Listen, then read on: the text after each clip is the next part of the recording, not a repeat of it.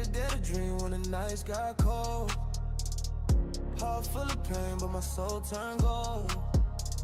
They told me slow down, but I can't move slow. When you chasing destiny, you can't let it go. I had a dead dream through the storm and rain, through the dark nights and the silent pain. Now every step feel like healing in me. Yeah. I had a dead dream when the nights got cold. Heart full of pain, but my soul turned gold. They told me slow down, but I can't move slow. When you chasing destiny, you can't let it go. I had a dead dream through the storm and rain, through the dark nights and the silent pain. Now every step feel like healing in me. Yeah.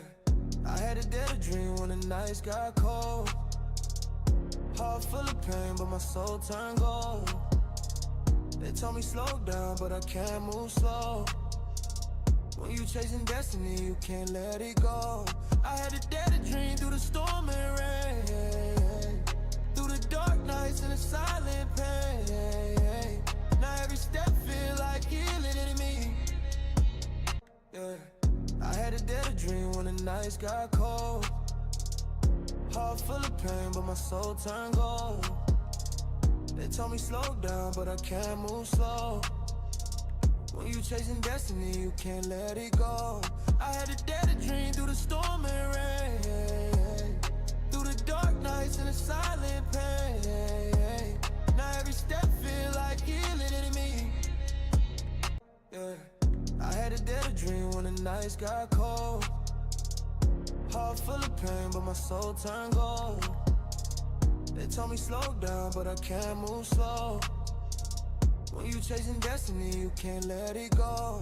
I had a dead dream through the storm and rain, through the dark nights and the silent pain. Now every step feel like healing in me. Yeah. I had a dead dream when the nights got cold. Heart full of pain, but my soul turned gold. They told me slow down, but I can't move slow. When you chasing destiny, you can't let it go. I had a dead dream through the storm and rain, through the dark nights and the silent pain. Now every step feel like healing in me. Yeah. I had a dead dream when the nights got cold. Heart full of pain, but my soul turned gold. They told me slow down, but I can't move slow. When you chasing destiny, you can't let it go. I had a dead dream through the storm and rain, through the dark nights and the silent pain. Now every step feel like healing in me. Yeah. I had a dead dream when the nights got cold. Heart full of pain, but my soul turned gold. They told me slow down, but I can't move slow. When you chasing destiny, you can't let it go. I had a dead dream through the storm and rain, through the dark nights and the silent pain. I've seen a thing or two. Feel like healing in me. Yeah. I had a dead dream when the nights got cold. Heart full of pain, but my soul turned gold. They told me slow down, but I can't move slow. When you chasing destiny, you can't let it go. I had a dead dream through the storm and rain. Yo, what's poppin'? What's good, everybody?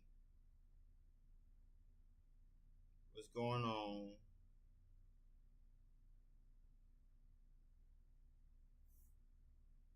So, this is how we gonna do it. Waving hand sign welcome and join L8 our first message of the stream fire. Let me see real quick. What's up? What's up with you? What's up with you? What's poppin'? Waving hand sign welcome and John Ippy 123 first message of the stream fire. What's up, everybody? What's poppin'? What's good? What's good with everybody?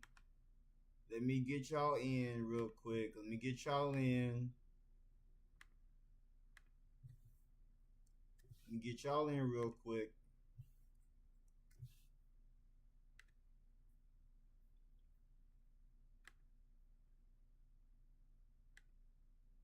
get y'all in real quick. Why don't I see the other one? Waving hand sign welcome in night but first message of the stream fire. What's up with you? How's your day? My day is good. We woke up this morning.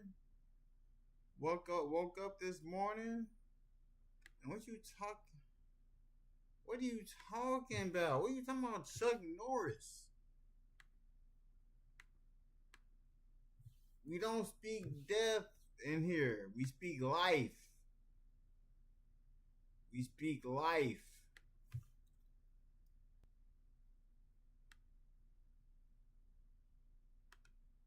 Where you been at? Where you been at? So,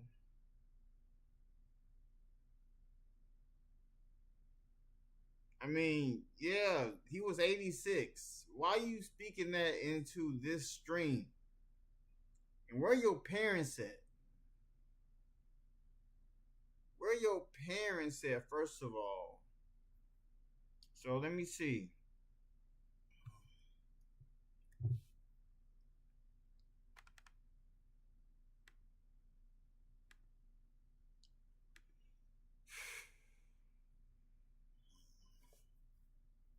Alright, 1 second.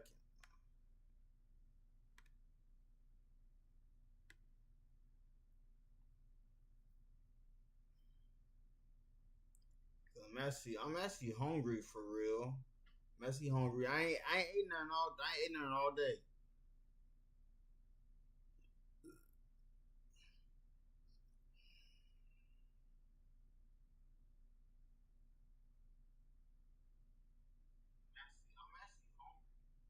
So I'm about to make some grub. So before I start the video, I'm gonna make some breakfast real quick. Make some breakfast.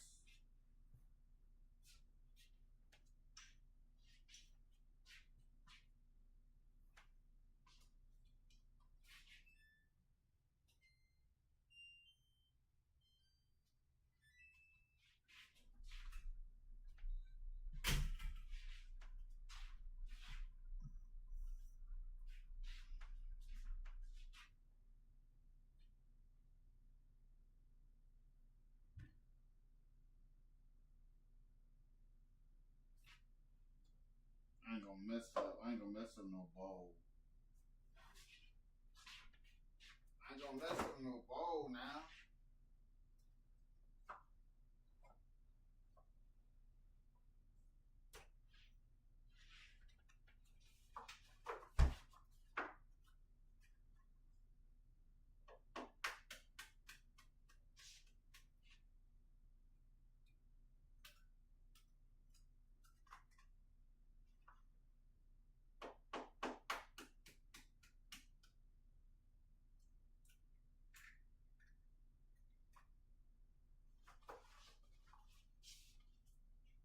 I ain't gonna mess up no bowl now.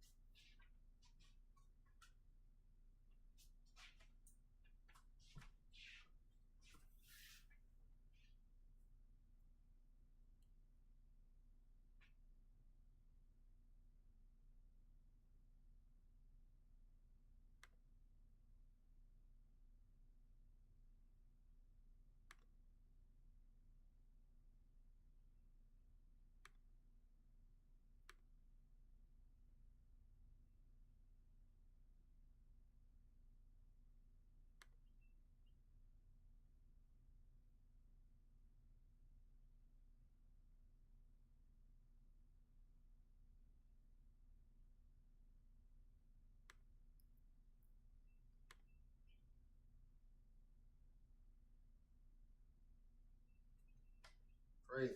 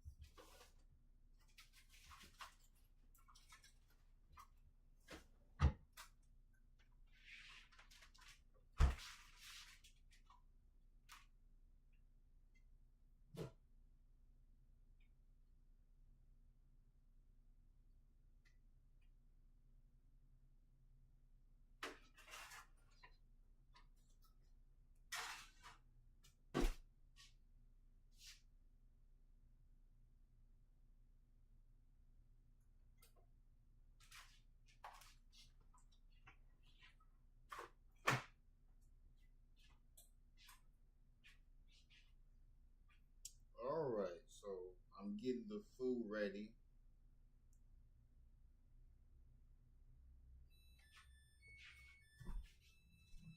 Waving hand sign welcome in Kinu Cook W3K first message of the stream fire.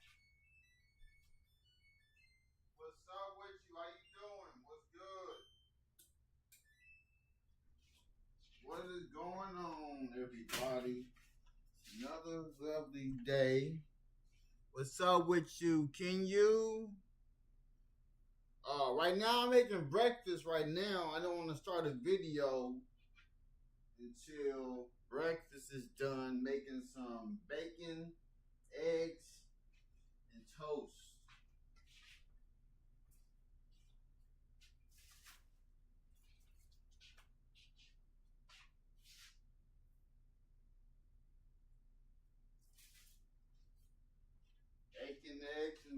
Bacon, eggs, and toast.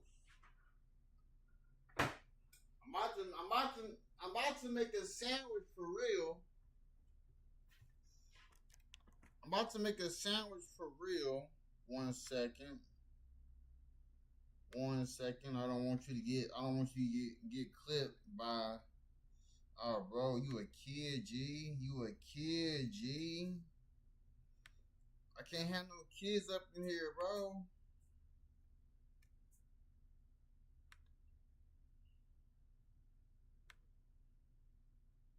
Like, where your parents at, G? Where your parents at?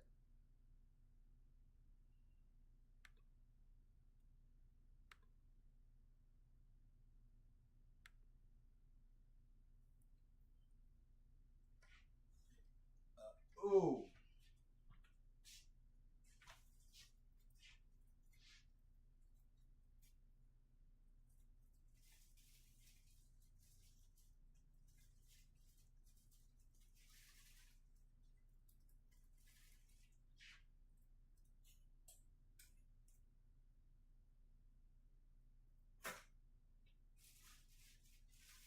Making me a breakfast sandwich.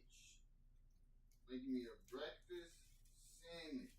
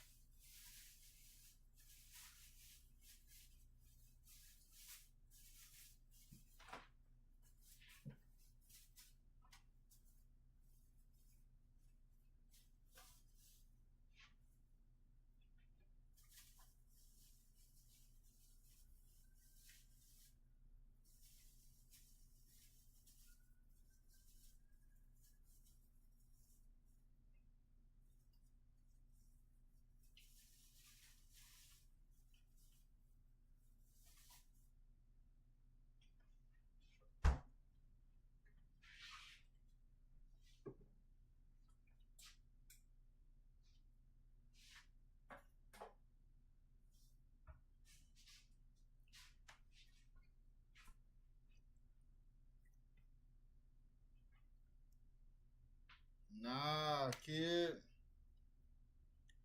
Nah. How old are you, King you? Keanu. I might say Keanu. Nah. You gotta be 21 plus. You gotta be 21 plus.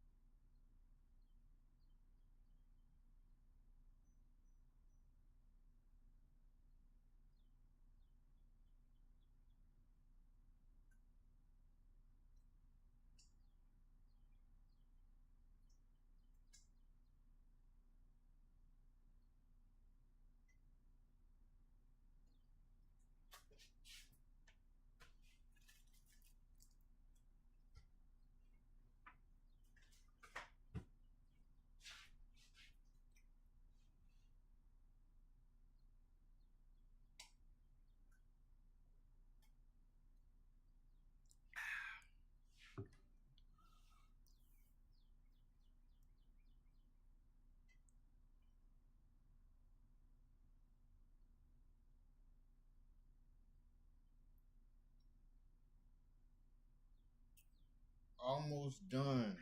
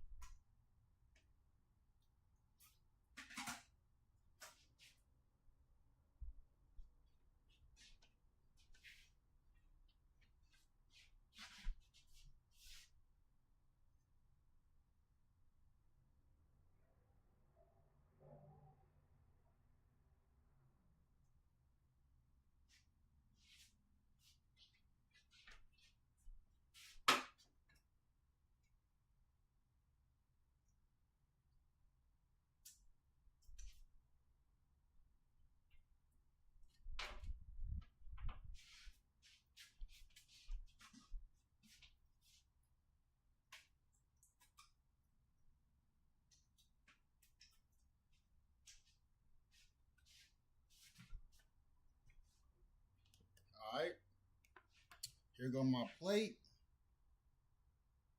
I got eggs, bacon, with a breakfast sandwich.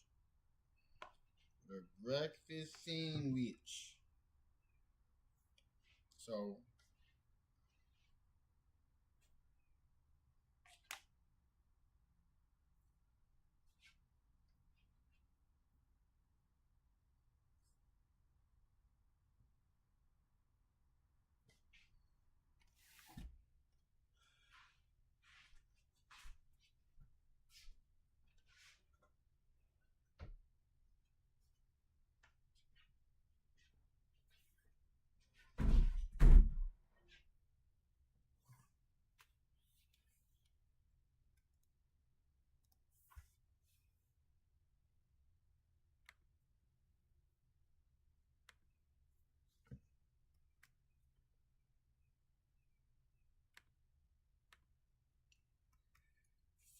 oh,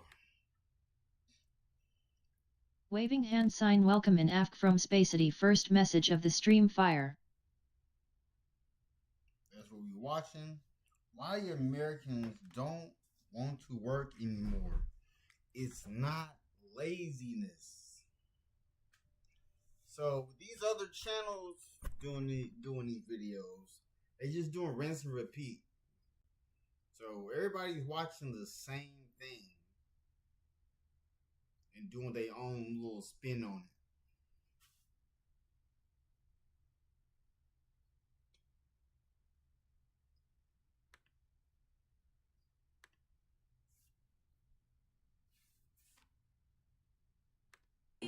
I literally want to be at home on my farm, taking care of my house, cleaning my house, taking care of my dogs.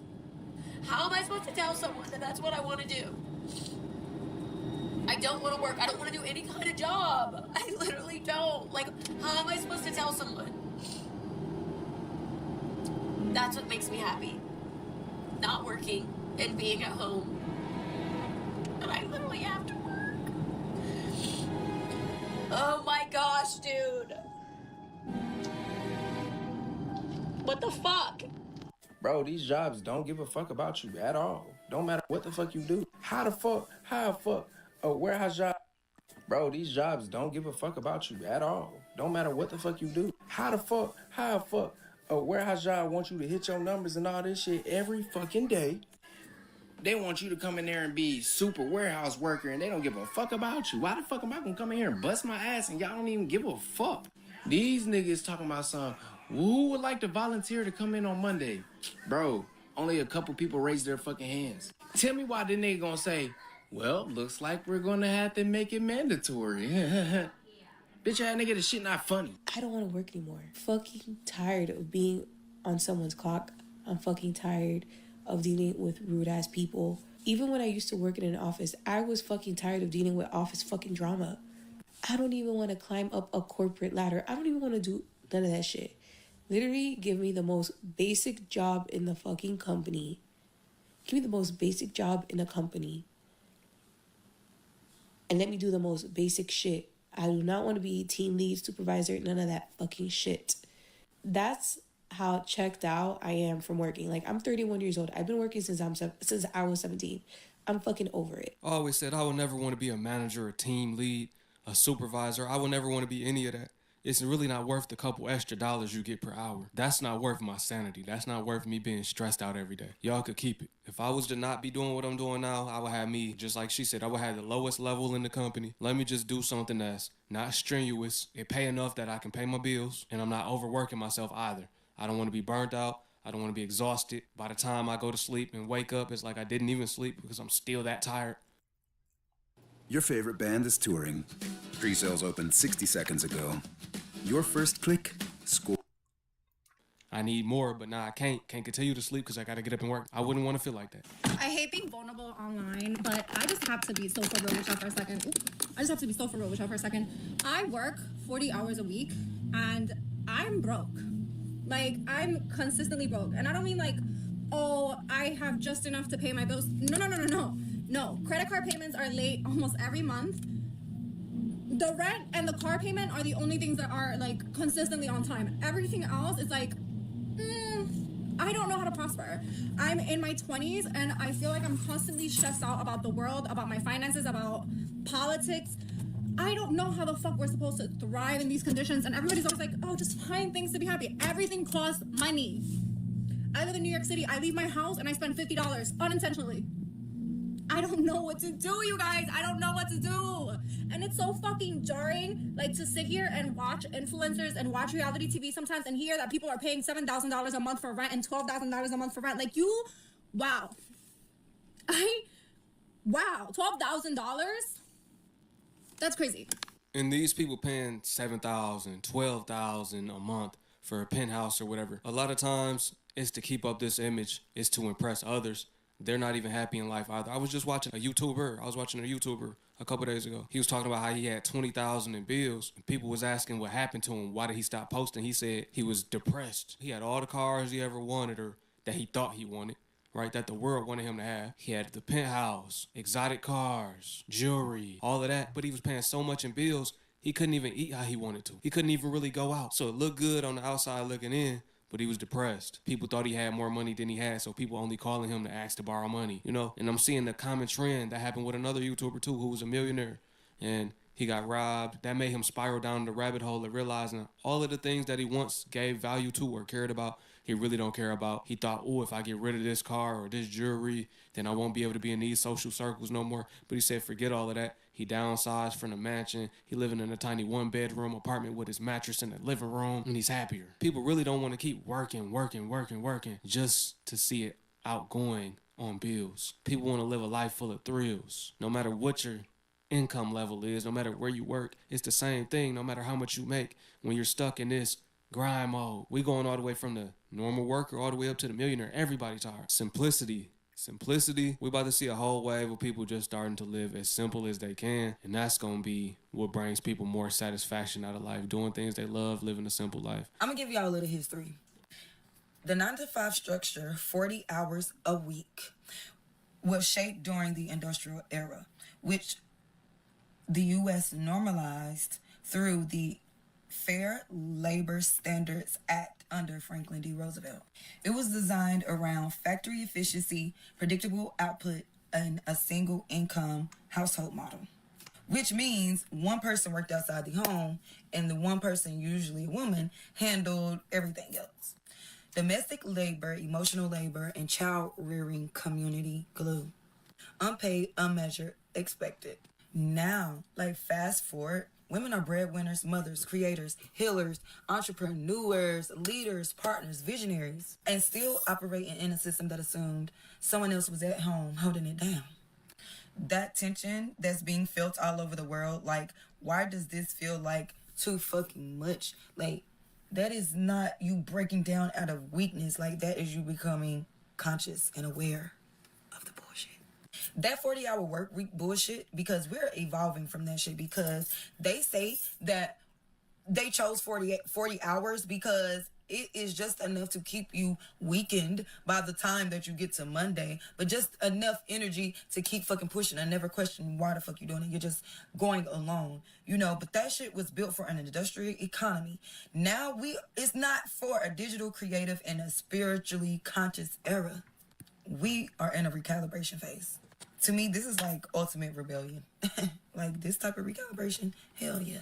Focus on what she said real quick. It was built, the 40-hour work week was built, or it was designed for you to be so tired at the end of that work week, just have a little bit of energy to continue on. Let me tell you something. Let me tell you something. I try to tell you, I try to warn y'all. Let me bring the camera to my face.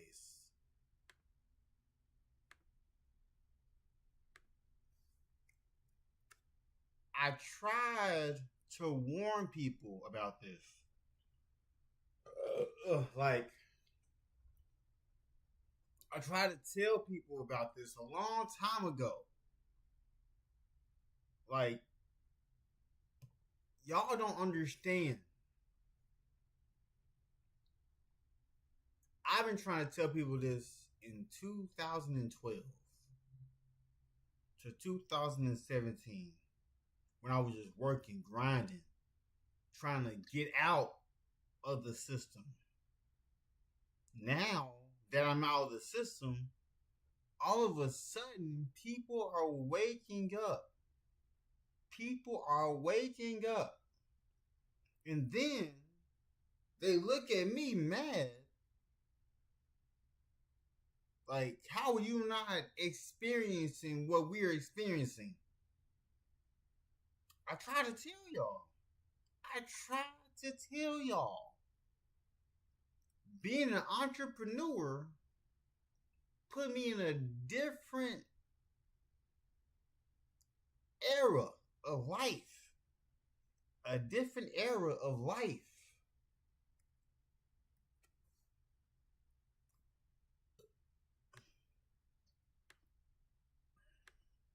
On the next week, and to keep you distracted so you don't really question it. You don't really question, why are things this way? Why should I have to work 40 hours? It's a trap. They keep you trapped in that cycle, and you're never able to escape because JOB stands for just over broke. It keeps you just over broke. You're not broke, but you just over it. So you need to keep going to work because you need that job so that you can fund your life. That's deep right there. That's a deep point she just made. So it's like now women are understanding that they can choose. They have the power to choose. They have the power to create their own reality. They can work from home, find jobs that is in alignment with their feminine energy that they...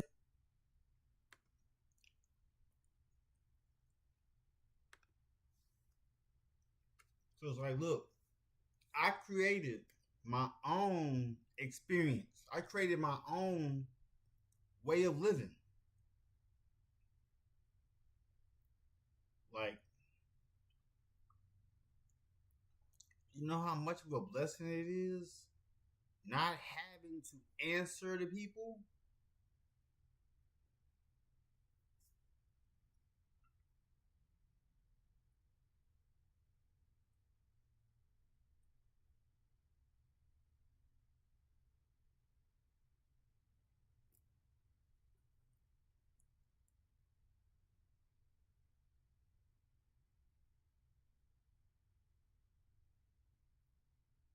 There we go. There's something stuck in my tooth. But you can create your own reality in this world that we live in. I try to tell y'all each and every day. Each and every one of us has 24 hours. The most important thing in this world is time. That's the most important thing in this world is time.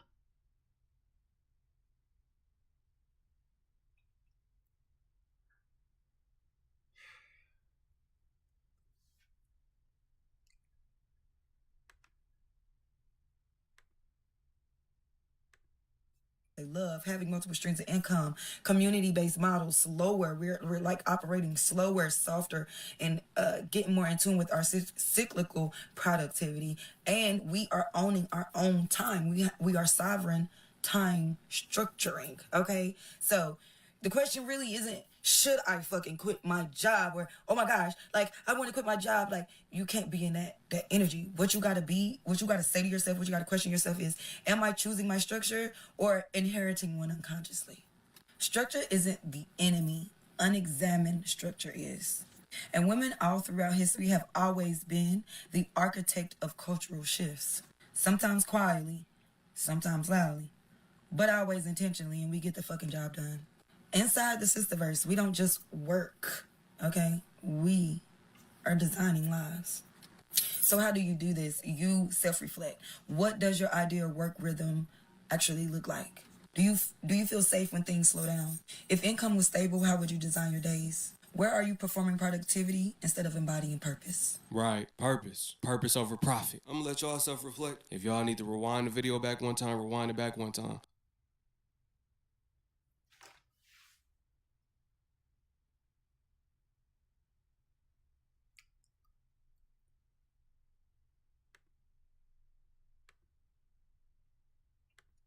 Unpopular opinion.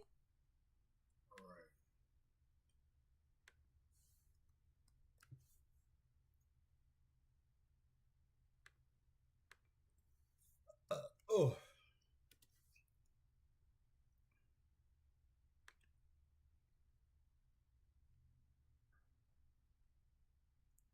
when Americans are so broke they can't afford to be broke anymore. That's a sad day, sad day. But being poor is expensive. People think being broke means you spend less. When you're poor, you just pay more in smaller, painful pieces. You can't buy in bulk, so you pay more per item. You can't afford quality, so you replace things constantly. Miss one bill and fees pile up. You don't have savings, so emergencies become debt. You can't take off because illness costs you income. Pay interest because you can't pay up front. Cheap food is unhealthy, so medical bills later. Being poor is not about bad money choices, but not having the room to breathe. Rich people save money by spending money. Poor people lose money just trying to survive. Survival costs more than stability. You pay more for everything when you can't afford upfront cost. Nobody talks about this part. Poverty is the only thing that charges interest just for existing. This is real life. Now, Americans are so broke these days that they're too broke to even be broke, because it really is a scary place to be when you don't really have money, you don't have a good income, because there's a lot of predatory services out there that are designed to keep you broke and to make them rich. One of them is, of course, going to be loans. A lot of payday loans are going to be facilities are going to be placed near lower income communities. Give your business main character energy with Moo.com. And you're going to be paying massive amounts of debt in order to just get some cash up front.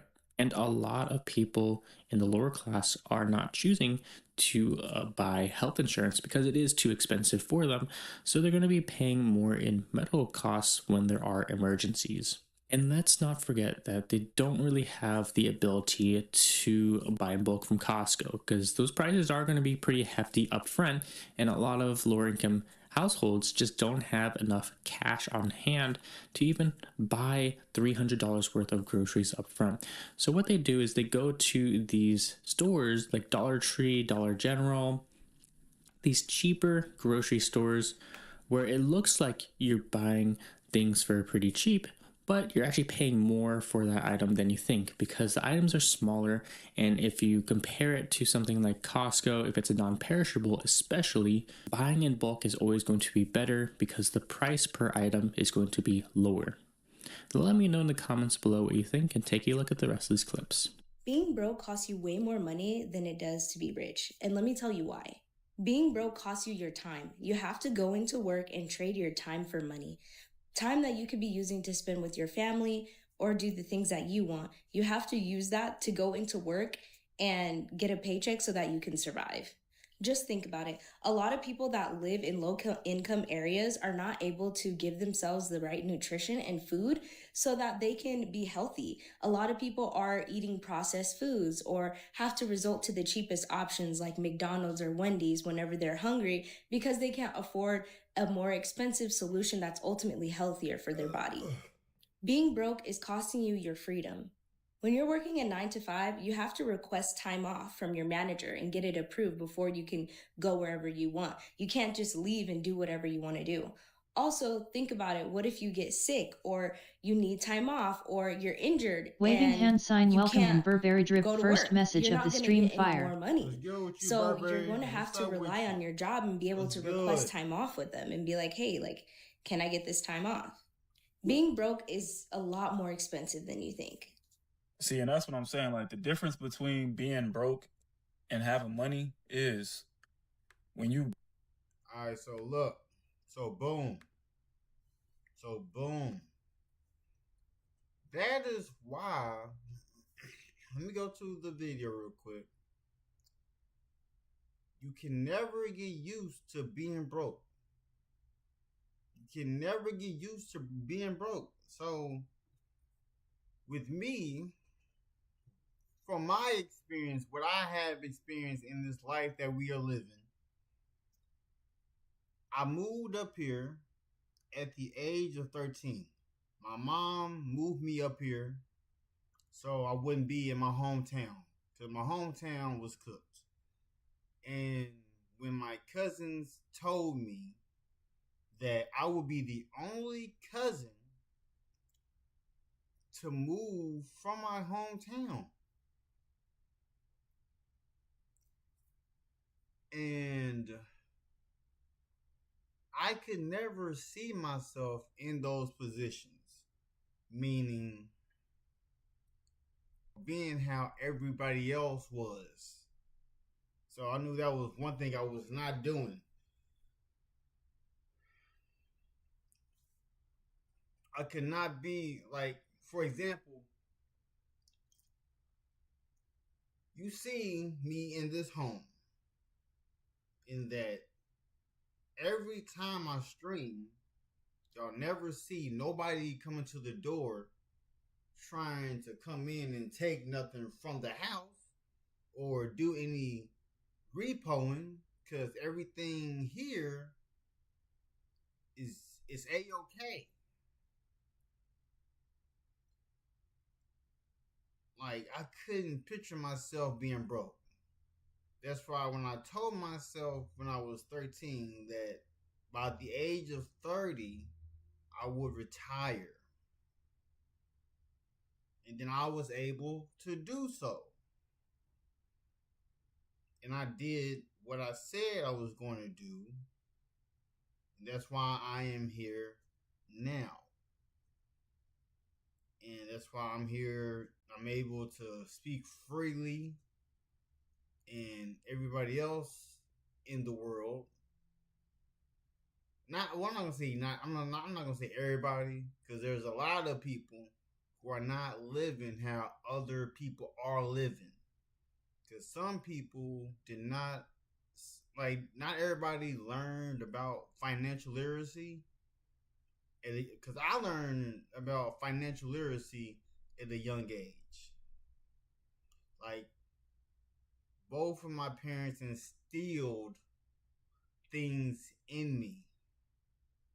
I learned things from my father and from my mom. So,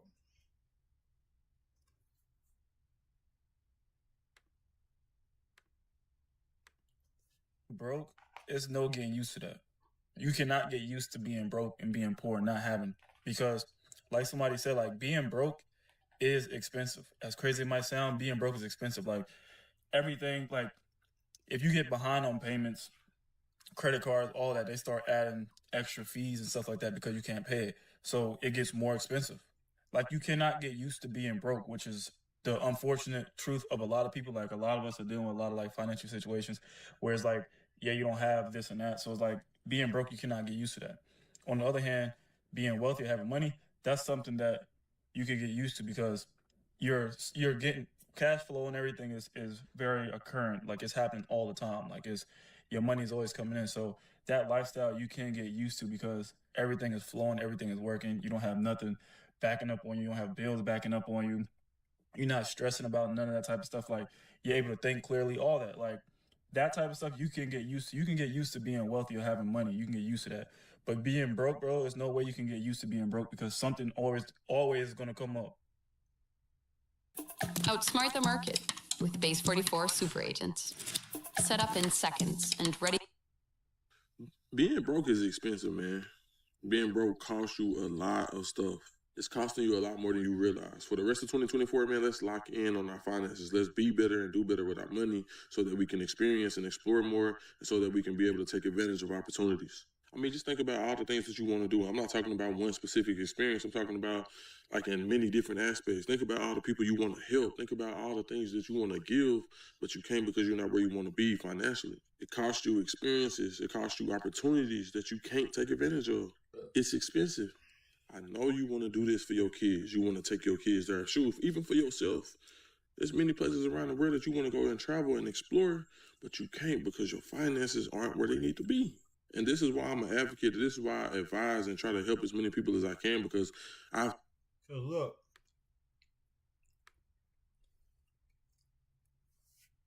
I was watching a video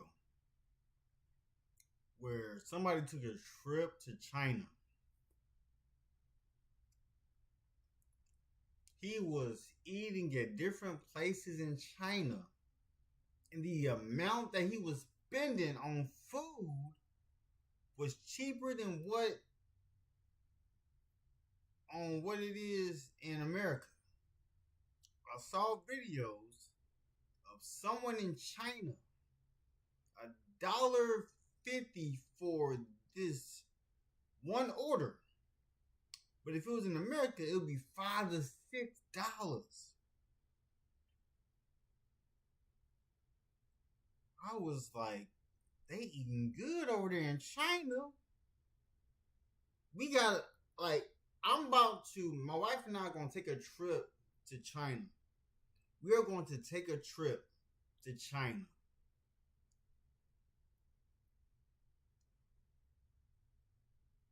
We, like,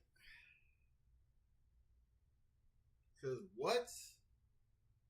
The whole video that, like, he spent, if the food that he ate on the video was close to $20, and he went to different little cities in China.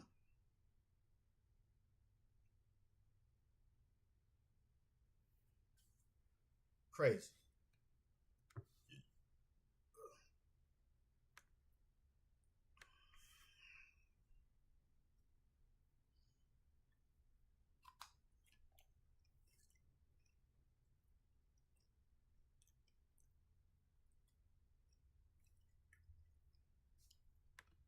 I've seen the world, you know what I'm saying? I done been able to experience things that I never thought I would be able to experience.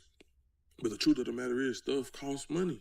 And if you ain't got it, it's a lot of things that you ain't able to explore. It's a lot of things you're not able to experience or have the opportunities to see or take advantage of.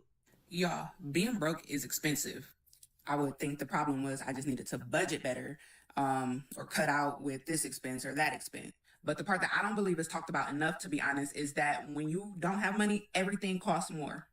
Paying late fees because you're a few days short, getting hit with overdraft charges because one bill clears before your actual paycheck due, putting things on your credit card because you don't have that extra money, so now you're paying interest to get some gas or get some groceries. And that's honestly just the financial side. For me, I feel like the emotional toll is way worse. You avoid checking your bank account. You literally feel behind all the time. You having to say no to people and opportunities, your kids, because you just don't got it. And let's not forget being at the grocery store and literally having to calculate everything you put in your cart because you don't want to go over. That's just beyond being broke. I realized very quickly that budgeting just by itself was not going to fix this for me. And there's only so much of cutting of expenses that I could do. Something needed to shake. I needed to learn how to make more. So eventually I decided that I was going to start learning about digital marketing and monetizing online. It's something that I could work on at night, at home, since I do work.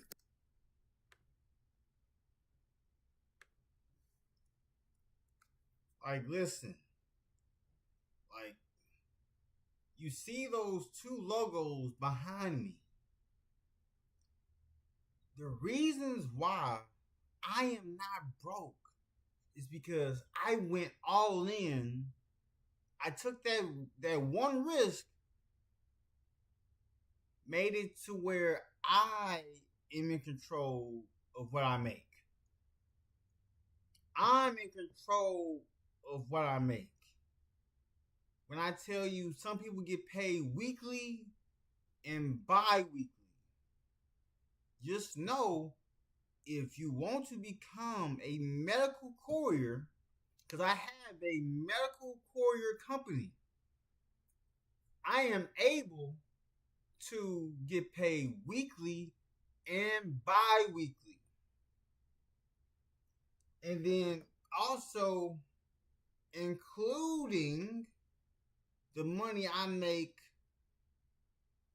off of my phone. I have shown you the apps I utilize. I've shown you my DoorDash app. I've shown you my Spark Driver app. I got all these different apps that pay. Because I don't order through DoorDash. No, I make money through DoorDash. The same way these CEOs don't eat the food, I don't order DoorDash for nothing. We make food at home. Go to Trader Joe's. Go to Paul's.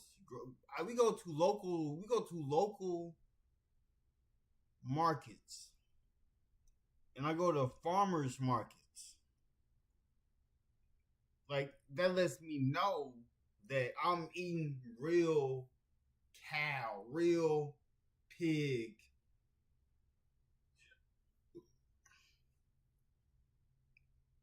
I'm just saying. Just saying.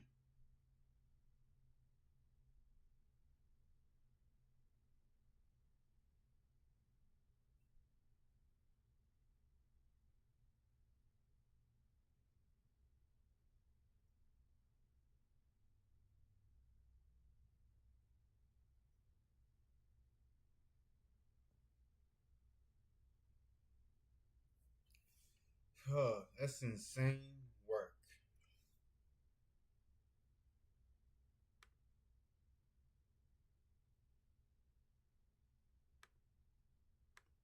Throughout the day, you can only shrink your life so much. At some point, you do have to expand your income. So I'm documenting my journey building income online after 30. Follow along if you want to see what actually works, what doesn't work, and how I'm doing it. Remember college?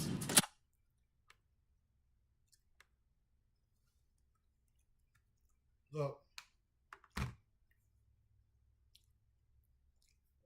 I have tried to show people that you can make money being a medical courier. A lot of people will look at me and say, you can make this much money doing DoorDash alone. I showed them the proof. They would tell me, you don't have this much money in Social Security saved up already. You are only 31. Well, at the time, I was in my 20s. I was able to retire early when I was like 21. But instead, they won't let me retire because I'm not 62. I'm not the retiring age.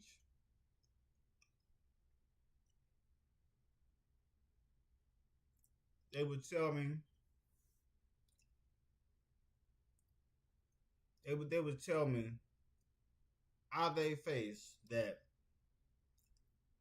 they'll try to like big up their money, talking about how much they get paid an hour. I'm like, that's cool. I make way more than that.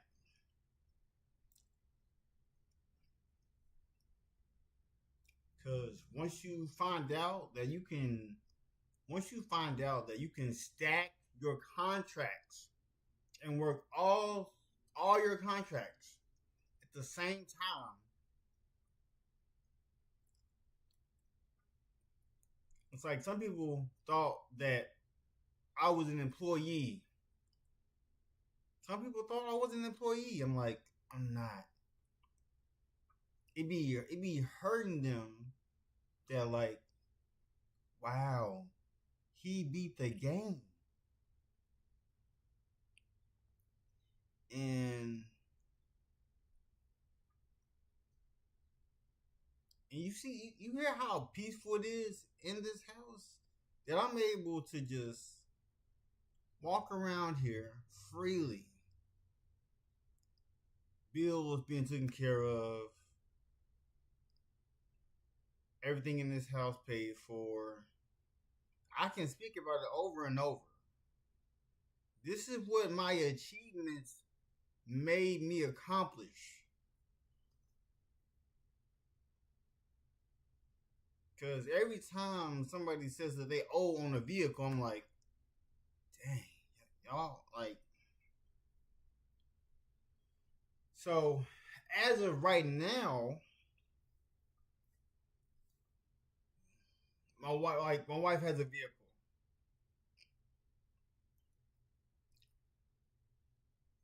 Until I get what I'm owed, like, cause I'm not like once I get back to working outside, I'm cleaning house. Meaning because I don't really like my wife working. You know what I'm saying?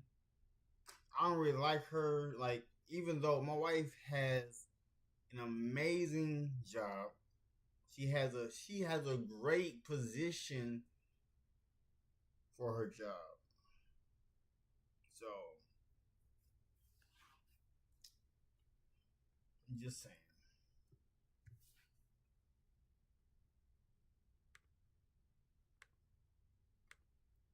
Well, now, college is over, and here comes your student loan debt. Is your private student loan debt keeping you up at night? You really need to talk to. I don't think people understand how expensive it is to be poor or broke. Let me explain. One could argue that being poor or broke is a mindset, but there are also many circumstances in which will limit you when it comes to your financial freedom and financial abilities to be able to get the resources and necessities you need to live a comfortable life. What we thought were necessities such as health insurance, car insurance, an affordable auto loan, or affordable interest rates when it comes to homes, credit cards, vehicles. It's expensive to live in this day and age. I understand that most people may think people are making stupid financial decisions, but at the end of the day, you have to do what you have to do, especially if you have a family. And it's very expensive to have car insurance, health insurance, to have a decent place to live in a decent, safe area. And we don't know what people are going through. And some people are playing it month to month, so close to the neck. For instance, going to the doctor and not having health insurance, or going to the hospital not having health insurance, and now you are incurring crazy amounts of medical debt because you don't have the proper coverage and you're getting less than normal treatment in order to push you out the door. Plenty of times I see people who can't afford full coverage car insurance, and that affects them later on down the line when it comes to coverage rates. They had to make a decision whether it's full coverage insurance or their rent or food on the table for them or their family. Think about the anxiety that would bring somebody if they can't afford full coverage car insurance and they have a family and they're always wondering, if I get in an accident, I won't be able to pay for this vehicle. I won't be able to pay for medical expenses. I won't be able to pay for the future cost of trying to reinsure another vehicle when I do have a better situation later on. So yes, being poor can cost you a lot when it comes to the furtherment or the advancement of your financial abilities, or you have an emergency situation happen and you need to take an emergency loan, whether it be a high interest rate credit card or a high interest rate auto loan, and you know that you can try to make it work, but the reality is you didn't make it work, and now you are stuck with a hindered credit score for 3, 4, 5 years, which will not allow you to advance yourself financially. Which goes to show we don't know what people are going through, and we have to give grace and we have to give courtesy. And for the most part, I do appreciate social media for helping others maneuver around these obstacles and these situations, and allowing them to have creative solutions to have a replacement or have an alternative for that situation they're in, whether it be financial or mental or emotional. But yes, being poor can definitely put you in a situation where it can be very expensive. So to everybody going through tough financial times or have been going through tough financial times, I'm praying for you for an increase in blessings, more stability, and the ability to come out of this deep hole that you feel like you're in. We've all been there. I've been there multiple times, but it's just another reminder for us to be grateful for what we have and understand that we don't know what other people are going through. Stop scrolling. You are watching the end of being a creator and the beginning of owning creators, because the fastest growing influence. The way being broke is actually so expensive is insane to me. When I was 18 and I had moved out of my parents' house, I didn't have a car, so I was having to Uber or Lyft to work every single day.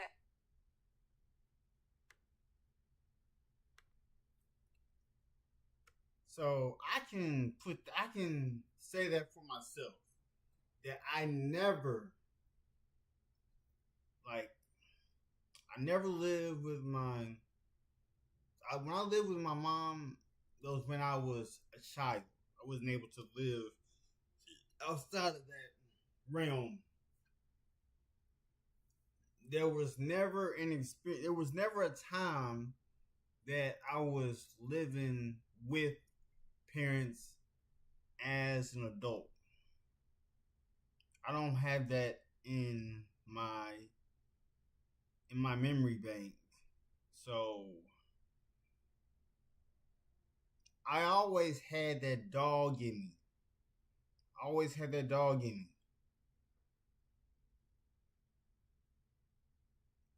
So that's very crazy.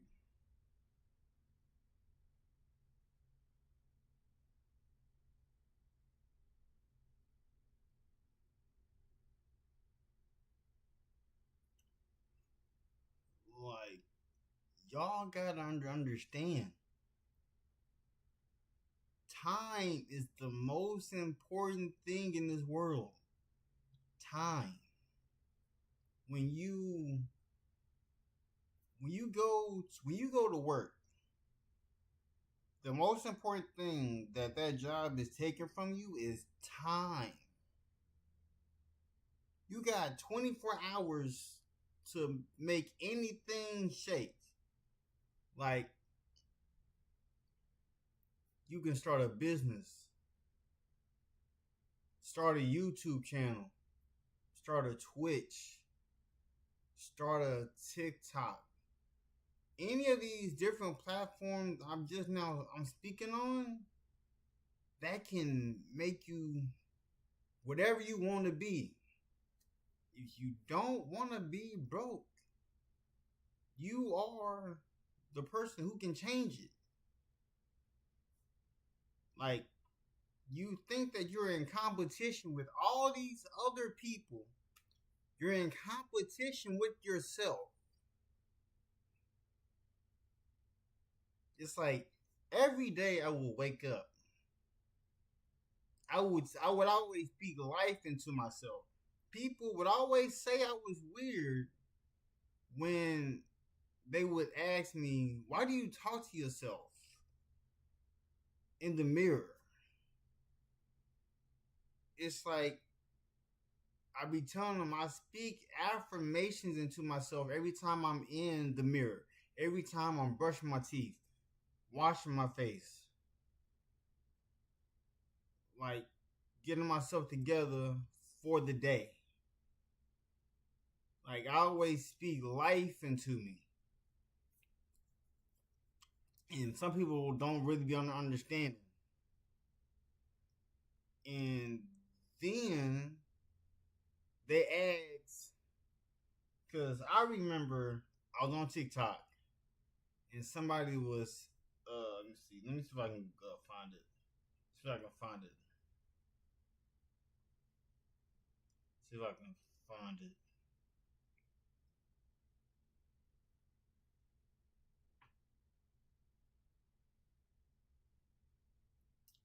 See if I can find it. All right. So somebody said on TikTok, they made this post. They said, I'm bored. Tell me a business that immediately popped off that nobody ever thinks about starting. All right. I'm bored. Tell me a business that immediately popped off that nobody ever thinks about starting.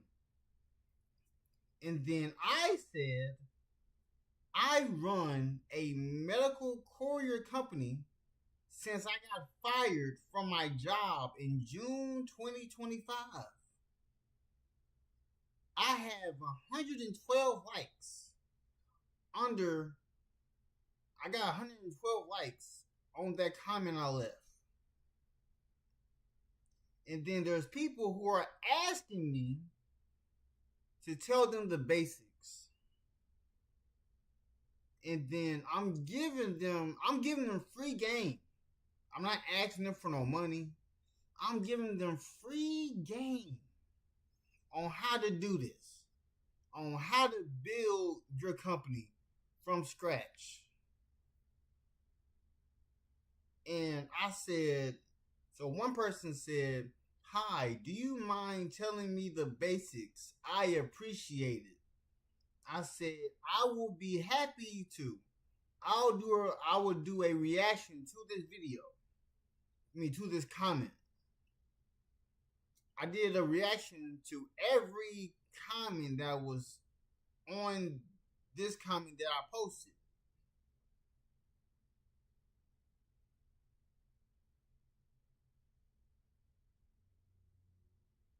And somebody else commented and said, do you mind if I follow you?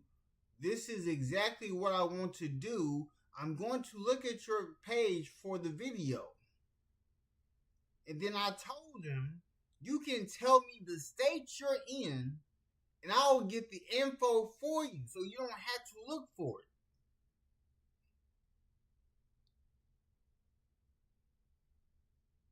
Because I said, you're welcome. If you want information, I sell it for free.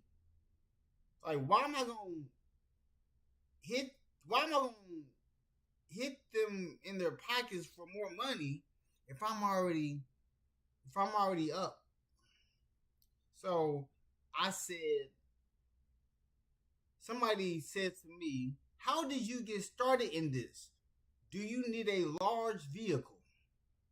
I said to that person, I started by first owning the name of my business, which is Never Late Medical. And then I paid to get my certifications for it, which are my HIPAA certification and bloodborne pathogen certification. And then I got in touch with a contract. And then somebody else said to me, he said, real one, for putting info instead of selling a course like everyone. Blessings to your business. That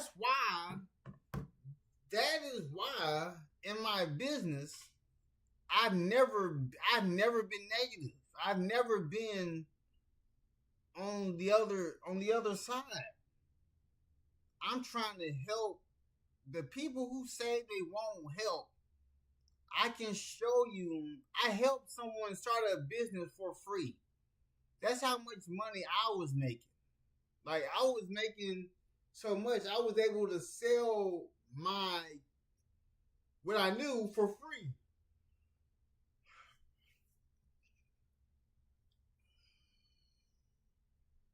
And I said, appreciate that, man. I'm not into selling a course.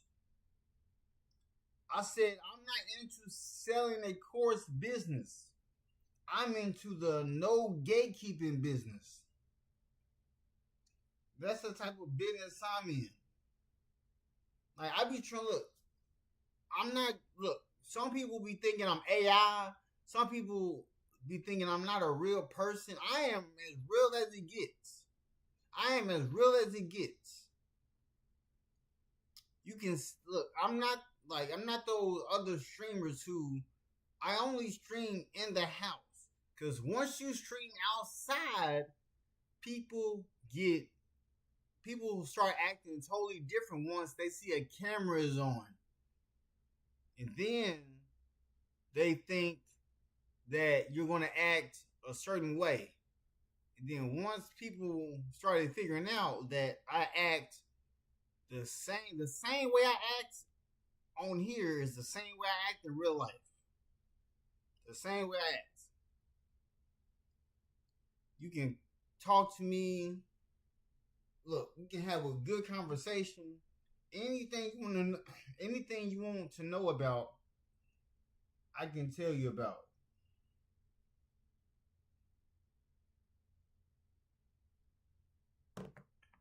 And then one person asks, how much are the contracts?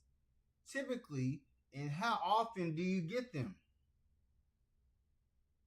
And I be letting y'all know that once you pay for, like, what it means when you own a contract, that means you do the background check to make sure that you're good to go. Make sure you have your EIN number, because then you won't be working under your name anymore. You'll be working under your business name. So when I get mail to the house, my name is not on the mail anymore. My business name is on it. They don't call me call me by my name. So on all my contracts, they go by my business name. They don't go by my real name.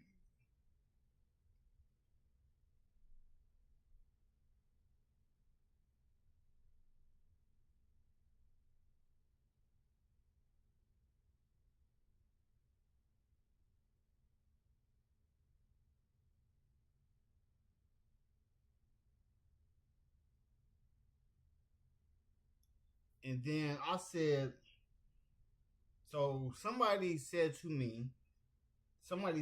I ain't gonna lie. I thought about this back in 2018. I was just getting started as a medical technician, working at a hospital. Still think about it till this day. Just never got around to starting it. Like once you start the business, because when I was on the phone with Progressive, which was the insurance I had, the lady would tell me that the conversation we was having was out of her price range. And I'm like, what do you mean that this is out of your price range? That's when it came to reality that like, oh, I'm stepping into a different type of world. It's like I see life on the other side. Like how I have a personal bank account and I have a business bank account. It's like I have one bank card with my name on it. My other one has my business name on it.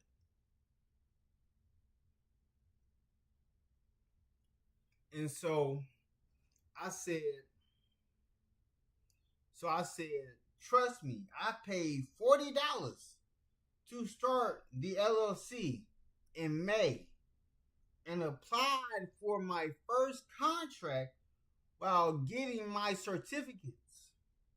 And then the next month, the 9 to 5 I worked, I was let go in 2025. Waving hand sign welcome in Jesse_bra first message of the stream fire. And then got into a car collision, and I had been working for myself ever since.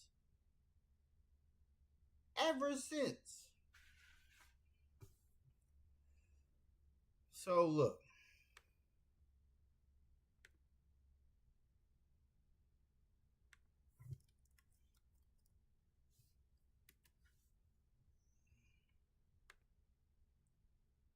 Let's see real quick.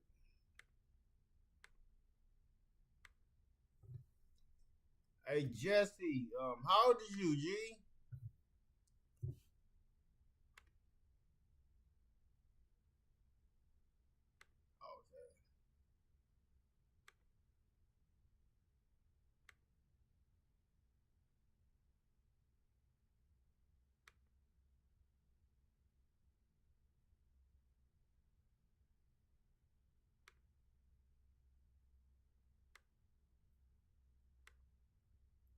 Waving hand sign welcome into Able Times first message of the stream fire.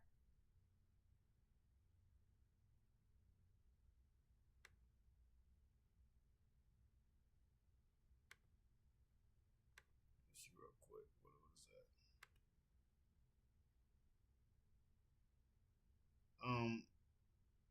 What are you talking about? I don't know what you talking about, G. I don't know what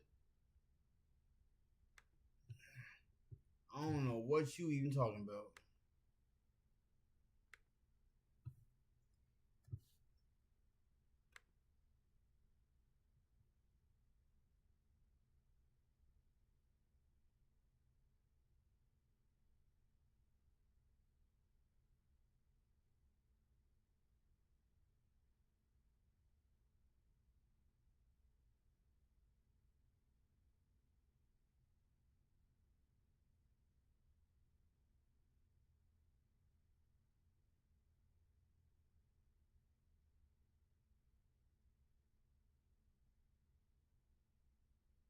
Yeah, because a lot of people want me to teach them, but a lot of people are not going to really act on it. You know what I'm saying? So,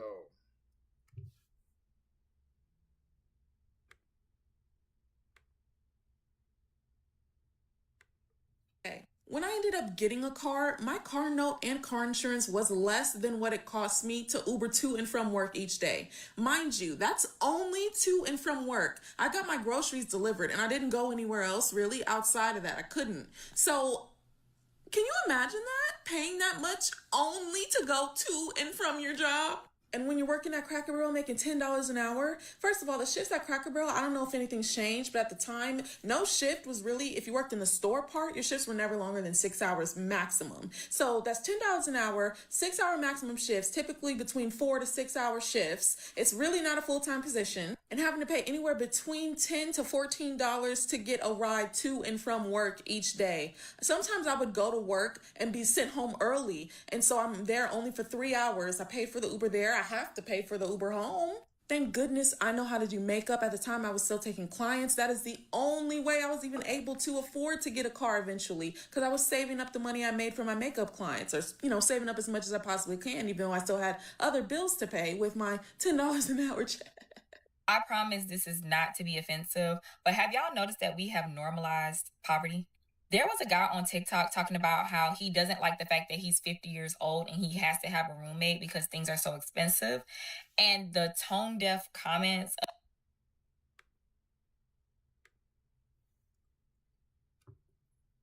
all right, so look, I'm 31.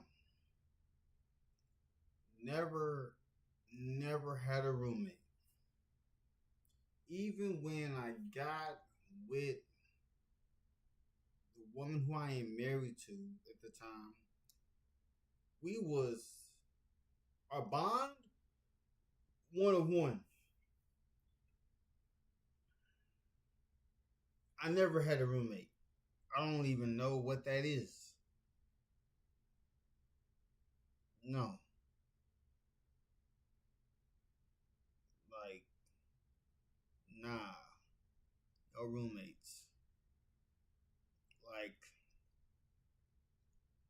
in this house, there's only 5 bills that need to be taken care of. It's only 5. Only 5. I'm pretty sure y'all would think that I got, like, my debt is not even that crazy. My school debt, not even that crazy. Like, when I get, not only do I got money waiting on me next year, but the money I'm about to be getting in this year could take care of my student loans. And then, mind you, I'm going to get my doctorate after my wife gets her bachelor's. I'm getting my doctorate degree because it won't take me long, because I have a double bachelor's, so it won't take me long to get my master's, PhD, and doctorate. It won't take me long. It's like,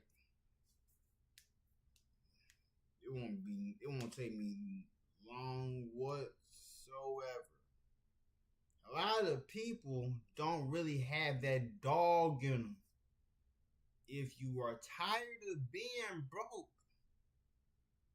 you are the only one who can change it. Like, I'm the person who, I'm not focused on trying to live better, trying to compete with people. Nah, that's not what I'm here to do.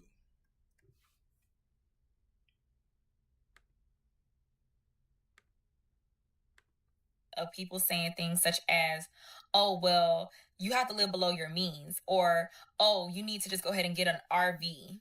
not realizing that the RVs and the tiny homes, the trailers, which were the solutions to the problems, are now also unaffordable. Just a few years ago, tiny homes started to become popular, and they were priced at about $30,000-$40,000. Currently, tiny homes start at double that amount right now. All I'm trying to say is there's a bigger problem at hand, and telling people that they need to just completely deprive themselves of basic necessities such as a home. Y'all don't think that's weird? I don't know. Not having a car is so expensive. Like, my car has been down since the week before Valentine's Day, which is about 6 weeks now.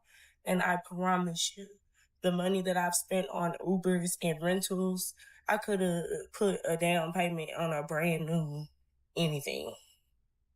And it hurts. Like, at this point, I'm working just to be able to get to work the next day. And it's so counterproductive. Like, Reason 27, a personal assistant for your dog. There are a million. Life is hard right now. And that's just the honest truth. Being broke is expensive. I was just about to make a video talking about people who use Cash App and Chime as their primary bank account, and it really got my wheels turning because I was like, wait, is this coming off a little judgmental? It made me think about why people are in those predicaments. I was thinking about how when you grow up in poverty or not having a lot of money, you know how easy it is to be like, man, I'm gonna let this one transaction overdraft me, and after that I'll dig myself back out, right? So say you got a $10 transaction, you really need food, or your child really needs milk, right? Then you let this transaction overdraft, and then the bank charges you like $20 or something for an overdraft fee, and then they try to charge you each day that it's in the negative, right? Say this transaction happens on a Monday, and then you don't get paid till Friday. When your check comes on Friday, now you're like, dang, my check is like $200 short because I gotta pay for the transaction that I let go through, and then I gotta pay for all of the fees that they charge me in the process, and then you have less of a check, then your bills are behind, and you have to, it's this domino effect that poverty just really, I don't think people understand how connected all these things are. And it's like, you know, I don't have the money, but you charging me because I don't have the money. So a lot of times people will end up letting their check go to a different account, or they'll just say, give me a paper check and I'll take it to Walmart and cash it, because they don't want to lose that $200 that will be taken out of their check. And then the bank is going to continue to charge you interest. You can't pay it. So then they close your account. And then they put you in something called a check system. If you don't know, look it up. They put you in there, and then you can't even go and get another bank. So before you know it, you have to use something like Cash App or Chime as your primary checking account, because no bank will take you because you got a bad reputation of closing other banks. The system is the system is the system. Walmart and Dollar Tree have actually lost their everlasting rabbit-ass minds. They have lost it. Walmart, Dollar Tree, and Five and Below, all three of them lost their minds. Let me tell you something. Back in my day, Walmart, Dollar Tree, and Five and Below were cheap stores. Are you hearing me? Cheap. Low quality, not even low quality, it was mid-quality items, but you knew what you were paying for. Do you know what I mean? Cheap, mid-quality. That's what it was supposed to be. Now, why in the heck, back, all the way back to tech, why in the world did I just go to Dollar Tree and they have $5 items? $10, $15. Your name is Dollar Tree.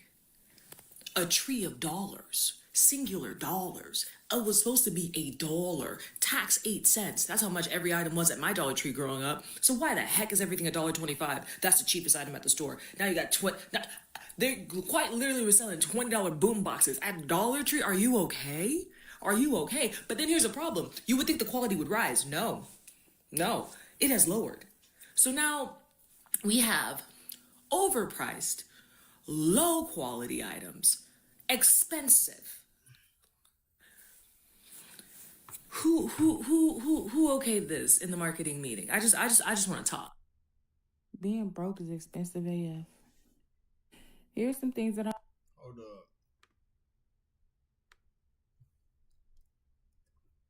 Alright. So you asked, am I locked in for summer? You see that business back there? Jesse?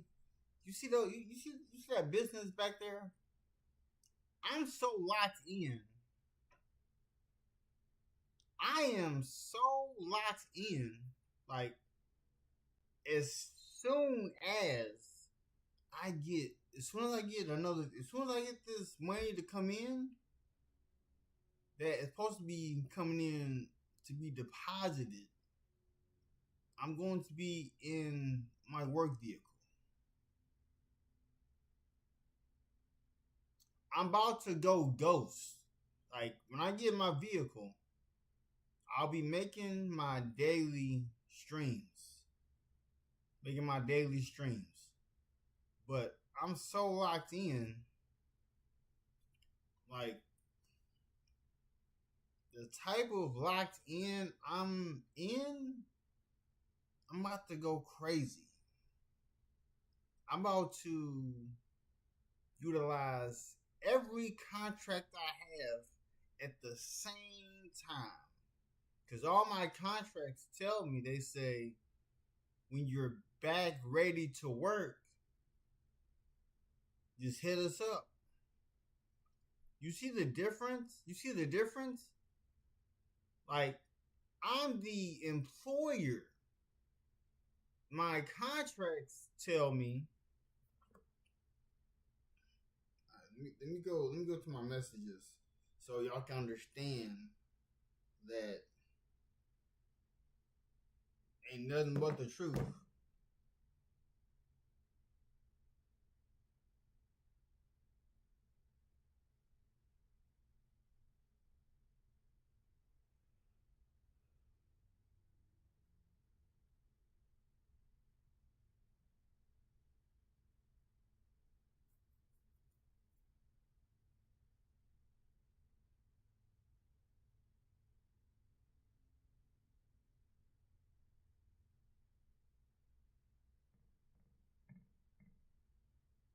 Alright?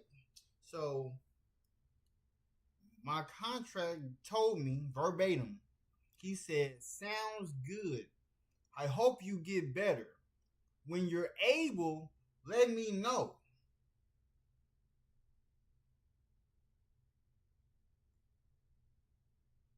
He said, let me know.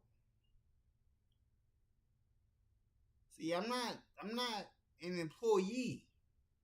I'm an employer. There's these contracts, they tell me, like, I'm not going to lose my contract because my contracts, they are still active. They're still active. I've been having, I always had, my first contract is HealthX Corp. My second one, Beeline. My third one, Stallion Express. Those are my 3 contracts.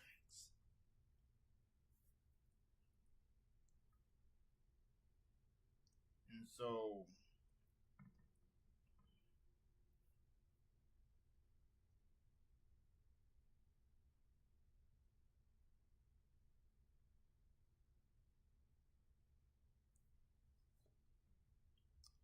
and like, look, if you want to start these contracts, you have to just, like, you paying for the background check is how much the contract is.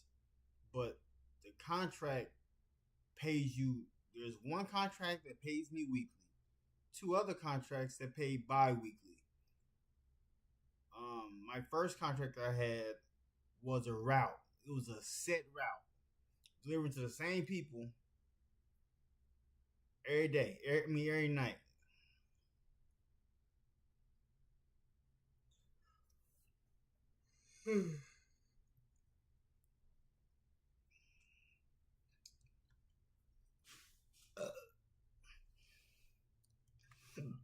Oh.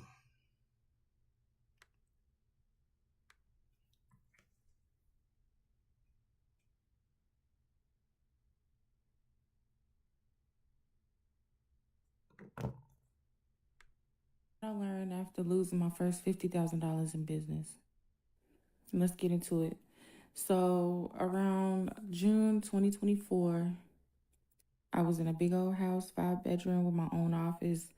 My kids had their own rooms, a big old backyard, beautiful, beautiful grass, just open space.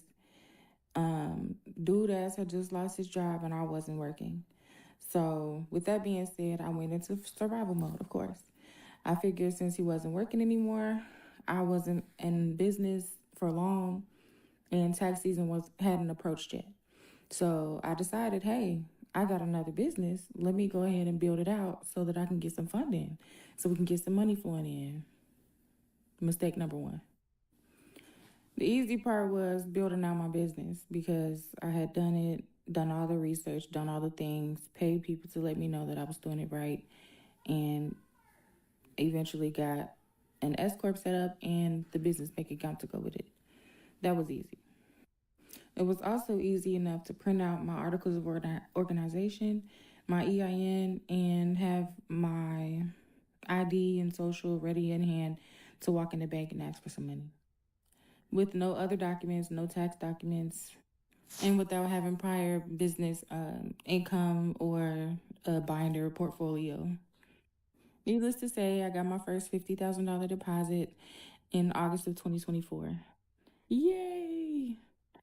I was naive enough to think that this deposit would fix all of our pending issues, which was accumulated debt, impending homelessness, and behind on almost all the bills. Paid up my car note and paid off some other debts that I had gotten on my credit previously. I even had a speeding ticket. Instead of being smart and using the rest of the money to start up another business, I figured I had extra spending money. I went out to eat. I went outside. I went clubbing, bought shoes. My kids needed clothes. And some more silly things. Needless to say, my first $50,000 in business did not end so well. I say this to say, make sure you have a business plan for the money for when you go and get these no-doc loans. My bank account got shut down.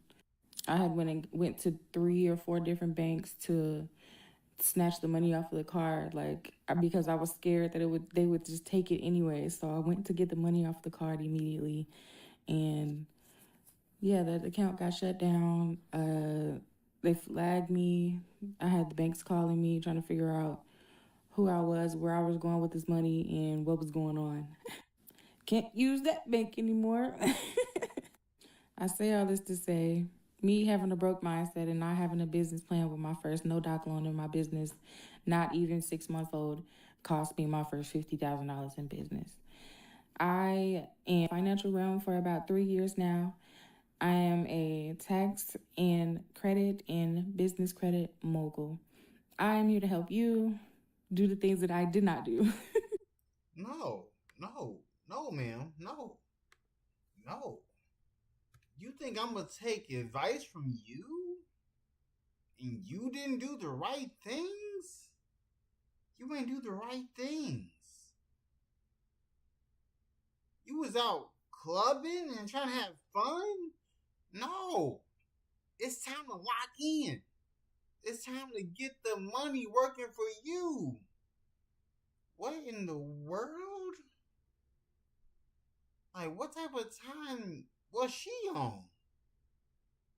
And she supposed to be a mogul for credit and taxes? No. I am my own CPA. I am my own fiduciary. What?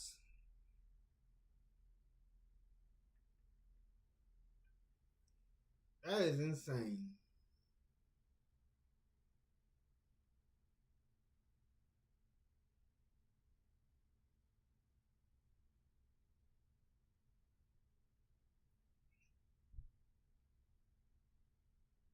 That's insane.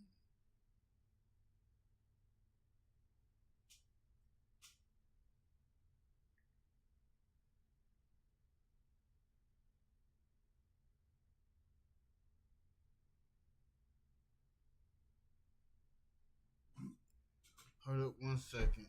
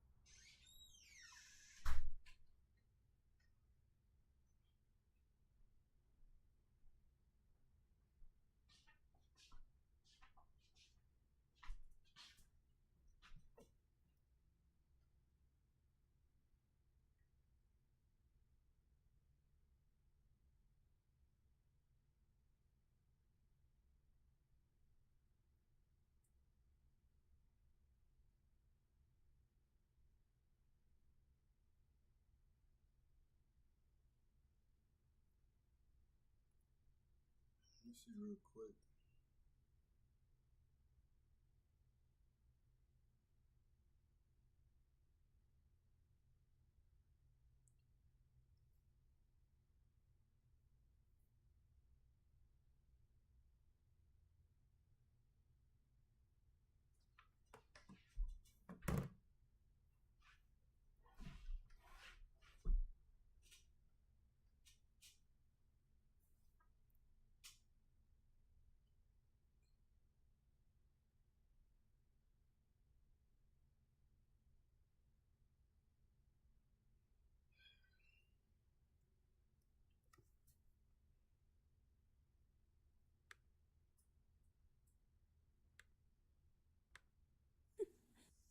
Do as I say, not as I do, okay?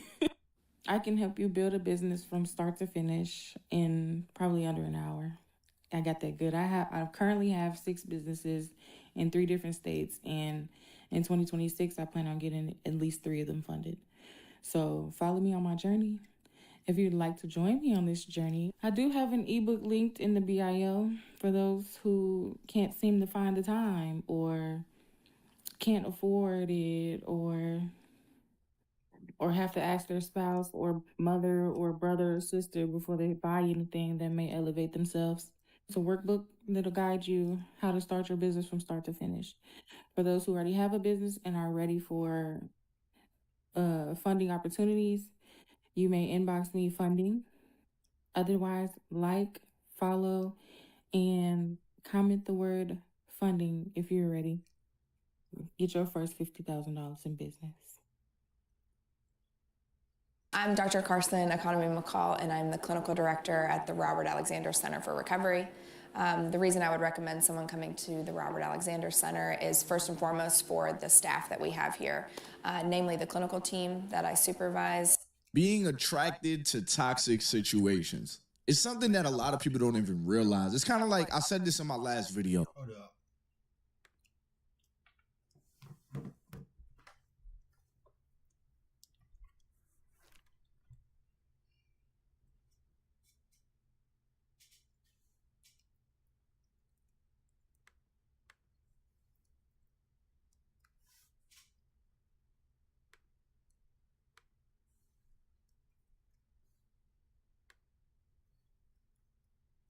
And this is what I mean by this generation, Gen Z, y'all are cooked.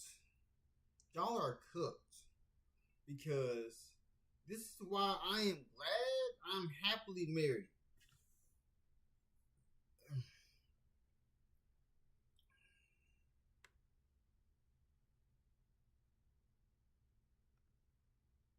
Like, this is insane work.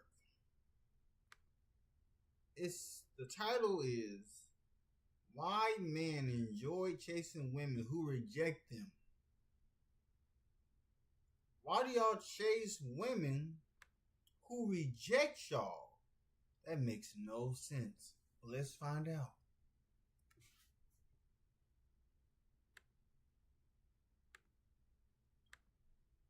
People will be insecure without telling you they're insecure. People will be a liar without saying, hey, I'm a liar. People would not really be into you without telling you, I'm not really into you. People will be into toxic people without verbally understanding that they are into toxic people, without ever saying, I'm into toxic people. They just keep winding up in the same scenarios. How do I know? This time I'm speaking from my personal experiences. You know what I mean? There was a time in my life where I was like, damn, this is really all it is.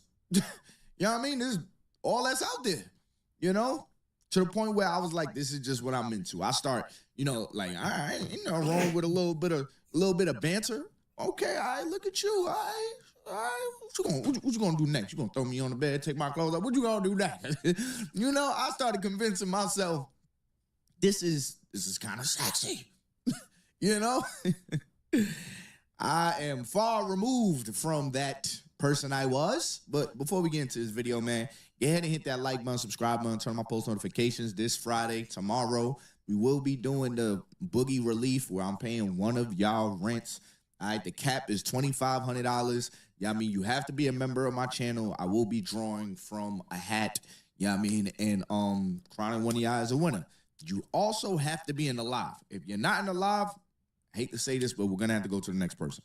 All right, so I think 8 o'clock tomorrow is when I will do it, because I think that's a good time. Everybody's gonna be out of work. Everybody should be at home. My night shift, y'all just gonna have to put me in your headphones and all that good stuff, man. But if you need a daily podcast, make sure you subscribe. I post every day except for Saturdays, because on Sundays we do scripture readings. All right, so without further ado, let's get I used to into date this. this girl. We started off as friends, and we were in a friend group. We was in a group chat together.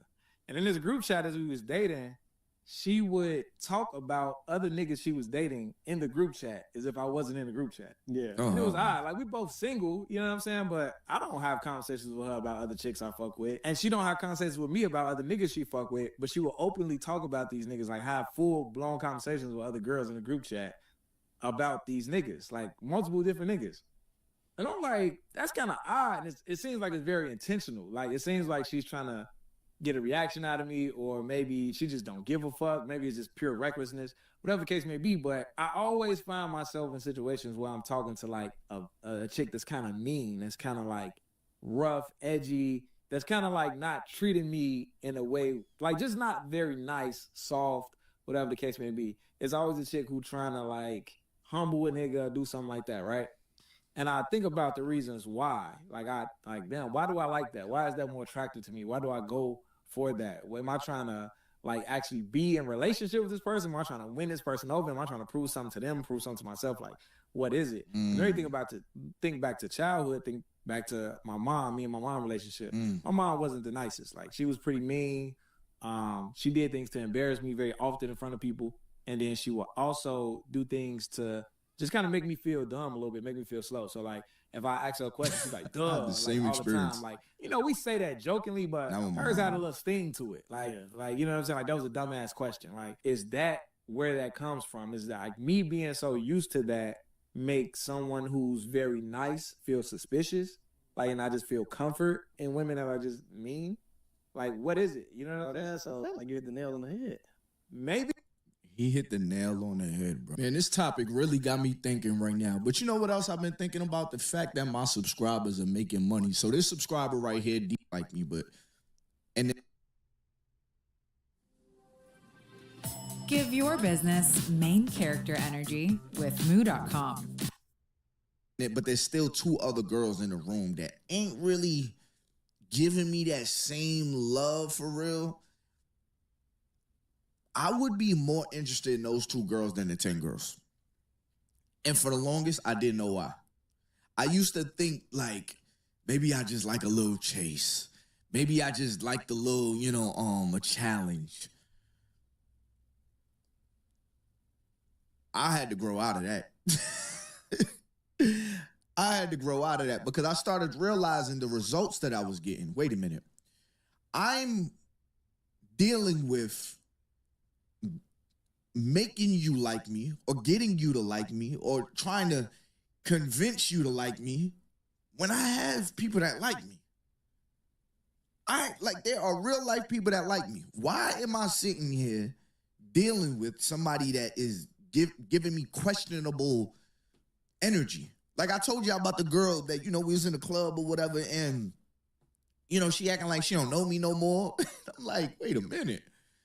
Like, I've been out with other people, and they overly showing me love. What is this? Y'all had to have that same conversation with myself. I used to say, I'm telling you, I used to justify all of it, making it make sense to me. You just like, a girl that'll stand up for herself. You don't like no soft pushover girls. I would say things like, as if you can't have a girl that likes you, that gives you the same energy and not be a pushover, right? This is what my young brain was going through. So this is what you like, girls that, whatever. What I had to realize was exactly what he said. And this is where healing happens. When you understand that who you are or what you like right now comes from a domestication. What is domestications? Domestications is what you experienced in your past, what you saw and learned in your past. A lot of behaviors we have today are learned behaviors. It was just very much covert learned behaviors. It wasn't like somebody sat you in front of a chalkboard and taught you. No, you just learned it. Your subconscious learned these things. I remember growing up, there was a lot of, I was the dumb kid. I was the dumb kid for the most part. And, my grades wasn't as good. I came from New York. Moved out here, and everybody's grades is better than mine. And it's something that kind of mess with my pride. And I ain't saying I had bad grades. I just have more B's than everybody else. Like my brother, he would have 105 in a class. How the hell do you have 100? What the hell was you doing? I've never seen past 100. I never got 100. How do you have 105? My little sister, 110. What the are y'all doing in school? What are y'all doing? So I'm walking around the house, and I'm not the brightest kid in the house. Even though I have all A's and B's, I'm still up there with my little, A and B honor roll, all of them straight A's. So I'm the dumb kid. There were a lot of moments that I felt like I want to prove I'm not dumb. I want to prove, I just want to prove myself in the house. Because there was a part of me that's like, damn, like my siblings, they always, So I always caught myself trying to prove to a situation. I ain't about to out, but I'm always, I say it, I'm always trying to prove myself to my dad. I always caught myself trying to prove myself to my dad. And it almost became a game. Y'all stay with me. It almost became a game for me. Like maybe this will prove myself. Or maybe this will prove myself. It became, and if I did get a little bit of approval, let's just say it was on a basketball court, it became addictive of chasing it and then finally getting it. Whereas my mom was the person, Ty, you're doing good. Mind you, when I was living with my mom, I was getting straight F's. I would get F's and C's. I literally, to pass a class in New York at that time, you had to get a 65. Y'all, I would struggle for a 64. 64.5, 64.9. Teachers just started giving it. Just get a nigga a 65. But my mom, she would always, you're doing good. She would pat me on the back. It is okay. She would always be that, you don't have to chase my love. My love is already here. You don't have to prove yourself to me. I love you already. Now, whether or not that was the right answer, I don't know. I do think that was the right answer. Just loving me regardless, but still letting me know you can do better. Listen, it's called Connect Team, and it's insane. I don't do schedules or timesheets manually anymore. And it works? Oh, like you wouldn't believe it. My team puts in their availability. And even when I was a kid, I'm just venting now. Even when I was a kid, I would pick sides. You know what I mean? Not because I wanted to. I've told y'all my story. Not because I wanted to, but just the way things was presented to me, it made a child choose. You know what I mean? And it made me look at the person that was giving me the validation, made me look at them like, all right, like, okay, all right. All right. Versus I got to chase the validation. I'm not getting the validation. Even when I'm doing good, I'm not really like, did I do good? It's like I get more attention when I mess up. So now, why am I telling y'all all of this? This is healing. This is what healing looks like. It is peeling back the layers of how I got here. Nobody would think the relationship between my mom and my dad will affect my relationship selections. I'm not in a relationship with my parents, but it was one of the strongest relationships a child can have. The strongest beginnings to a relationship a child can have is with their parents. That child to father relationship, that child to mother relationship is the strongest love that a child experiences first, right? So now you take that into my dating. You have girls that are ready to validate me, and you're so this and you're so that, and then you have girls that's not. Well, this is familiar. This reminds me of that game of pickleball I used to play. You know, the game I used to play as a child. Over here. What is this about? Okay. Let's see. Let's go down this rabbit hole.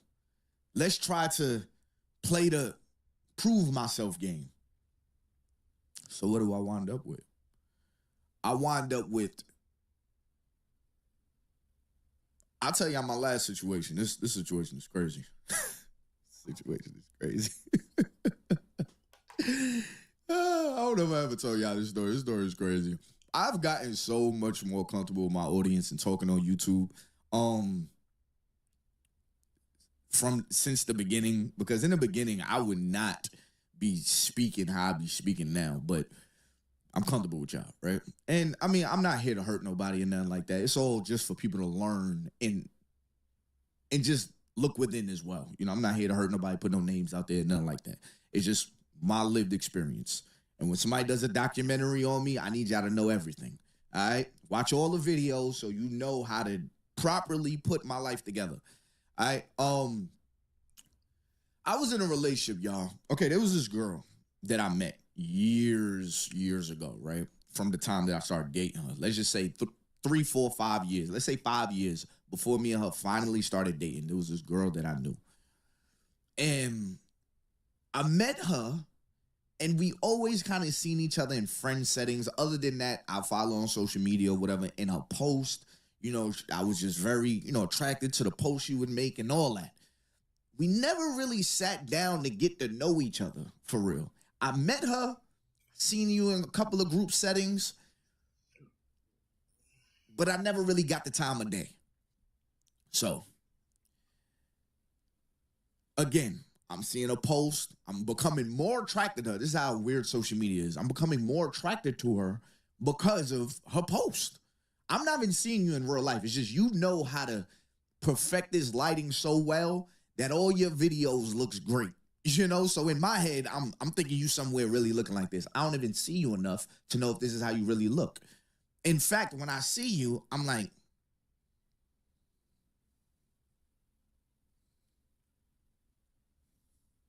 right?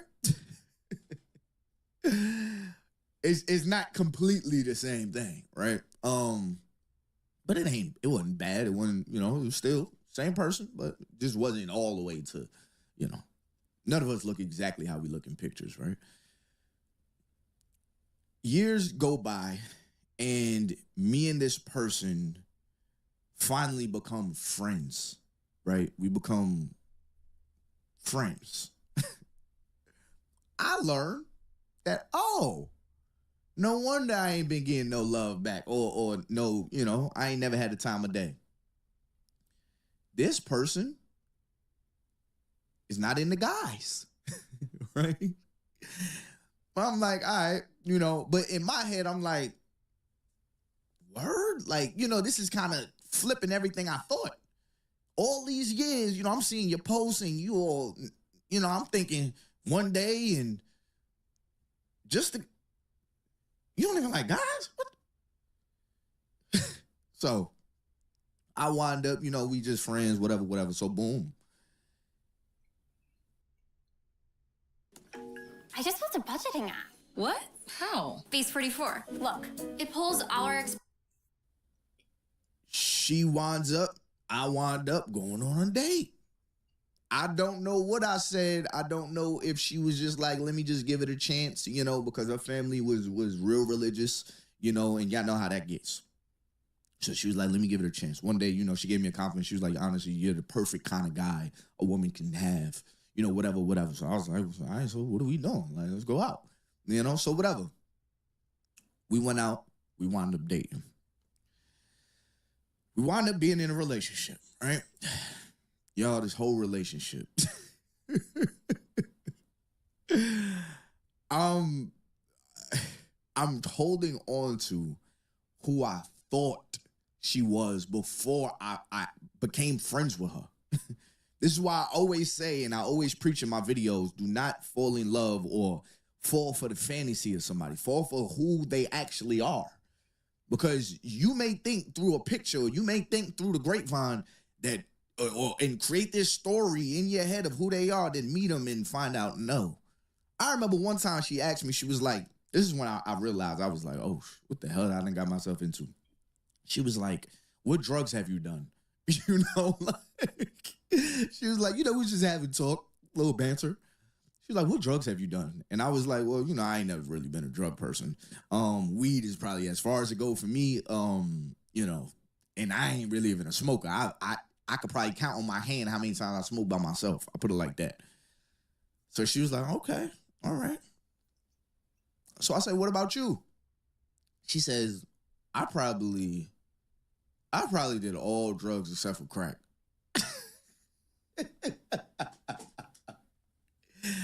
I said, you don't say. She said, I said, so, I start going down the line. She said, yep, did it. Yep, did it. Yep, did it. Mm-hmm. Did that one twice. I'm like, all right, okay, cool.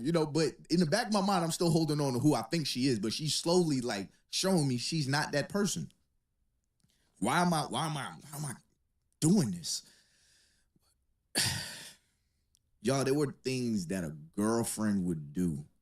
There were things that girlfriends, all of them collectively, girls I've talked to, all of them would do. That things that I knew a girlfriend should do, this girl was not doing. She was not doing. I give y'all another example. This was crazy, right? This one is crazy. This one is embarrassing, actually. I had went to a boat party with my friends or whatever. It was far as hell from where I live, but she lived with her parents, but it wasn't too far from where I was. It was closer than my house would have been. Now, I mean, and let's just say I was too tired to drive. I wanted to play it safe. So I call her, I'm gonna pull up. Go to your pull up to your crib or whatever, if if I got parlay in the car, it's all good. I don't want to wake up your mom and all that. Whatever. So boom, pull up. I'm outside. Now I mean, I'm tired. So I fall asleep in the car. I wake up. I didn't have a glass of water. I didn't have a bottle of water. I didn't have somebody sitting beside me. I didn't have nobody that checked up on me. I ain't have none of that. This motherfucker stayed in the house. So, I know somebody's probably like, Boogie, what the hell? There was a part of me that believed that I can get this girl that wasn't really into dudes for real.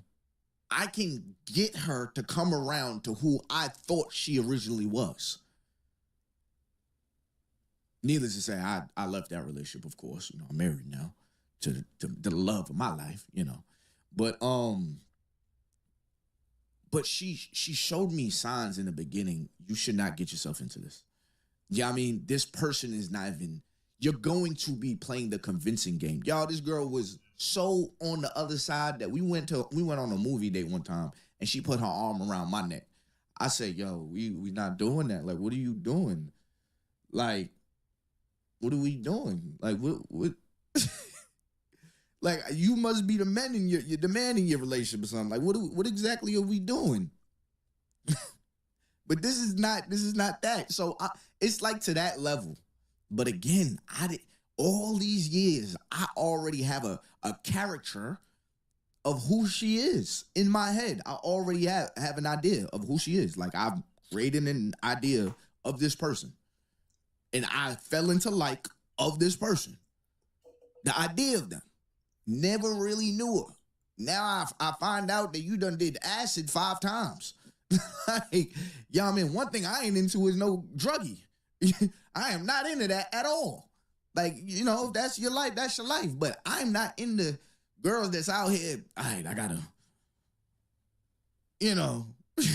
like, that's not my taste.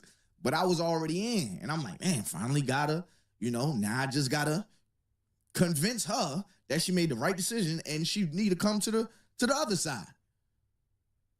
I had a conversation with myself. I'm going to tell y'all exactly what I did. Honestly, if I'm going to keep it 100, right? Because that's what I do with y'all.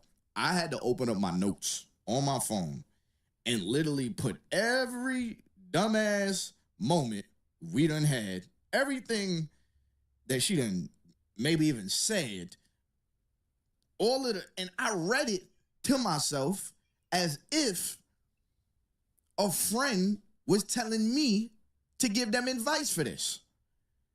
And all I could read was, nigga, you need to leave. What are you doing? If you're still chasing clients to pay you, you're doing it wrong. Just use HoneyBook. It's an all-in-one CRM platform for invoices, contracts. Oh, thank you, baby. Oh, you ordered this? Oh, thank you. Oh, you got me too? Oh, thank you. Yeah, we can split it. What you got for yourself? Okay, as long as you got something for yourself too. Hey, Papa, your back feeling better? Yeah, moving a lot better. Okay, but yeah, we can split this, baby. Okay, no problem. But I'll still eat it though. Yeah, I get it, Papa. Okay, thank you, baby. Oh wow.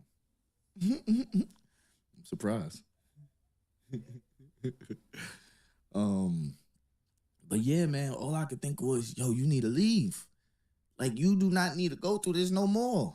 Like, what are you doing? So after that relationship,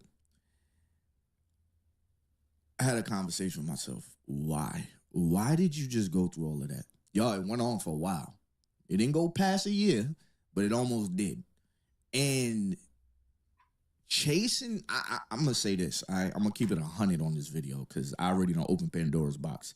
Chasing validation or trying to prove yourself or putting it, I can't even say proving myself, but putting yourself, yeah, you can kind of say proving yourself. You're putting yourself in a compromising position because you're going further and further from who you are. You're going further and further from who you actually are. Because if you don't laugh at these jokes, well, okay, maybe I ain't really that funny. All right, well, everybody laugh at my jokes. I know I'm funny, but you, like, why is my face cracking to tell you a joke? Because I'm telling you a joke, and I'm like, okay, motherfucker, not laughing still. Okay, all right. You start second-guessing yourself. This is why I don't play. You should not play that game with yourself. Do not play that convincing yourself game with yourself. Because then you start to question you. And if it goes on for too long, you look up and you look in the mirror and you're like, who the hell am I now? So some of my friends, they'll be like, yo, bro, was that your first heartbreak? I'm going to keep it 100, and I'm going to say this on camera, okay? When we broke up,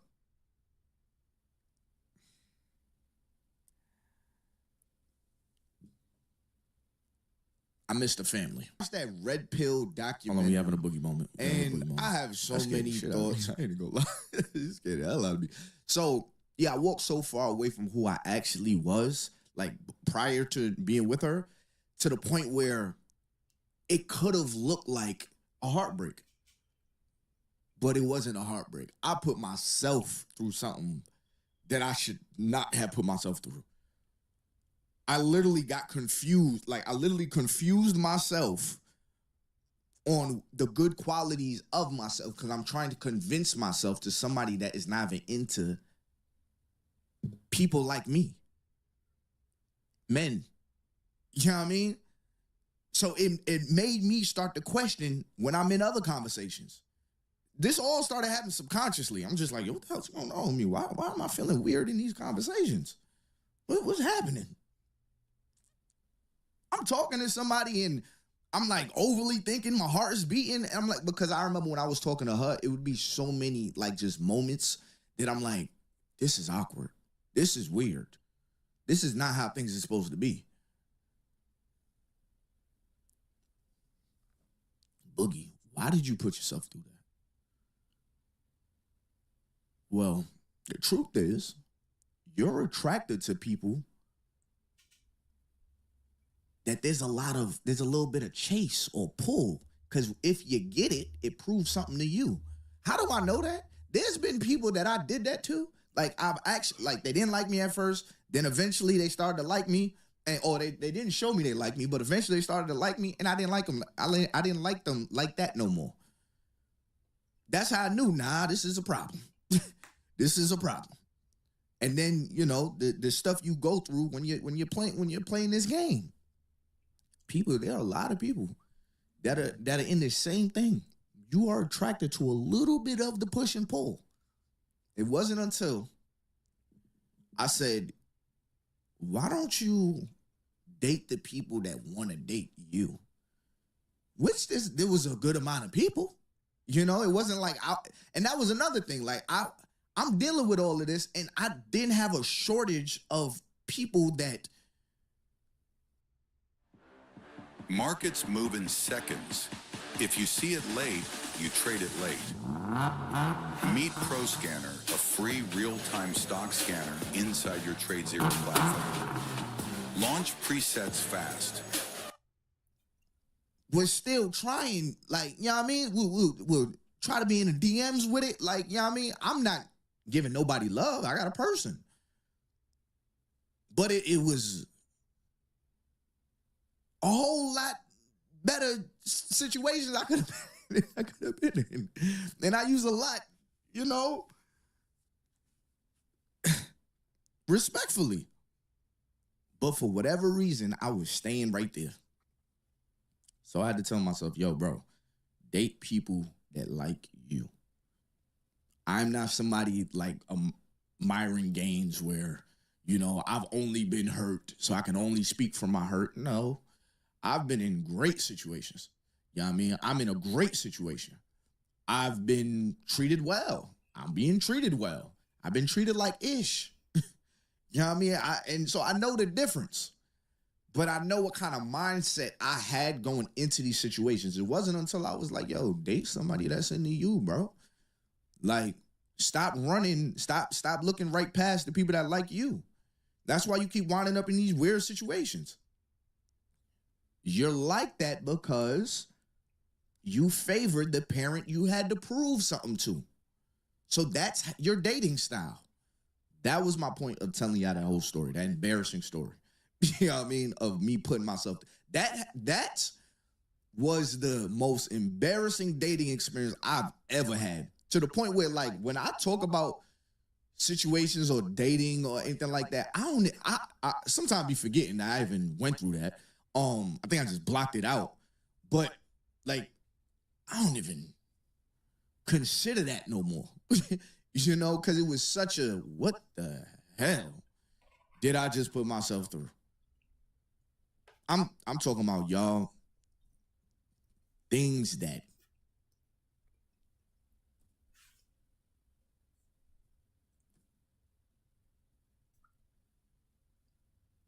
the easy stuff.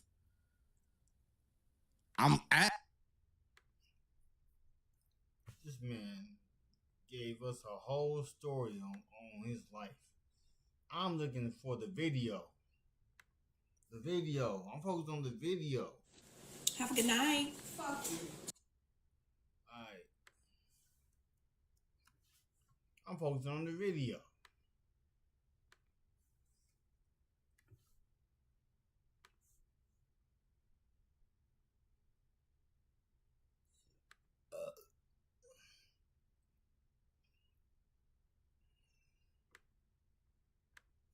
Do not say anything to me.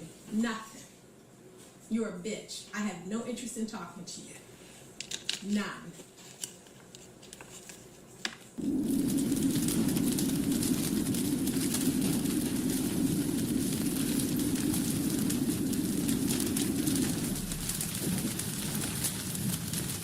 So it is 6:30 a.m. on a Saturday. Day's already getting started. I'm gonna cruise to the gym. I'm gonna get a workout myself, and then I got 2 personal training sessions, and then I got some general.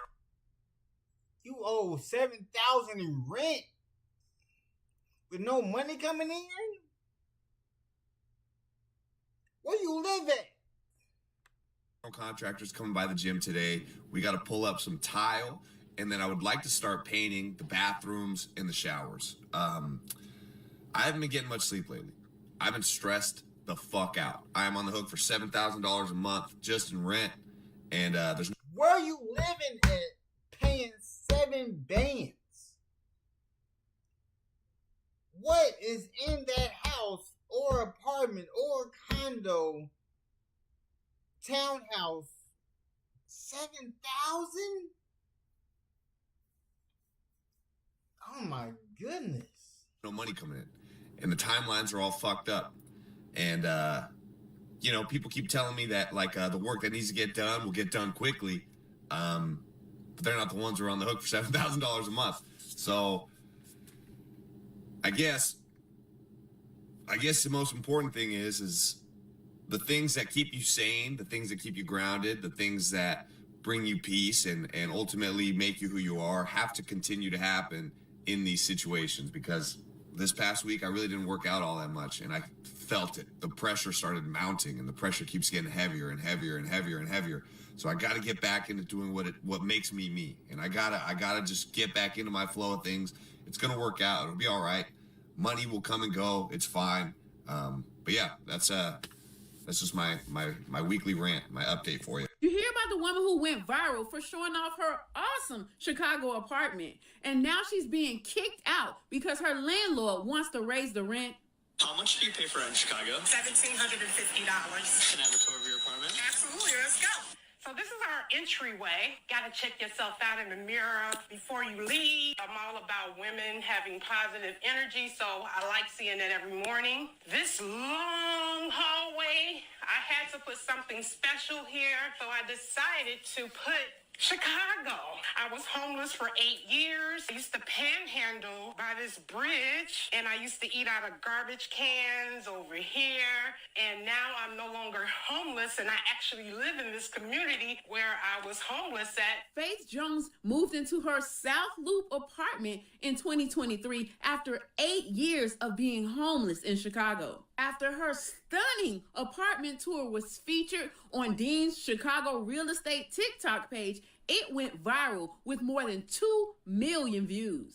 Her landlords at Vesta Lofts Apartments in the South Loop saw the viral video, and at first they congratulated her on bringing them so much exposure. But then other residents who saw the video were complaining that her rental price was lower than theirs, and they were mad about it. Faith decided to renew her lease in June of 2025, and just a few weeks later, after she paid her July 2025 rent, she received a notice that her lease had been canceled and she had 10 days to vacate the premises. She immediately contacted the management at Vesta Lofts and told them that wasn't fair. A month later, in August, they filed to evict her from the property in the court. Faith didn't understand why they were trying to evict her when she was paid in full to this property. And the only thing she could think of was that they are probably trying to raise the rent far beyond what she can afford. All because she brought so much attention to the building because...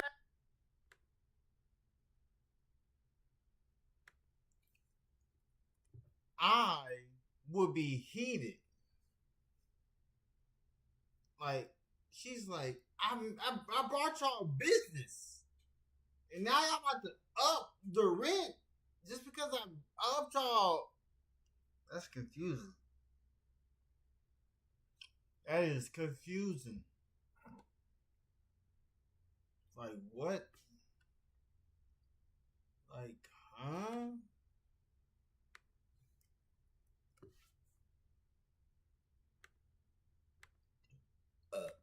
Because of her viral video. Feeling distraught, Faith contacted legal aid and told them that she believes that they canceled her lease due to retaliation for the viral video. And they were able to help them stall the eviction for now until she can speak with the judge. Until her court date, Faith is on a month-to-month lease with Vesta Lofts, paying $200 more than she was paying in her lease. Faith is worried because with an eviction on her record, she can't secure a new apartment, not in Chicago. Faith doesn't understand how showing off her apartment led to her being kicked out.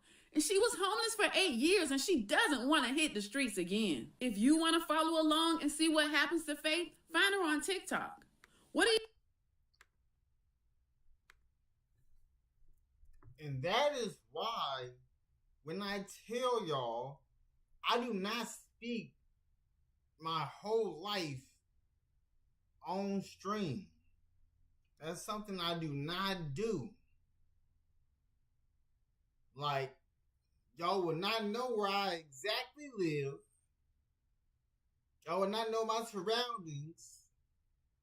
I don't want to blow up the spot on where I live at. Because if I told people how much I paid in rent, people will feel a type of way to where our rent will go up. So, that's crazy. That lady brought them all that business.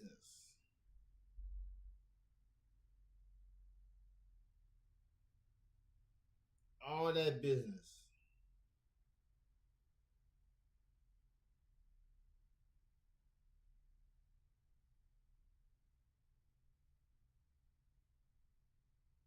All that business. And then for what?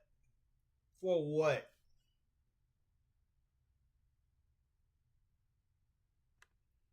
What do you think of this story? Leave a comment to let me know. I'm Tierka with the T. Follow for more. I have bad economic news for you, and then I have worse economics for you.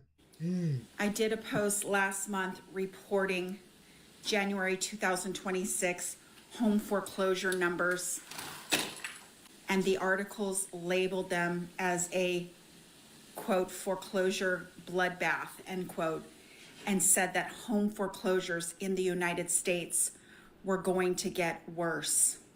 Well, today is March 14th, 2026, and I have February home foreclosure numbers. Hi, my name's Christina. I have a master's degree in business, and if you find this post sad but informative, please like, comment, follow, and share. It is extremely important that you know what is going on in the U.S. economy because it does affect you personally. In January, it was over 42,000 homes that were foreclosed on, which is the highest it had been in years. February 2026, 40,534 properties were foreclosed on in the United States in 2026. The top two states are Nevada and Delaware. Florida is also in a top foreclosure area. That is over 92,000 homes closed just in 2 months in 2026. If you think, that doesn't sound so bad, or Biden did it. No, foreclosures are people who couldn't pay 120 days. That means it's a Trump issue. It also means it's because people have lost their jobs, they're underemployed, or they're 1 in 4 people that have been unemployed for 27 weeks or longer, expect every single month to have high home foreclosure rates. This is a direct sign of an economy collapsing. These were before the US versus Iran war. Again, please like, comment, follow, and share. Remember, I should get back on track because, like I said, I get paid on the 5th, so that check, that'll be a full 2-week check, so that'll be enough to cover the week. Yeah, I just want you to have a plan B because I don't want to wait until Tuesday morning and then you tell me you're going to change his mind because then we right back at square one. Right, I understand. So I just wanted to, you know what I mean, like I said, I did want to update you because we get paid on Fridays, but usually I have time. So, and last week I got a little $8 check for my orientation that it hit on Wednesday. The shortstop, they get paid on Wednesdays. So I know for a fact that I'll get paid on Wednesdays from them. Okay. So just to summarize what we talked about. So today you're about to send me the late fee for last month. On Tuesday, you're going to send me your portion of the rent and the late fee for this month. And then on the 5th, when you get your first check, you plan to pay your full portion of the rent. It's not going to be late as long as you give it to me on the 5th. And you're going to give me at least half of the water repair. Yes. All right. I want you to text me all of that. Okay. All right. Well, just go ahead and send the late fee and send me the text message, and I guess we'll be good from here. Just if something changes, please let me know as soon as possible because I do not like having to follow up and see on the day you're supposed to pay me, and I got to text a couple of days later to see what happened. So I prefer you just reach out to me first if you know something is not going to go the way we said. Okay. Yes, sir. I definitely will. Like I said, if you know what I mean, hopefully nothing changes because, like I said, I want to get back on track because we were doing good for a little while. Like I said, it just kind of threw me in a hole. But so I want to get back on track and everything. But if anything was to change or whatever, then I'll definitely give you a call and let you know as soon as I know. Did y'all know you could get evicted from paying your rent too late too many times? And let me explain what I mean by that. It's a little bit different when you rent in a house versus when you rent in an apartment. Did you know that you can literally get evicted, be given like a 30-day notice, or even if it's an apartment complex, they can straight up tell you when it's time to renew your lease, you don't even get an option. We're not renewing your lease because you were late too many times. And when I say late, I don't mean you're going into eviction status, eviction filing every single month. I mean, you literally paying late every month to the point to where you really just hitting in between the threshold of between the 5th and when they got to go to file eviction date. And even worst case scenario, because I know people love to hype up renting a house. Oh my God, you ain't got to deal with neighbors and da-da-da. That's so much better. When you are renting somebody else's house, you do know that they can give you a 30-day notice for whatever reason and say, I want you out. I want you out. I literally am going to sell my house. I want you out. You got to find somewhere else to live in 30 days. Just want that to sizzle in your spirit.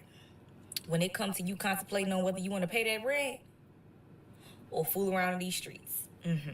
Oh, and by the way, all my furniture, even my bed upstairs, my vanity, every single material item I own is gonna get fucking put out on the streets and everybody's gonna have free reign. So, yay, eviction. Did you not hear what I just said? I don't have the money. My proposal is that you bring your bitch ass here with my new shit, and if this place doesn't look like a dump, then maybe we'll talk. Hey, what do you want? Can you talk right now? No, I can't. I'm really busy. I just sat down to watch TV. Listen, it's only gonna take a couple minutes. Okay, what the do you want? I just wanted to see if we can continue our conversation where we last left off. I told you ain't get no money until you get me the new stove I asked you for, and how about a dishwasher? Listen, I bought the 4-burner stove and I bought a dishwasher, but we need to talk. Which I don't have right now. So, how are we going to move things forward here? Did you not hear what I just said? I don't have the money. I'm not asking you to pay 5 months of rent right now. You can at least meet me halfway here. Oh, okay. And how the hell do you think we're going to do that? I mean, you could pay me half a month now, and then we can create a payment plan for the rest of it. Yeah, right. How about this? My proposal is that you bring your bitch ass here with my new shit, and if this place doesn't look like a dump, then maybe we'll talk. I mean...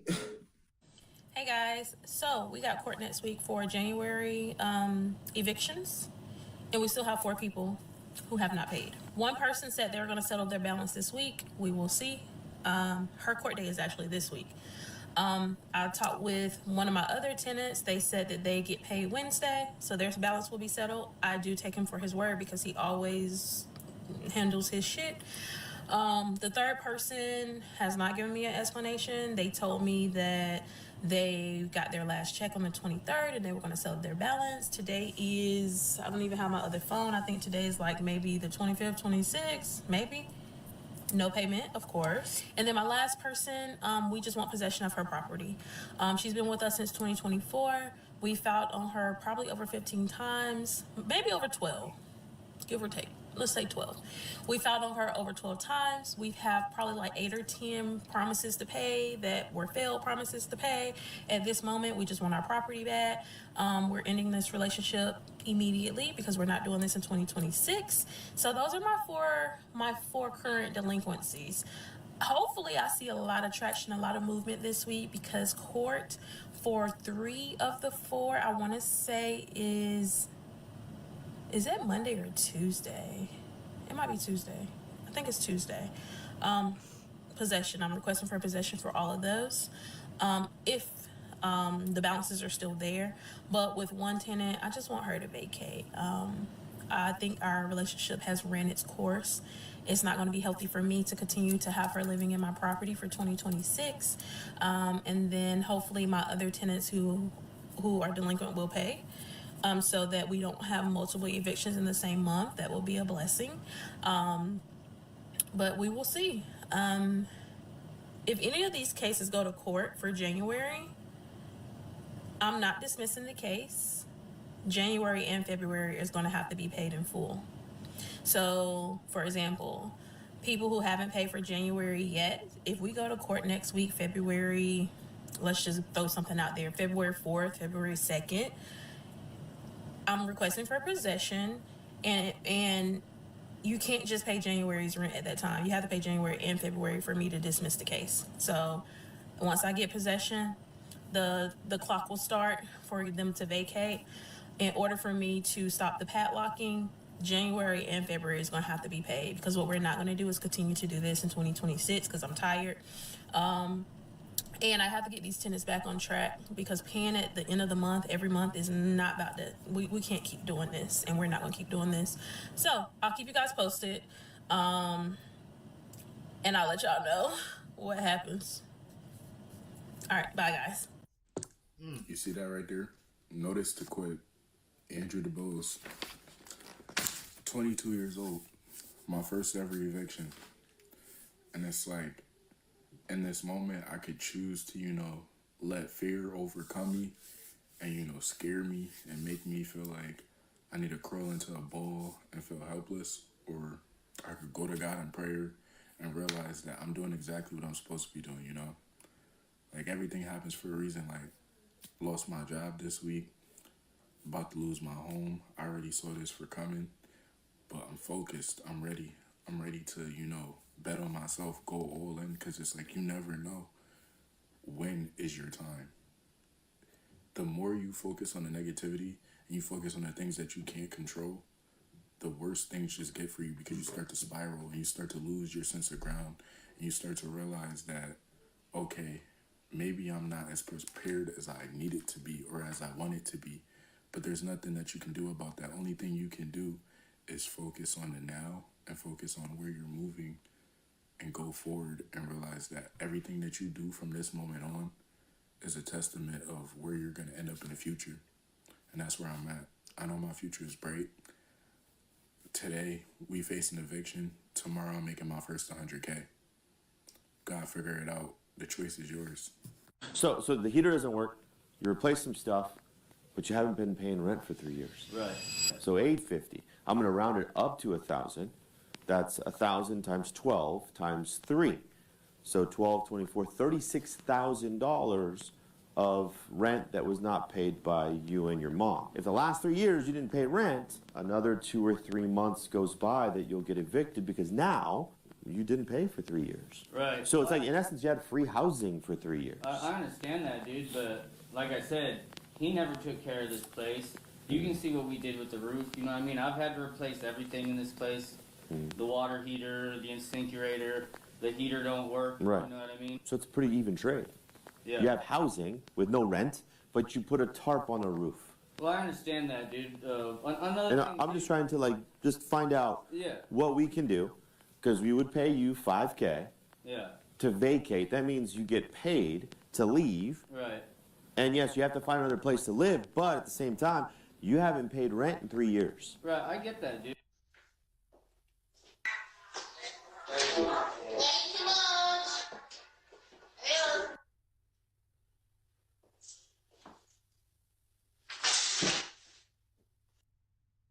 Hey, just following up with the brand. Are you paying before the end of the month? Okay. Perfect.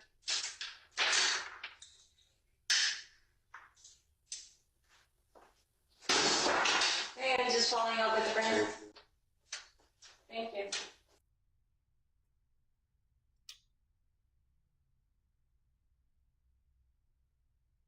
Dang.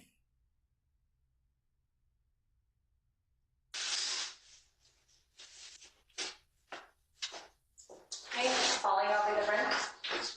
Thank you. Following up with the brand. When are you gonna pay? Well, if not this week, then next week. I need to get a plan in order. I just need a little bit more. Okay. Just make sure to pay before the end of the month. Okay. Hey, following up with the brand. Thanks so much. Where are you thinking about things?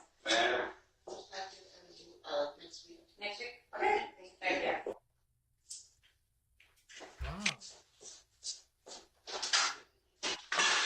Following up with the brand. It's a bit kind of hard. Okay.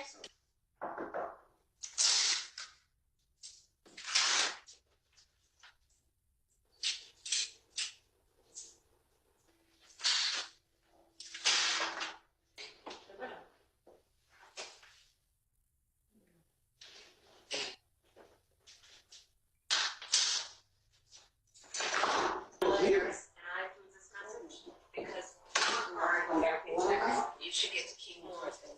As president, I'll make them my top priority.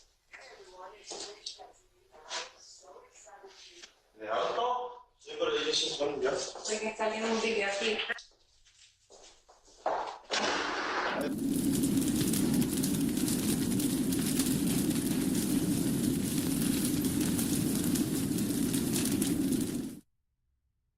Have you ever wondered how the world's currencies are traded?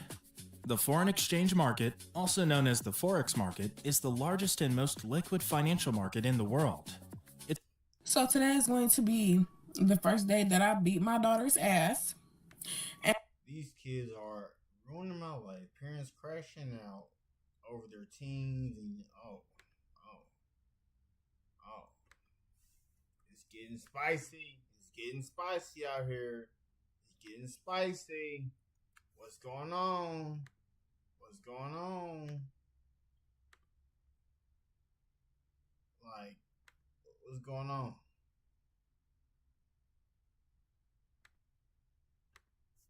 And before anybody come at me crazy, this morning I asked my daughter to carry her little sister's book bag to the car and put it in the trunk. And this is what she did. She decided to smash my back window. Ooh. It's completely shattered. And I don't whip my kids because I'm just not. I don't whip my kids, man. Like, I don't want to harm them. But I waited. I dropped her off because I knew I was angry and I knew I was going to blow her clean out. So I'm going to wait until after school and I could calm my nerves a little bit. I could get my window fixed. Like, look at that. It's completely, she broke my window, bro. I'm going to go to the store. I'm going to Kohl's. I'm going to pick out a couple belts. Hopefully we can find some with some rhinestones on it. And I'm going to beat her mother ass so that she know, hey, the next time I'm mad at my mom, I'm not about to I'm not going to her car. I'm going to just say I'm mad. We're going to use our words because if you want to destroy my y'all parenting a child with ODD, I swear to God. Cause look, listen.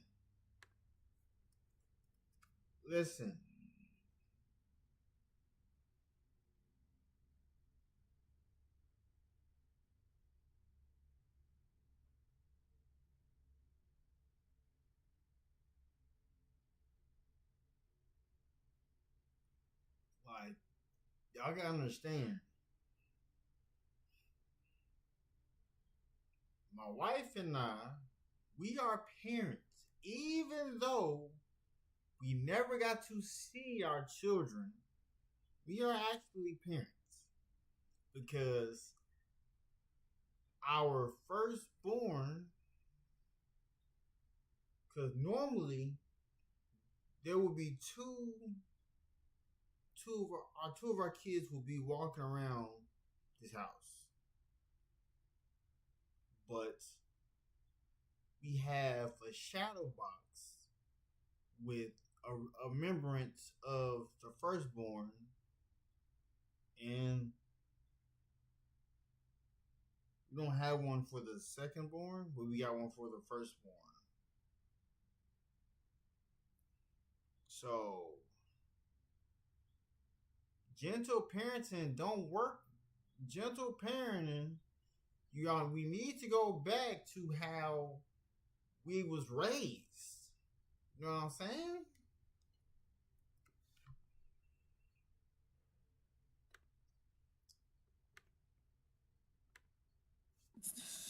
Dog, that make you. Listen, in the middle of this, I just looked up ODD, right? It's called Oppositional Defiant Disorder. It includes a frequent and ongoing pattern of anger, irritability, arguing, and defiance towards parents and other authority figures. This is called being bad. Ain't no ODD. Y'all don't need no diagnosis for everything that a kid do. It mean that they out of control. And here's the interesting thing about this video right here. Although I sympathize with her, I don't. And the reason that I don't sympathize with her is because she led off in the video by saying that she don't believe in disciplining her kid in that way. So you can't just wake up all of a sudden and start crashing out after you've taught them and you've created an environment that has allowed for them to be disrespectful this entire time, and now you upset because of how far the disrespect has gone. No, listen, it's too late now. It's too late. You have to put it in them young. You got to put it in them young. Don't tell us on social media. Don't try to give us no insight into what you going through. Now it's ODD, ADD, EBT. I don't know what the DT, whatever it is. It always ends with a D or a T. But it's too late. It's too late now. I think that this soft, gentle... Pack battle. Bro, those are 700. I don't care, man. Calm down. I'm gonna beat you in this pack battle. Well, I need help opening it. Yeah, me too.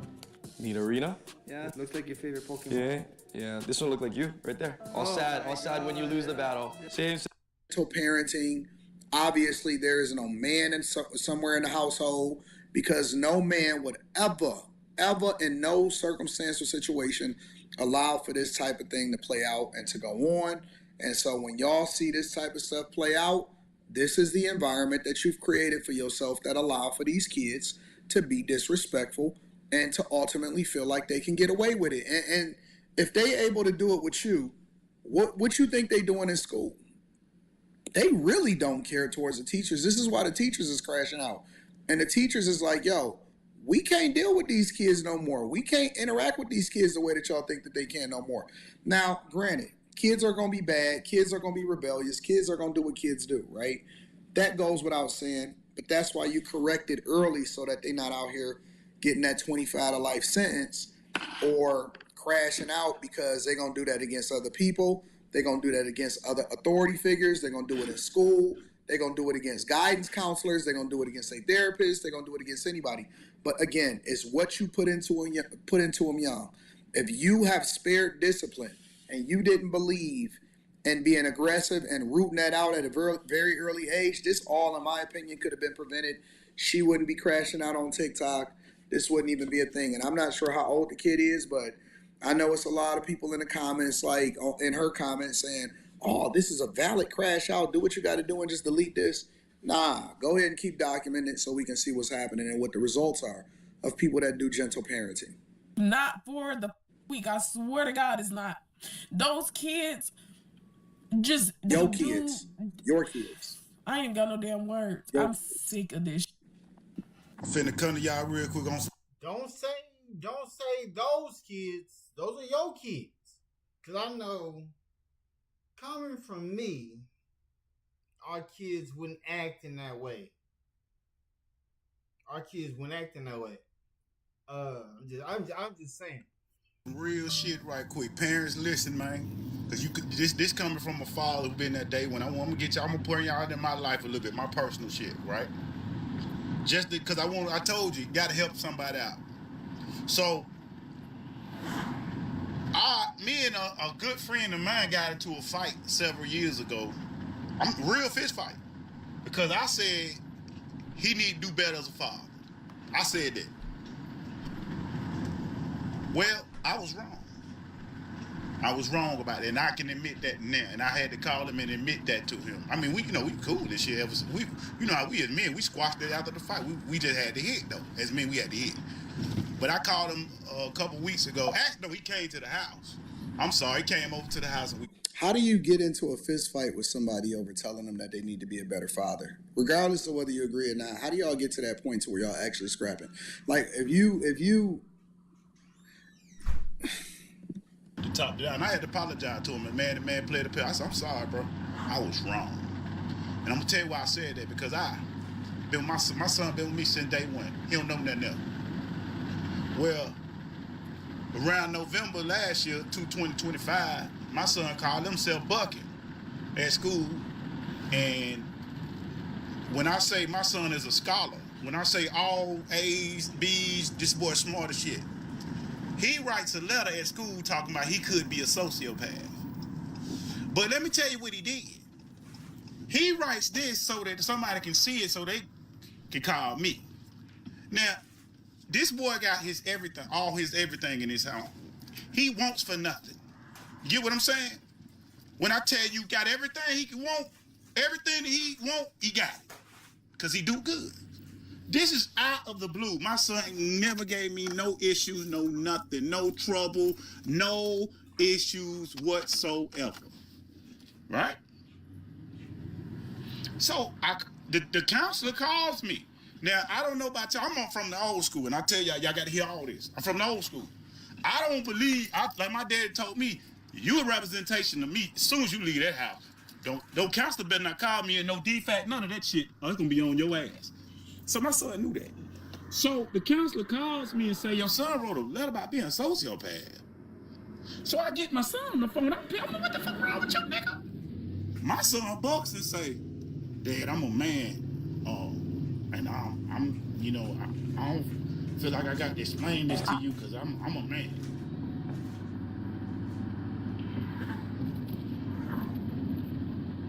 Ooh, okay. That while he was on the MARTA bus. He says, fuck that, I ain't coming home. He goes to my mama's house. He been in my mama's house in November. I cut his phone off. I don't know how he talking. I haven't spoken to my son since November. And I won't speak to him. I love my son with all of me. I'll do anything for him when it comes to a certain extent. But what I won't do is take disrespect. And I had to sit there and call my... And this is, again, another thing that comes with having broken households. And I'm not saying that this guy's not a good father. I don't know, whatever. But, you know...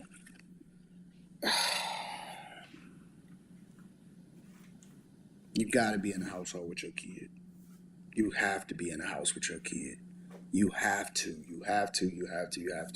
I don't know how many more ways that I can try to convince y'all this. I don't know how to try to convey this over to y'all, but that you have to be in the house with your kid, because if you are not present, then it is going to be a way different way in which they react to you when they deal with you versus if you are in the house with your kid on a regular basis. Because you know, as a man, I sit here and did everything for this boy.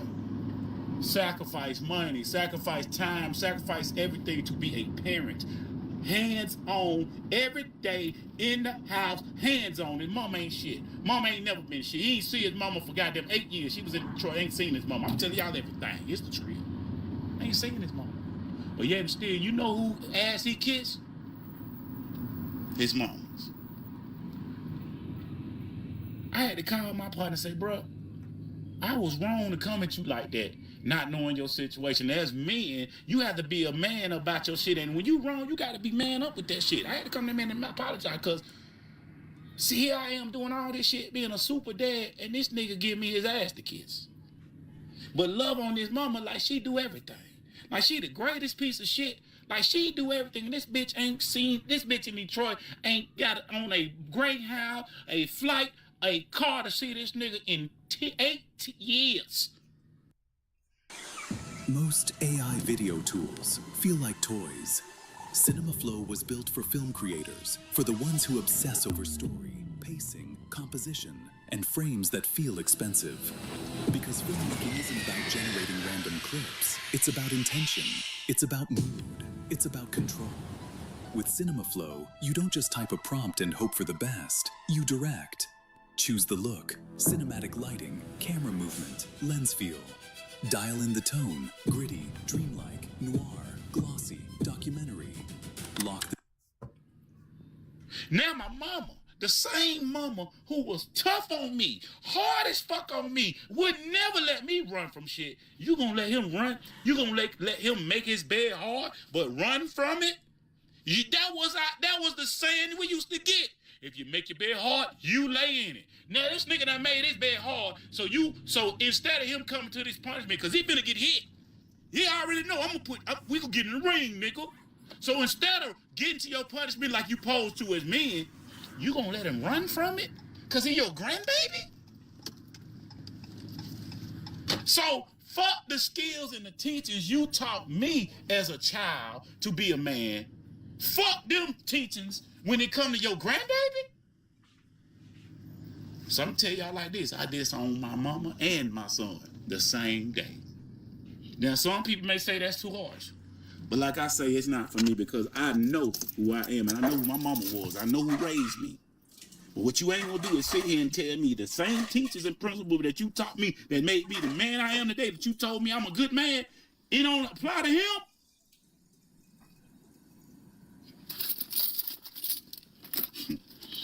That's why I tell you, fuck them kids. I love my son, but I'll tell you like this. It'll be a cold day in hell before he get a call from Monday Nathaniel Champion Boys. I'm gonna reserve. I think I'm gonna put this on after hours. I had a conversation on the Millionaire Morning Show about this. I have to think about this. I think he need to go and get his kid. I think the biggest thing about this is that the mother and the father, which is one of the reasons why they, especially when they're young and in school, have to be on the exact same page when it comes to the kid. Let me know what y'all think inside of the comments. Make sure y'all tap into the Patreon. Link is in the description. Teach Henley, 40% off your first order, 20% off for life. I always like to make sure that I give credit back to the content creator. I love y'all. I appreciate y'all. I think that this is going to be a controversial one. Okay. A lot of sleepless nights and temper tantrums were getting recorded. All right.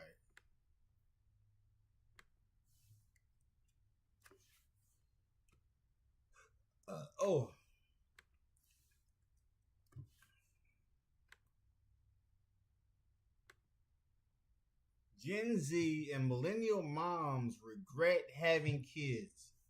How can y'all regret having kids? Your lineage lives on. When you leave this earth, there are people that will be here and say, and bring your name up and be like, before you got here, my mom is the reason why I am here. My dad is the reason why I am here.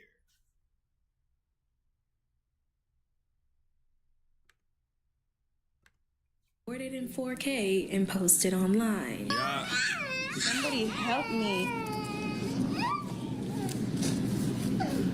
Oh my god. Everything has gone Fucking little monster. A little fucking demon.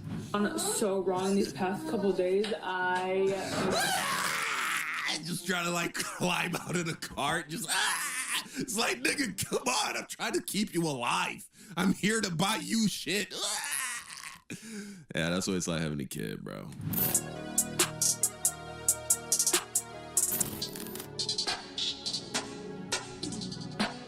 Moms are regretting their children, and it's getting dark.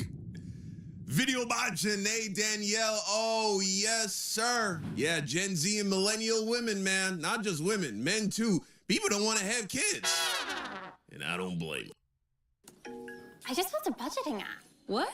How? Base 44. Look, it pulls all our expenses into one place and breaks down spending by team. Guys, Nina just built an app. Impossible. Nina can't code. Interesting. Can it generate reports? It can now. Nice. That's actually pretty good. If you're going for generic. How about now? Oh, that's much better. What about all of our files? It's already connected to our drive.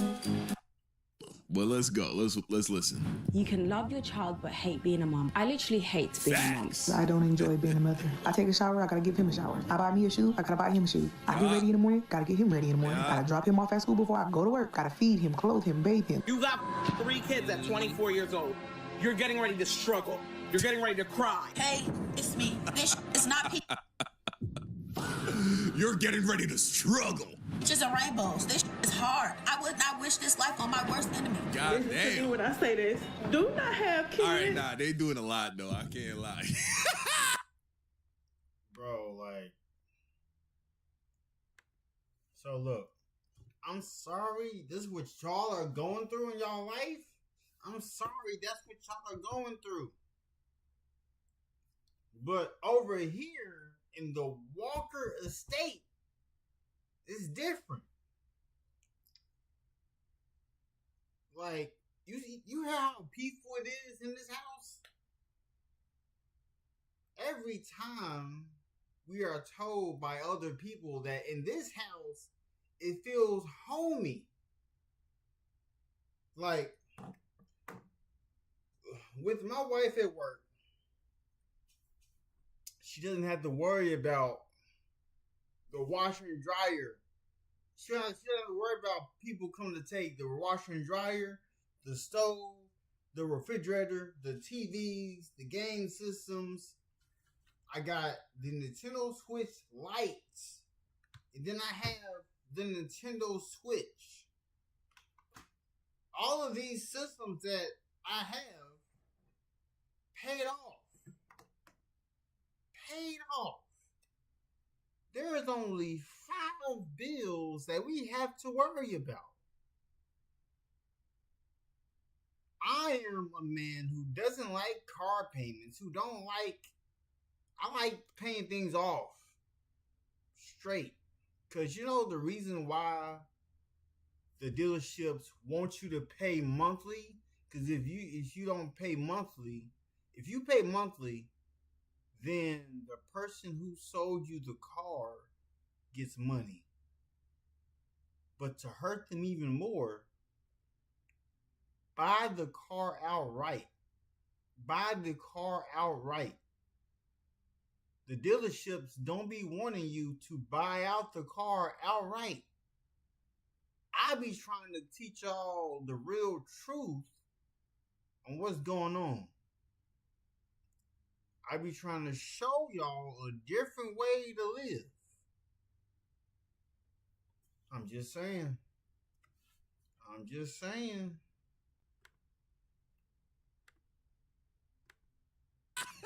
He cried and shit.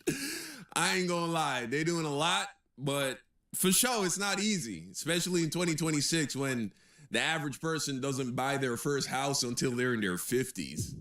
Yeah. Raising kids in 2026 is very different than raising kids in 1996 or in fucking 1976. Okay, very different. It's a lot harder. It's the hardest time yet. Yeah, but still, this is a lot. You crying and shit. I be wanting to give up everything. There was a point in time where every girl knew what came after school, after the wedding, and after everyone decided she was woman enough. Well, of course, it was a baby. Women were marrying extremely young. The marriage age range for women was from around age 21 to age 24. And if you weren't married or engaged or even had an eligible suitor by age 25, some would even consider you an old maid. The goal for a lot of these women were to meet a well-to-do man. You're a fucking hag. You're single at 25, you're a hag. That's crazy.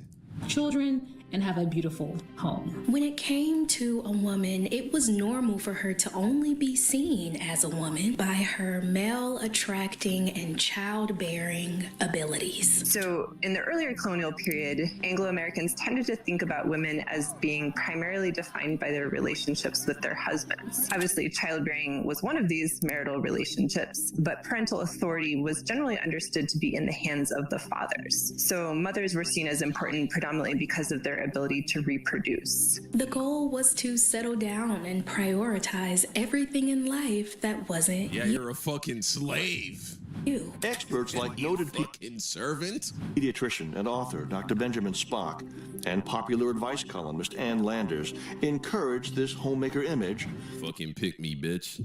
Advising women to put their children and husbands first, even at the expense of their own needs. And while this ideology may sound intense and borderline controlling, back in those days, having a child was the one step in life everyone was supposed to take. In the creation of the family, man and woman fulfill those laws of nature whereby the human race ensures its continuity. But today, we're uncovering how that one step, the step that pretty much defined womanhood, is now the very thing women are running away from. The latest data from the CDC reveals the number of births last year dropped by 2%, with the general fertility rate also down 3%, a historic low. Now, this video isn't going to be made up of me bashing women who bring on the immigrants. Nah, we need them immigrants over here. prefer to be child free. I'm also not encouraging y'all to go lay down and have some kids. You'll see why I'm so passionate about that later on. We're gonna uncover this huge shift in motherhood that, trust me, gets a lot darker the deeper we go. Now, to further prove just how important being a parent was, I'm pretty sure a lot of my older audience is going to remember, but schools would teach home economic classes that would teach you about adulthood, but most importantly, motherhood. That's crazy. They give you a fucking little fake baby and teach you how to be a mother, but they never teach you how to do your fucking taxes. Crazy, right? Miss Jenkins, could you tell me what I could learn in home ec that I can't learn at home? Now, let's take a look at some of the courses you could take and see what might help you. Courses in child development help to prepare you for the task of guiding the child's physical, mental, and emotional development. Does that help answer your question, Janice? Oh, I should say it does. Why, if anyone is going to be married and be a homemaker, it'd be foolish not to take home ec. I may be the last generation that has experienced a home ec class. I vividly remember bringing those like toy baby dolls home that would wake me up at 3 a.m. in the morning. I also learned how to cook an egg in a plastic bag, but that's beyond the point. See, with me, I learned home ec. Like, so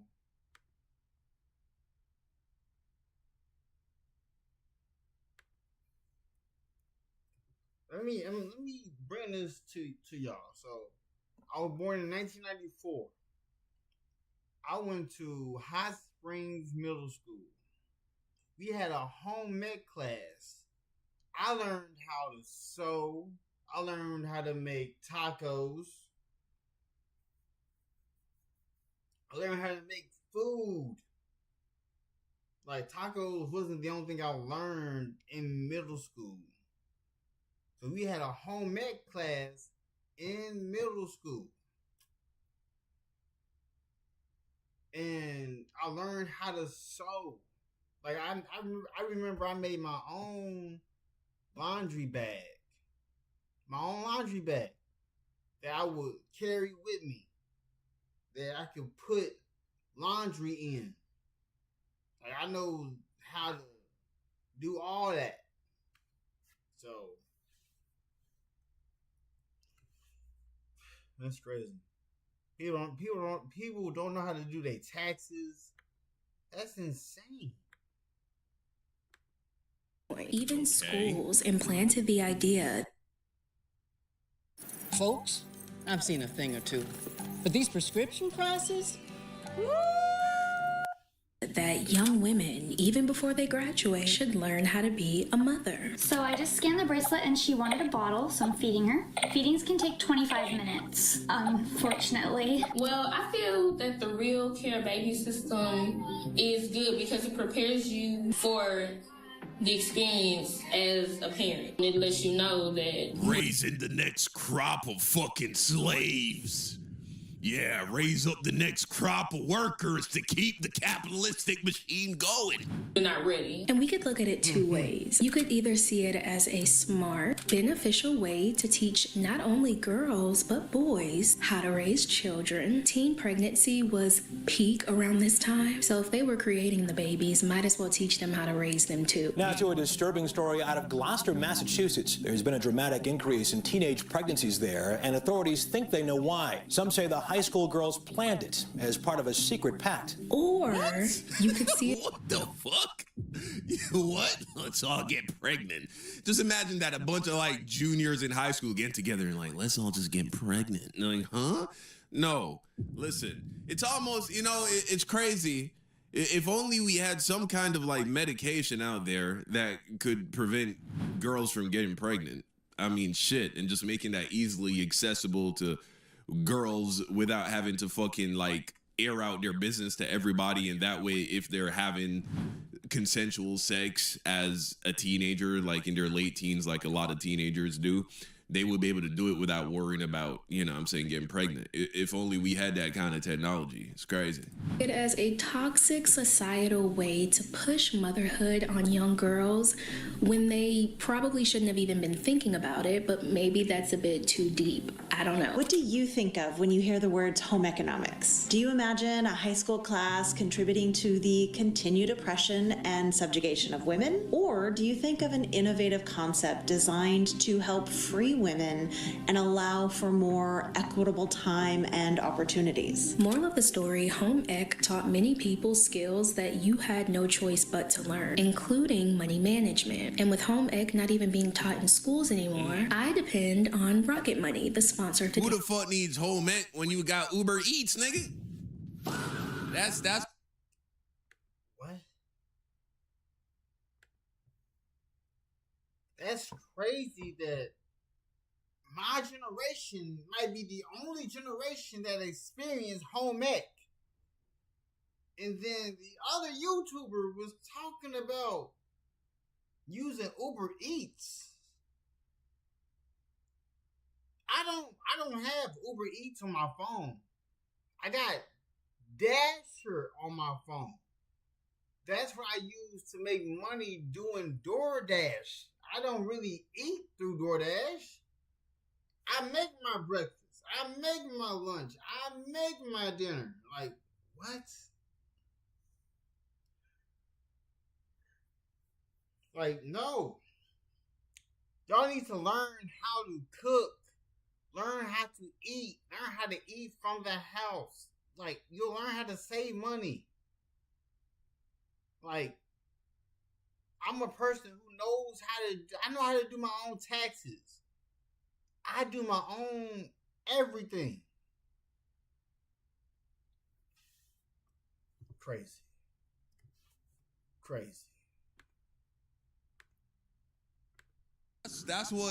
That's what they want us all to be on these days, is just fucking Uber Eats, nigga. So the thing about all this, I guess we could call conditioning, is that it didn't stay that way for long. As the world evolved and changed, so did women culturally. And while having children was still on a lot of women's to-do lists, it started leaving a lot of them with this unfulfilled feeling inside. And with a new baby, that was all exciting too.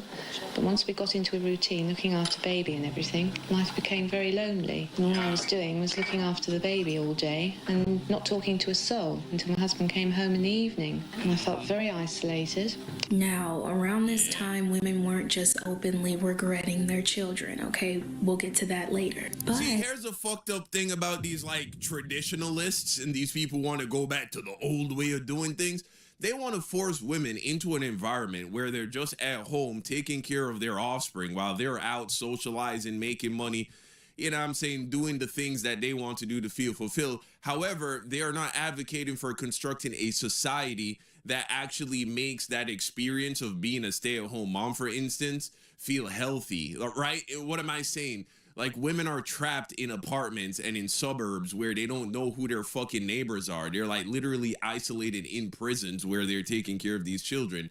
Whereas in the past, right, you used to live in very densely populated areas, but the population size as a whole was small, so you knew everybody, right? So you used to live in a village where you knew everybody because it was only like a couple hundred people in the entire village, but everyone lived packed together.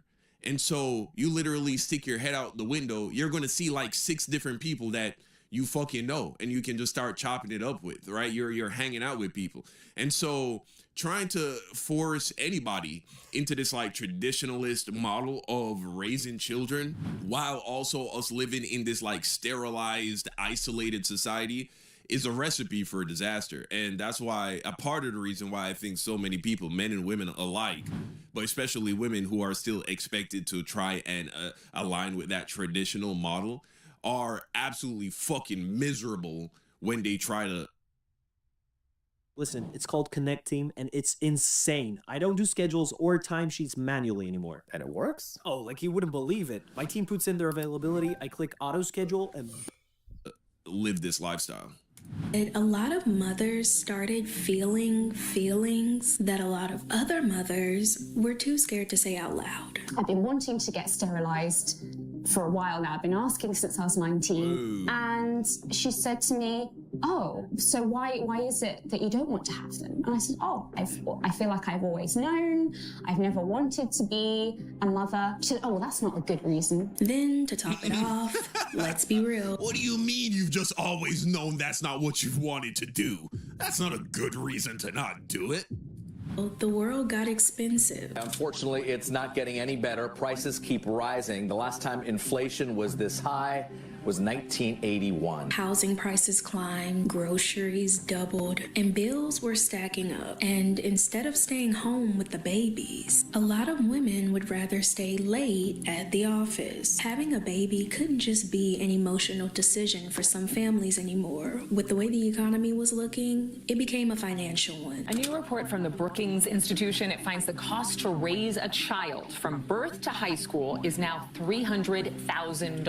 Much like inflation itself, that cost is at a 4-decade high. It's only expected to increase over the next 10 years, too. And if that wasn't enough, social media stepped in and ripped apart whatever fantasy was left for the first time, okay? Stepping away from the 50s and the 70s. In the 21st century, we weren't just seeing cute baby pictures and getting baby fever. A lot of sleepless nights and temper tantrums were getting recorded in 4K and posted online. Yeah. Somebody help me. Oh my God. Everything has gone Fucking little monster. A little fucking demon. so wrong these past couple days. I just trying to like climb out of the cart. Just it's like, nigga, come on. I'm trying to keep you alive. I'm here to buy you shit. Yeah, that's what it's like having a kid, bro. really trying to prevent a crash out. Women were giving their brutal, honest reviews of pregnancy. This is the worst experience of my life. I'm sore as hell all the time. I'm sad. Look, y'all gotta understand, you gotta pick your person correctly. Don't just pick any Tom, Dick, and Harry. You gotta pick your person correctly. You gotta pick someone who wants to be a father, not somebody who can just be a quote-unquote father. You know what I'm saying? I'm getting fat as my nose big as hell. I got hair growing in the middle of my titties. I never even had hair right there. Leaving a lot of other women terrified and sitting this one out. So the tone towards motherhood shifted, and the more women shared their burnout, the more opting out seemed more reasonable. I don't give a how cute a kid is. I don't want to. I gotta pay bills, cell phone. I ain't gonna lie, man. I'm glad I went through like my fucking like religious psychosis and became like a super devout Christian for 3 years, because if it wasn't for that, bro, I probably would never had kids, bro. Me and my wife probably would never had kids. I ain't gonna lie to you. Maybe we'd have one like 5 years from now. Like she'd be in her early 30s and I'd be in my like mid 30s, and maybe we'd have one, bro. I ain't gonna lie to you. But I'm glad we didn't, because I love my kids and I'm glad we haven't. It's like, oh, we got them out of the way. But look, I already knew. Let me bring the camera to my face. Like, I already knew I wanted children. My wife and I already talked about how many kids we wanted. Because at first, I wanted 6. My wife said that she wanted it to be an even number. So we brought it down to 4. I am our firstborn. My wife is the last born. I am one of 8.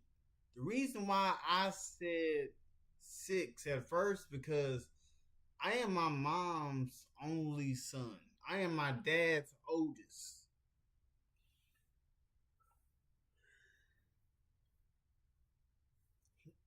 And I'm so good with what I do, being an entrepreneur. Like, I took all of that into the consideration of kids costing money. I took all of that into consideration, that I know that kids cost money. Because I know I cost money.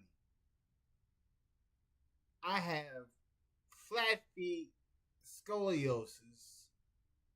I understand all of this. And I have took into consideration on when, before the kids even get here, they will be prepared. They'll be ready. They'll be locked in. When our kids get here, they will already have money waiting on them. That's how locked in I am when kids come into play. I got money. I got big money just waiting for me next year. Like, I have a life insurance policy on myself. I'm just trying to tell y'all. I already know.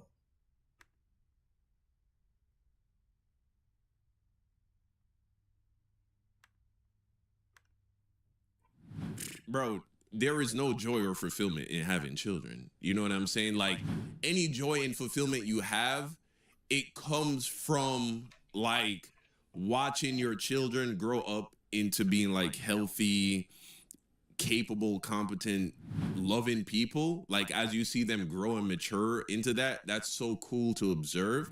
But it's not like it's filling a vacuum. It's not like it's filling a void. If there was a void there before, there'll be a void there after you have children.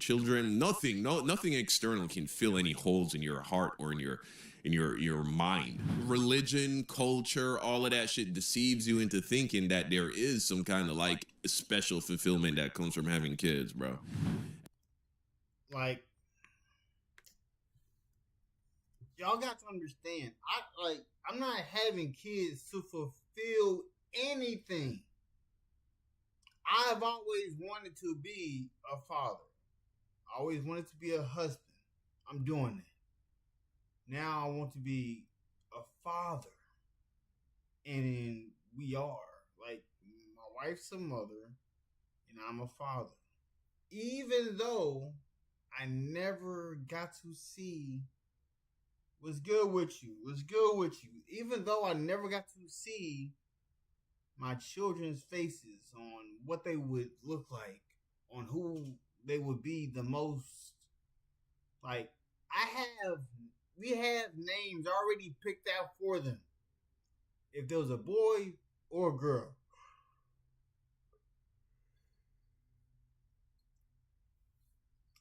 I'm just saying.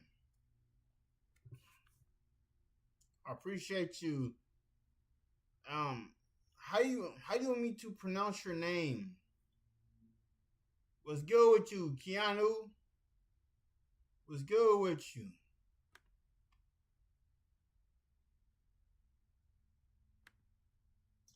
Hold up. You can hear me, right?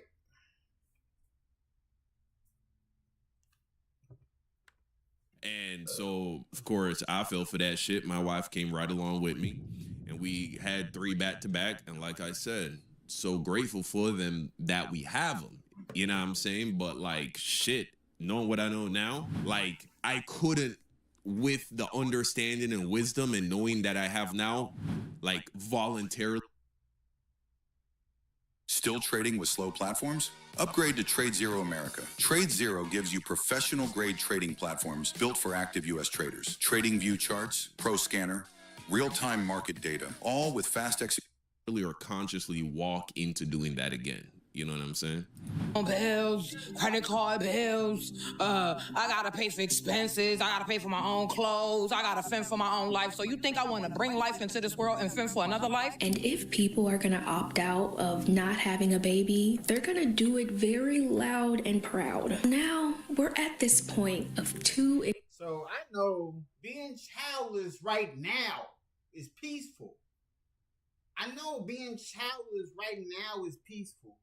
But there will come a time when you come to a realization that you don't, because like everybody don't be knowing when it's their time to go. And then it'll click in your head like, oh shoot, when it's time for me to leave, for me to exit out of here, there will not be nobody here to let other people know that I used to exist. Y'all understand? Like, there will not be nobody here on this earth to say, oh, they did used to be here. Because I'm here to leave a mark. I'm here to leave something to show that it meant something. I'm here to put pressure behind my last name. Like, I'm here to leave inventions behind the lineage of the Walker family. You know what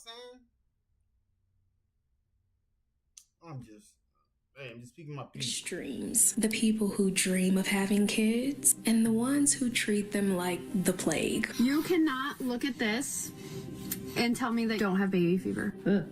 I absolutely can, so please get it away from me. Ew, do anybody else feel like this? Like, I'm a mom, but like, I fucking hate kids. Like, I can deal with my baby. This is why this person said, I'm a mom, but I hate kids. That's why you gotta choose the people to have kids with. You can't have kids with every woman. Every woman is different.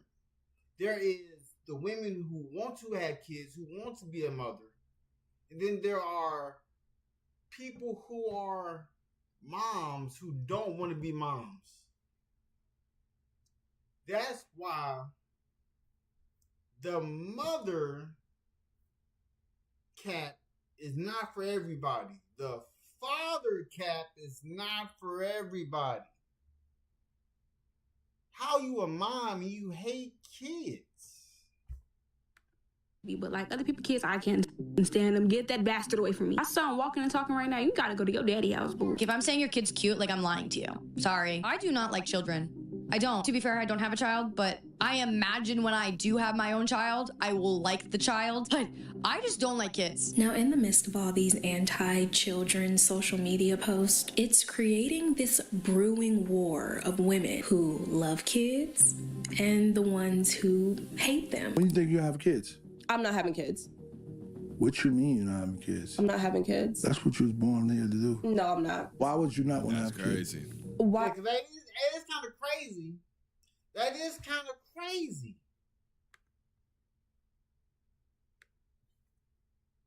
Because a lot of people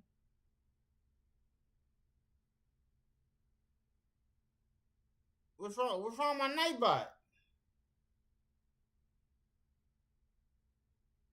What's wrong with my Nightbot? My Nightbot, I got it set on the timer. I got it set on the timer to show my sponsorships.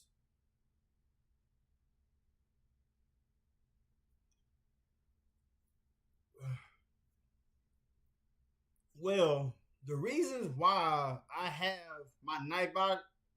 So if I was to turn my Nightbot off, there will be people in here speaking negatively about my channel.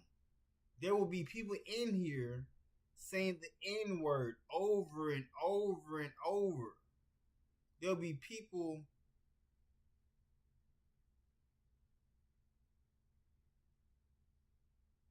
like, I love kids. I cannot wait to be a dad. I can't wait to be a father. I am so in love with building my lineage. When kids come into play, they can experience life. I can't wait to see life through their lenses. Like, I'm going to be the dad who is going to show them how life is. And show them that people don't experience life the way you are. Because I come from upper middle class. I come from upper middle class. I never knew what poverty was. What do you mean by op? What do you mean by op?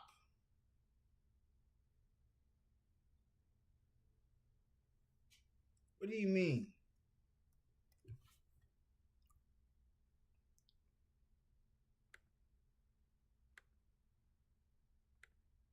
I'm actually. So what happens though if a woman is incapable of having kids? She's saying she doesn't want to have kids, but what does that mean if a woman is literally biologically incapable of having kids? Does that mean her life has no point, no purpose?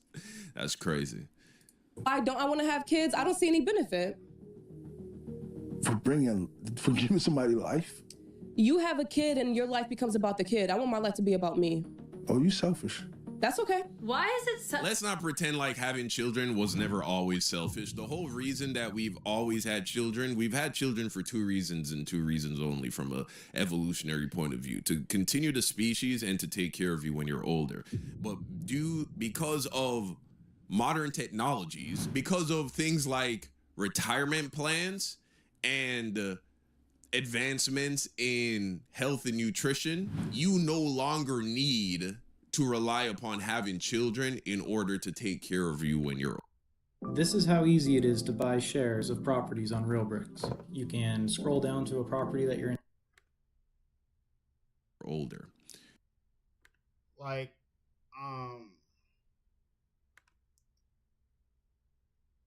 alright, so let me let this be known. I'm not my goal for having kids was not to be able for them to take care of me when I got older. They can live their life. My goal is to build a lineage. My goal is to build a lineage. My dad passed away at 50 years old. My mom is still alive. She is 51. My mom is 51 years old. I am the firstborn on both sides. I'm the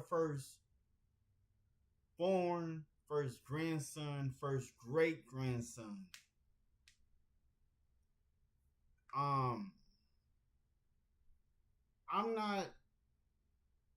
My goal in life was to always build a family. The reason why my goal was to build a family is because I never grew up with a mom and dad married. They were separate. My mom, lesbian. My dad, he had literally, he has 8 kids. And I, being his firstborn, has to get all of them together so I can meet them. So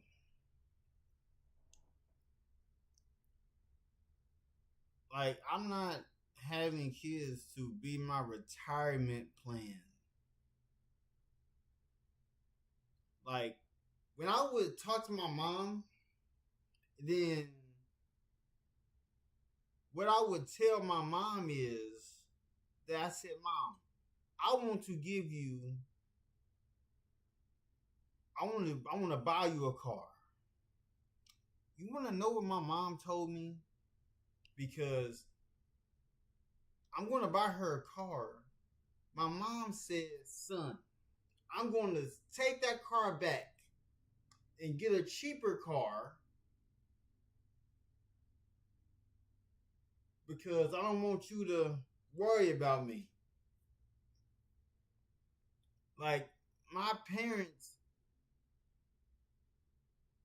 never asked for anything. My mom has degrees. My dad has degrees. Every one of my siblings is intellectual. And I'm focused on building a lineage to show what the Walker family has done. I have inventions that I'm going to get made. I have businesses I'm focused on scaling up. I'm just saying.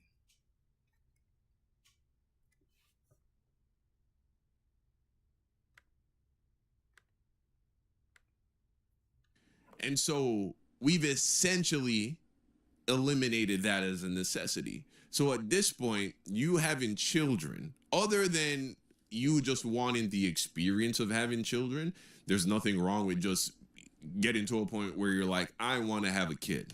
I want to have a kid to dedicate my time and energy to. I want to raise up another person.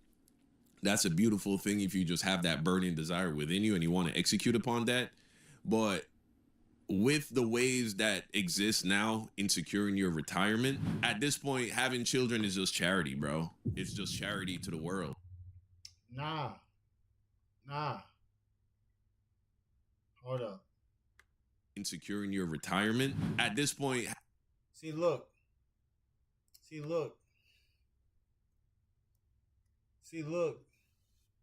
My retirement is already secured. I don't got to worry about I'm having kids to build my lineage. I'm having kids to build my lineage.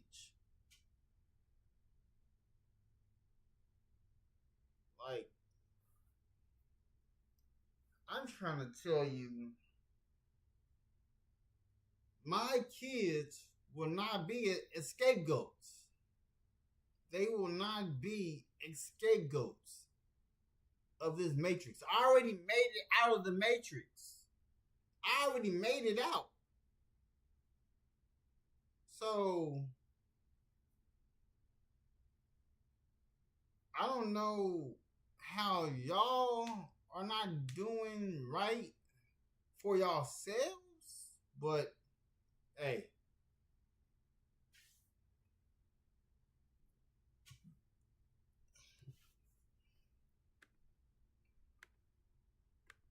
Having children is just charity, bro. It's just charity to the world. It's just you contributing to the continuing of the species. It's you participating in that.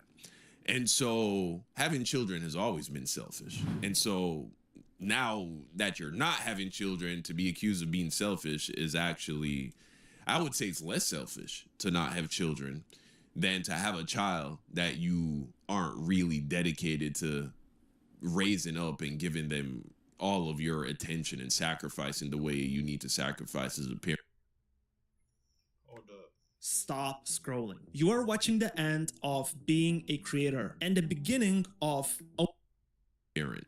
It's a crime that I don't want children and I do not like children. Whenever I mention online anywhere that I don't like children, I don't want children, I want nothing to do with them, I don't want to be in the same room as a child, people act like I am threatening the entire human race. I don't be around women who make hating kids their personality.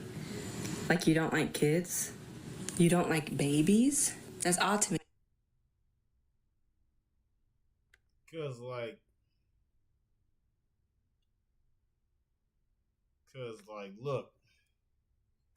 look, I don't see having kids being charity. I don't call that charity. I can't wait to see how he or she sees this world in their eyes. Because since it's gonna be up to the father, like, I don't plan on even our children will not be joining the rat race. They will not be joining the rat race. That's not what's going to be happening. If people are mad at me now, they're going to be mad at our kids as well. Because I'm not going to be that streamer who puts them on the stream, on the platform. If they want to be on there, then all right. But I'm going to block their face out.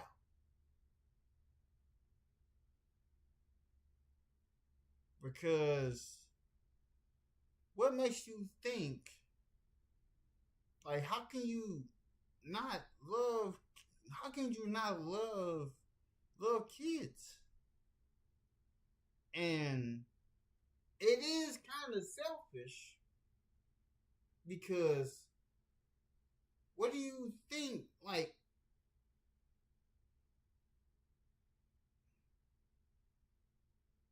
it speaks about it in the Bible. It speaks about having kids. But our kids won't be part of the system. They won't be part of the workforce. Because if their father is not in the workforce, and I don't gotta go by any rules or regulations, like, I don't have to deal with people calling my phone about anything. Like, the only people that call my phone is the ones that give me money. I'm just saying.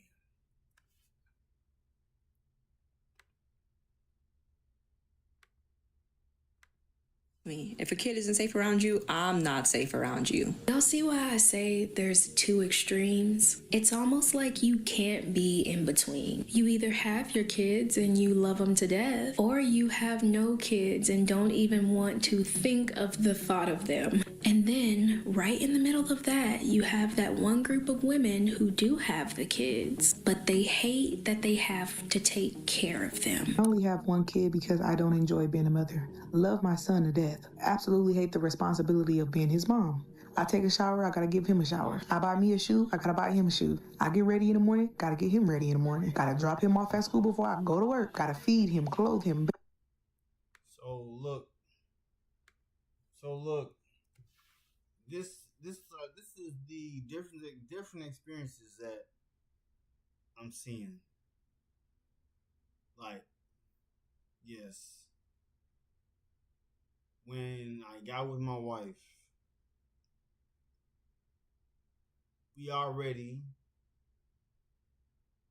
I made it easier for my wife not have to deal with anything in the house be taken from us.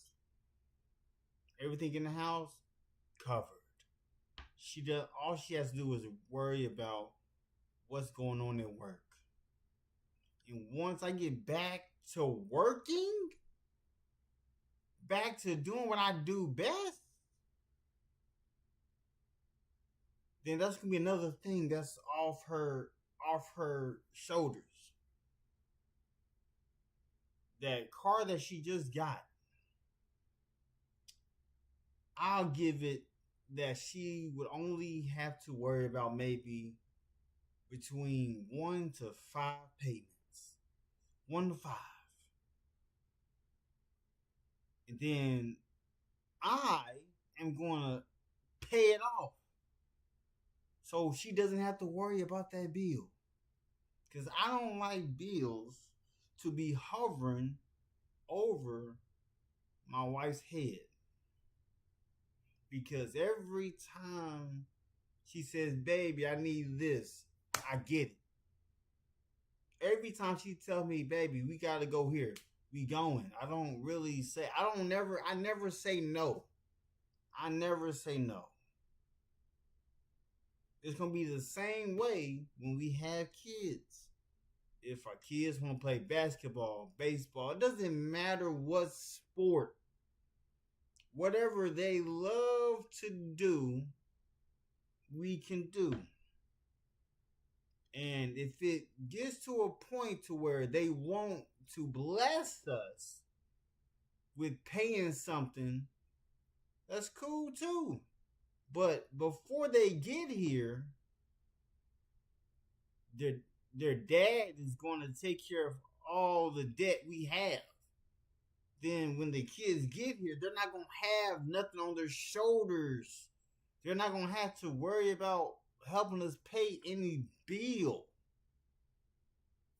You know what I'm saying? So, case in point, a lot of people would ask me, why don't you care about people watching you? I know somebody might catch wind of this live stream. I've been streaming for a minute. I don't even pay attention to how long I stream. I just turn the camera on. and just do what I do best. Just stream. Because if I didn't stream, I would just be constantly gaming. You'll see me on this or on this. I'm saying.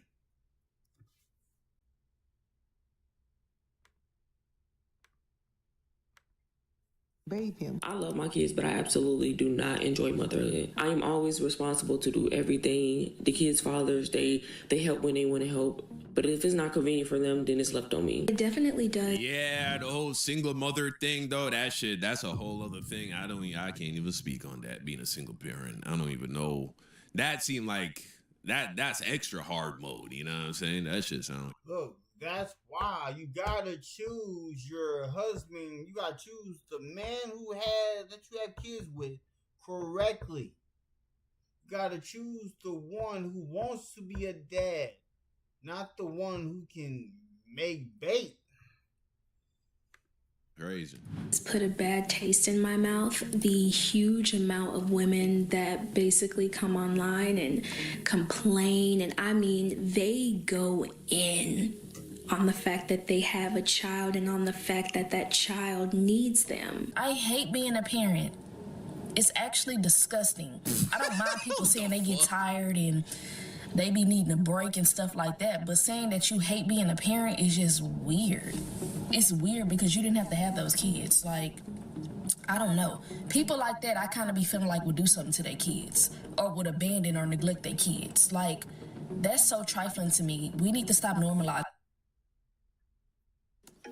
I just went to budgeting app. What? How? Base 44. Look, it pulls all our expenses And stuff like that. But we can't forget about the other group of mothers. Hating being hate is a very strong word. You know what I'm saying? Hate is a very strong word. For instance, you might hate your job, but you like getting paid. You know what I'm saying? You might hate your job, but you like being able to take care of your family. And so I think it is possible to love your kids and hate being a parent. To get to the point where you're so consumed by that feeling of dissatisfaction and contempt to the where you're getting online and ranting about it, you gotta hate your kids a little bit, I think. You gotta hate your kids a little bit. I know there's more. And this is an extreme that no one really talks about. And that's the women who don't just love and chase motherhood. They chase the high that comes before it. Reasons why I am obsessed with and want to be pregnant like 1,000 more times. There are some women who are truly at their happiest when they are pregnant, and it's not necessarily just because, oh, I'm pregnant, this is what I'm supposed to do, this is what my body is designed for. Like, there's reasons for this. There are women who love being pregnant so much that they've been pregnant for years, like 8 years. I have been pregnant for over 8 years. I have 11 kids. Shit. Pregnant with the number 12, but I'm telling you, I hate being pregnant. I hate being pregnant. And I know that sounds weird, but I do. Now, I don't want to question this woman. Them kids getting neglected. Ain't no way you... It's not possible to give 12 kids the same energy that you would be able to give to 1, 2, or 3, bro. It's not possible. His lifestyle choice. Bro, listen.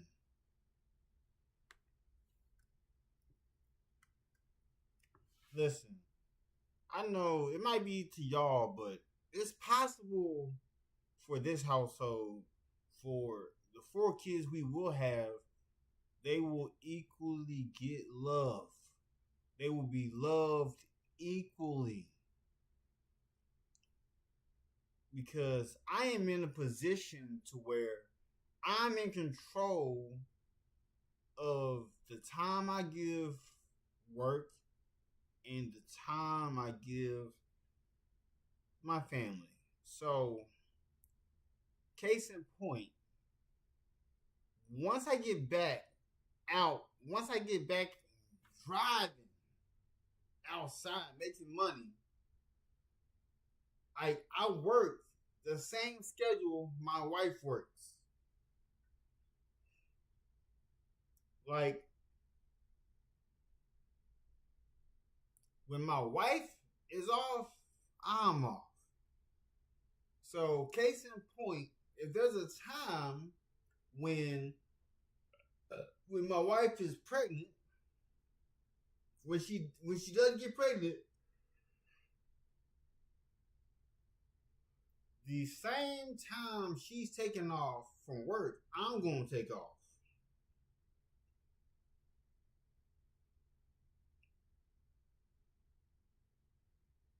And when I take off from Medical Courier Company, when I take off from Neverlay Medical, then I'll be with my wife celebrating what's coming into this world.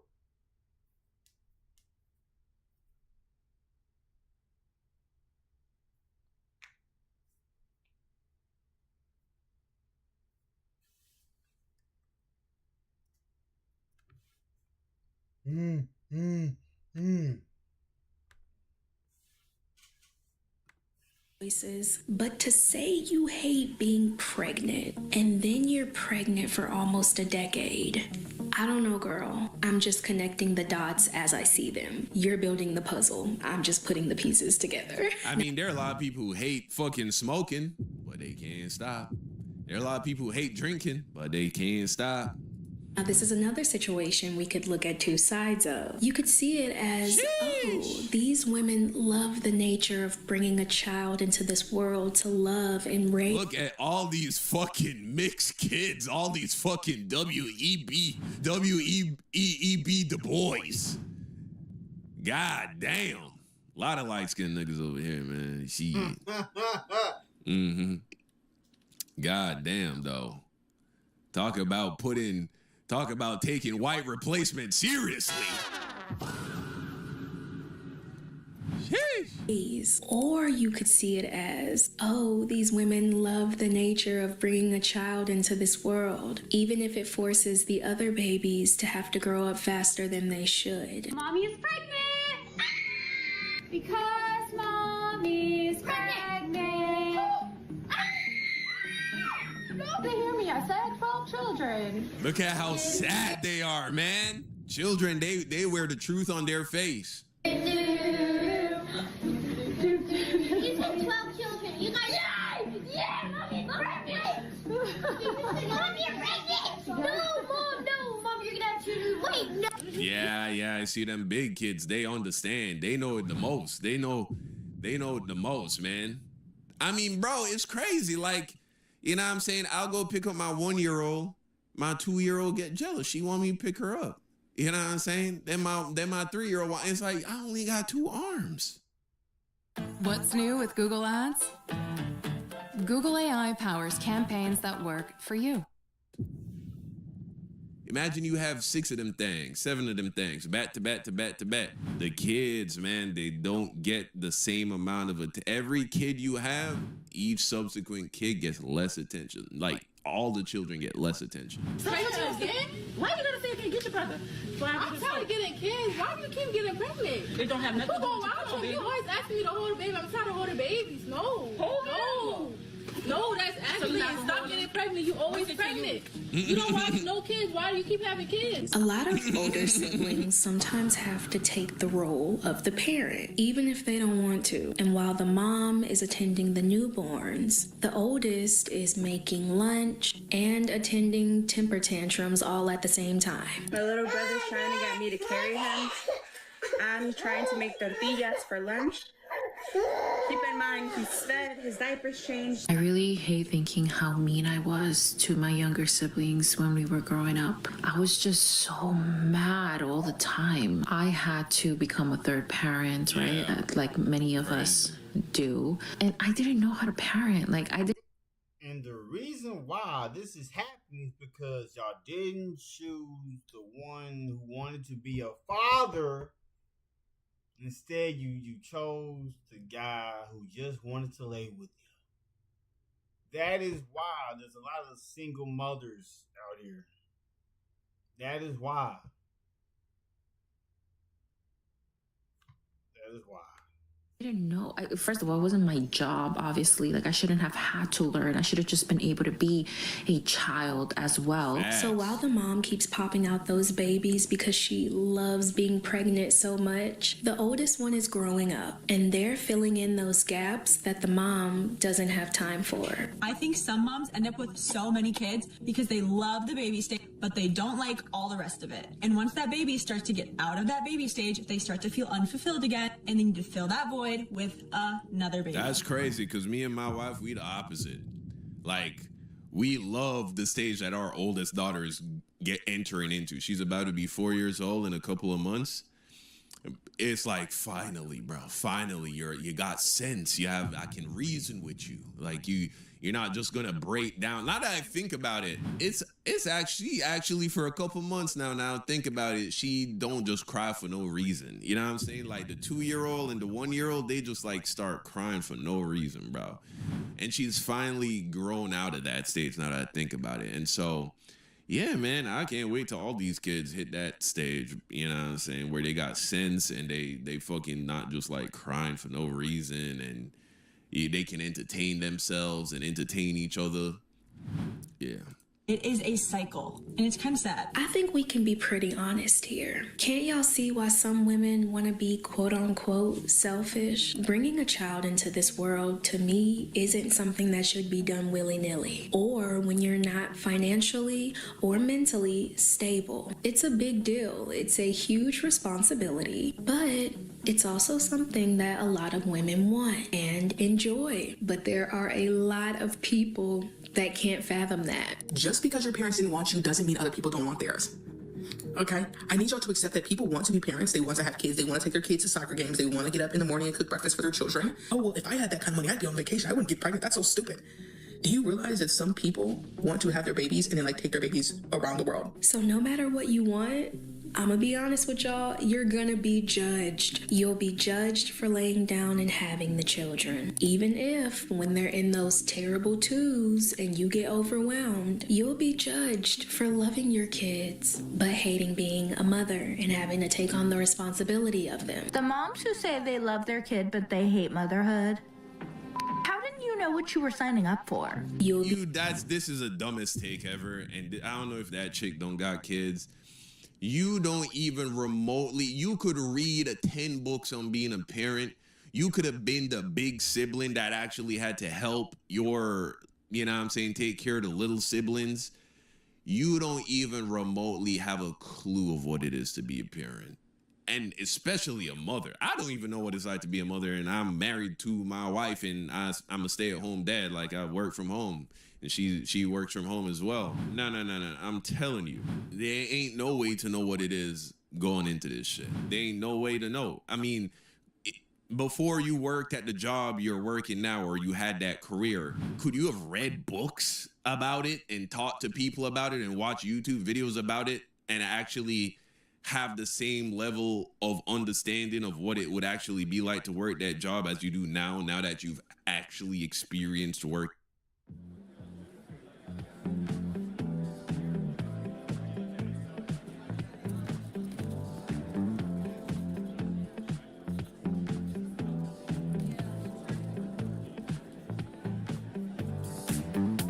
In that job for some period of time? Of course not. Be judged for wanting multiple kids, but not being able to give all of those kids the perfect life. You'll even be judged for wanting help. If you don't know the possibilities of your chance, the possibility and risk of your kids having Down syndrome, autism, being on the spectrum, cerebral palsy, all the above. Yeah, and then fucking there's that. We're lucky that all our children are healthy, as far. Well, see, coming from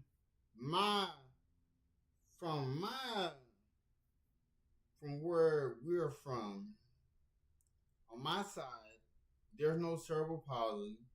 There's no autistic. There's none of that. I have flat feet and I got scoliosis. And normally, scoliosis is in mainly females. But the only things that I have is low vitamin D, flat feet, and scoliosis. That's it. Everything else, we good. On my wife's side, no cerebral palsy, nobody's autistic, none of that.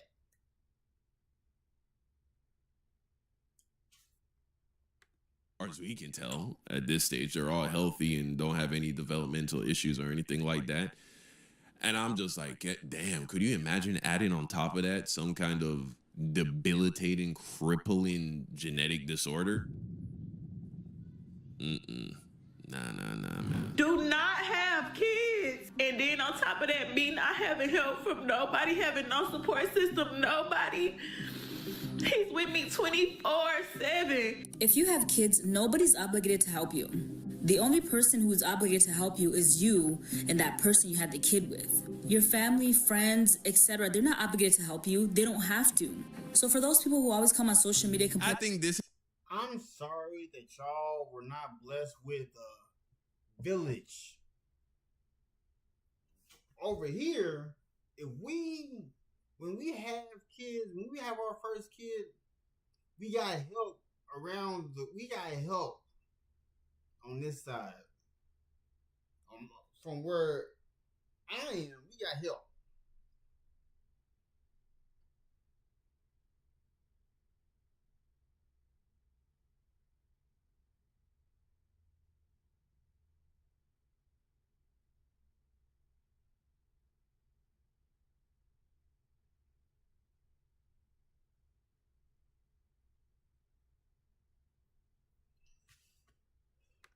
is actually a fucked up position. Like, yes, technically, right? Nobody really is obligated to help you.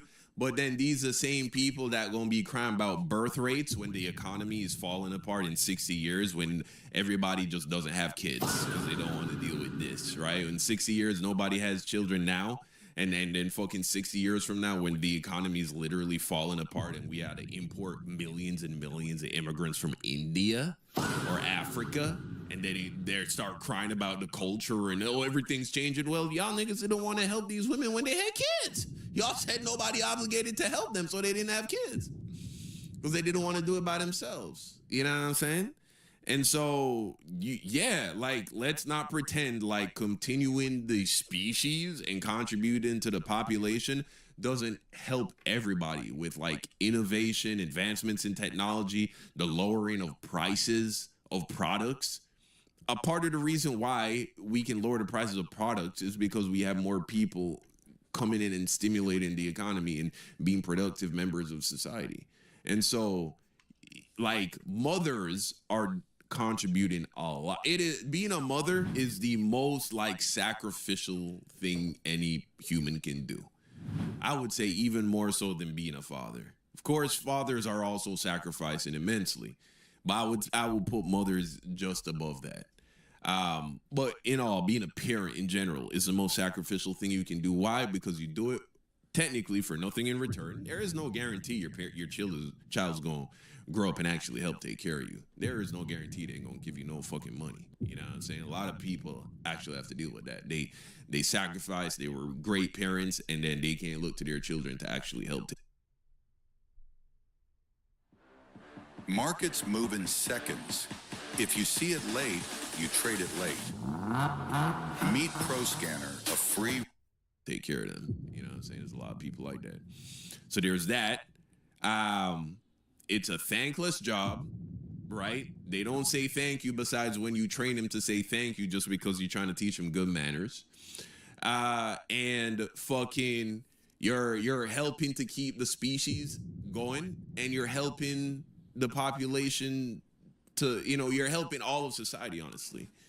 Right? Because you're increasing the productivity. You raise the GDP if you actually raise a relatively productive member of society. And the threshold for them to be net positive is very low.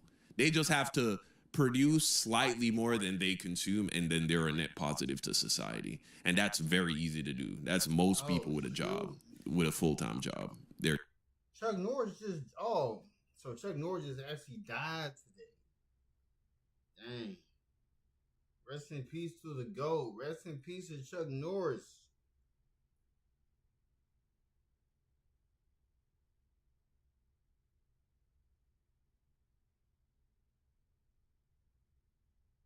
Rest in peace, Chuck Norris.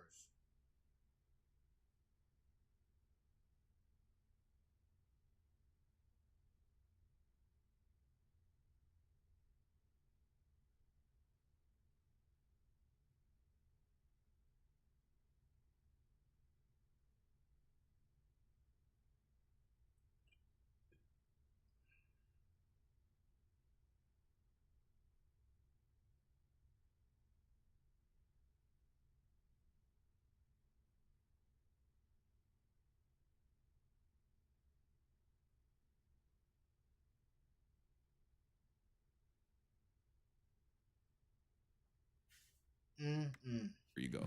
About how I don't have a village, my families and friends, they don't help me out with my kid. They're not obligated to help you. They're not.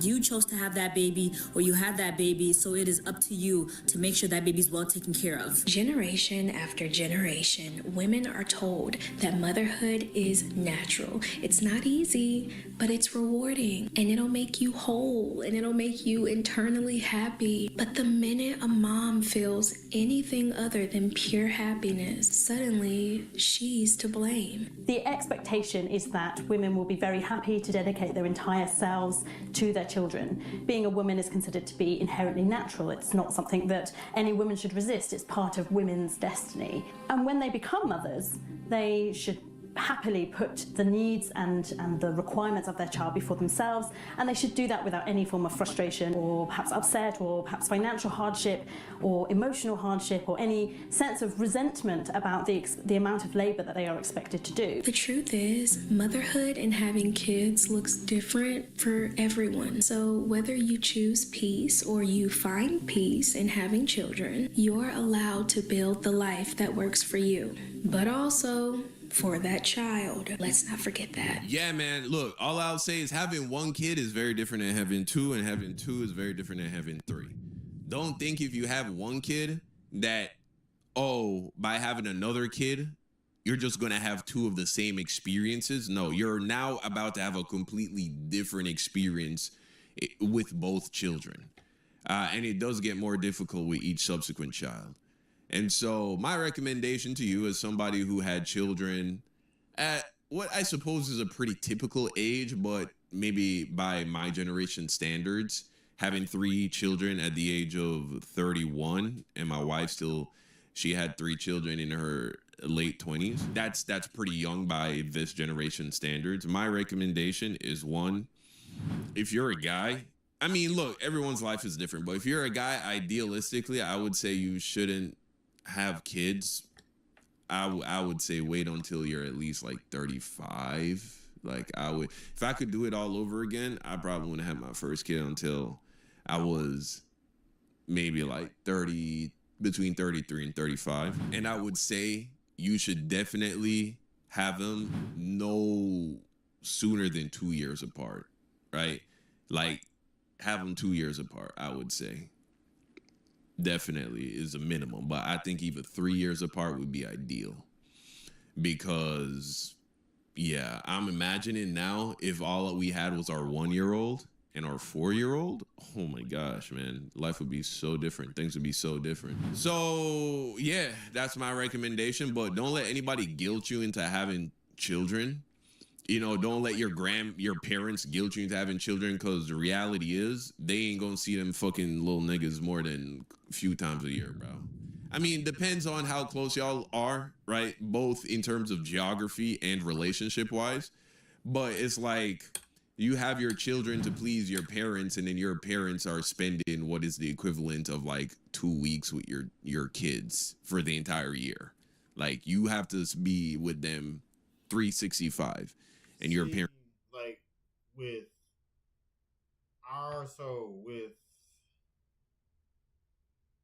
the parents that we have that will now be grandparents, they will want to be in their faces 24/7. That's the type of parents my wife and I have. Parents maybe like are there for like 2 weeks to a month. It's like, the fuck you doing this shit for them for? They're not even there the grand majority of the time to help. And also, there is no like sense of fulfillment that comes from having children. There is no sense of fulfillment that comes from anything, right? All fulfillment is internal. All fulfillment comes from within. If you were empty before money, fame, that career, that relationship, those children, getting those things will not fill that void. If you can't be good without it, you're not going to be good with it. That's truly what I believe about when it comes to like external fulfillment or validation. But that's the video, man. Y'all let me know what you think in the comment section down below. Thank you for watching, and until next time, peace out.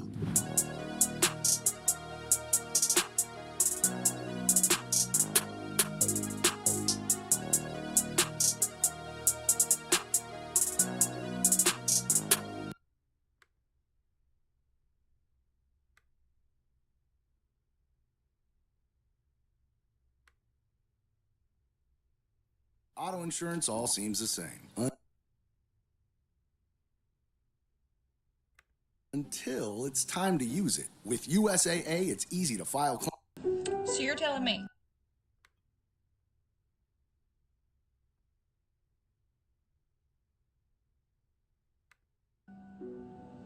that I make under 35K in a year, and when it's time to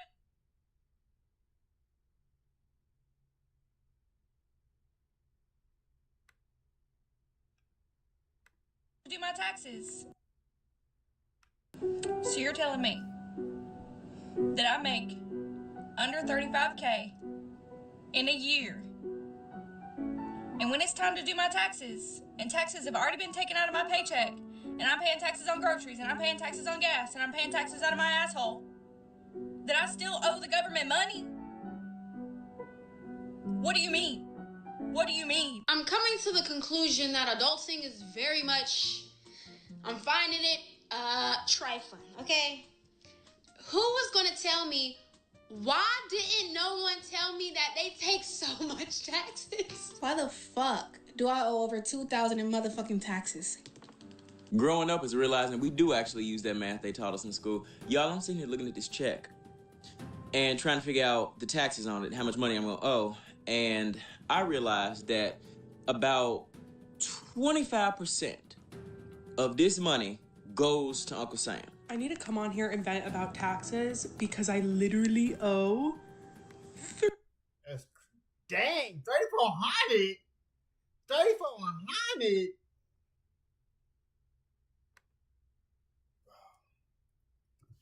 I looked at my taxes. Like, look, when I did my taxes, I didn't owe, and then I amended them so I could do it jointly. I ain't know then. So I'm confused. How are y'all owing back money in taxes? Are y'all not doing y'all taxes correctly? I'm confused. But $3,400 is crazy. $3,400. What? Man, fuck working every single day just to be able to survive. I don't want to fucking survive. I want to fucking thrive. Everybody's saying, oh, you need to get another job, you know, and you'll be able to make more money. Why the fuck should I have to fucking work so goddamn hard? Growing up is realizing we do actually use that math they taught us in school. Y'all, I'm sitting here looking at this check and trying to figure out the taxes on it, how much money I'm gonna owe. And I realized that about 25% of this money goes to Uncle Sam. If you remember math in school, that's 1/4, 1/4. Which means that if a year has 12 months, 1/4 or 1/4 of that year is 3 months. That means that for the first 3 months of the year, every year, I'm working just to pay Uncle Sam. We are all working just to pay Uncle Sam. We don't start making money really until about April. Now, most people get a W-2, the W-2 worker, so you get the pay stub and you see all the stuff. They just spread that money out over time, but if you... Hey, listen. Listen. I'm not a W-2 worker. I'm not a W-2 worker.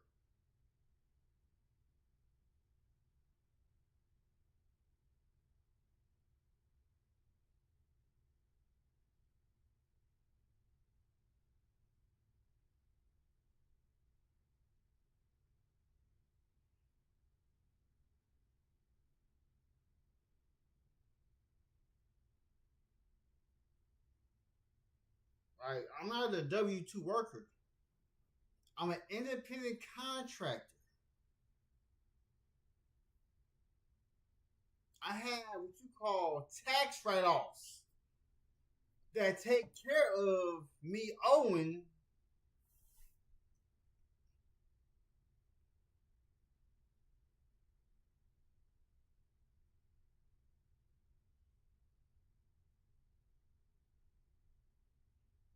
I am so confused. So confused.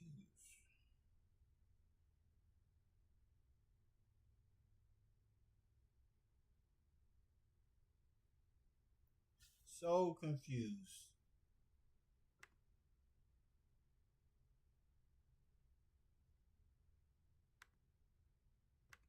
You actually added it all up, you would realize that January through March, roughly, you working to pay Uncle Sam. You don't make nan dime until April. That should be enough to make us sick. That should be enough to make us riot in the street. So right now, what's today? Today is February 17th.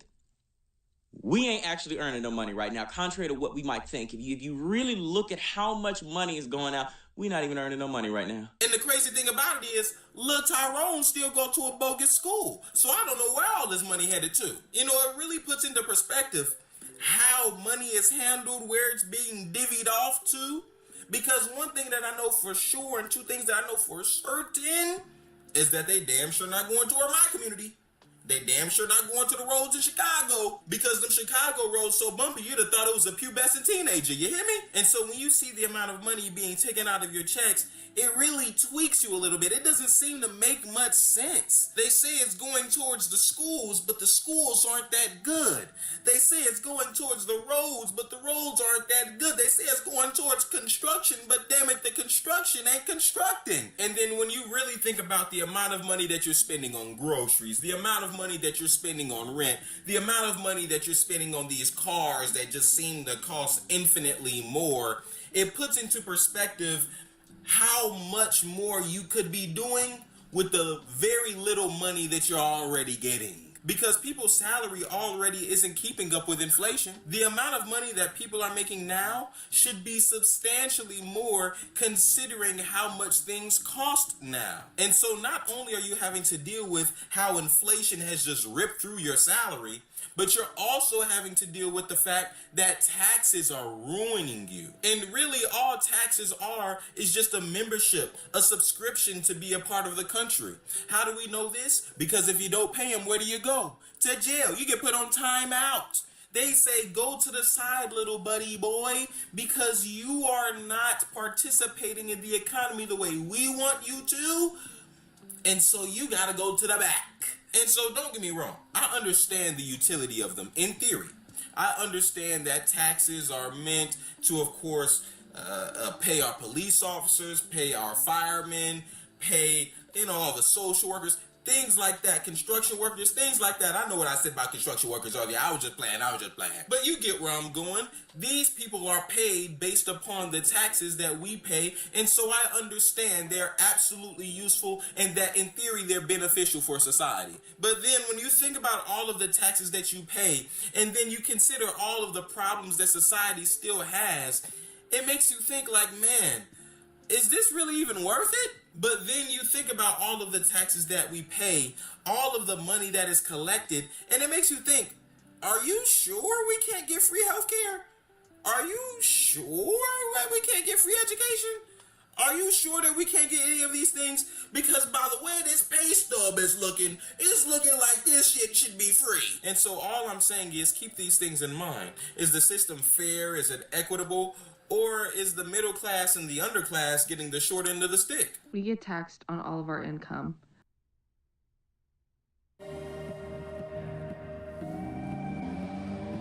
Design you feel in every detail.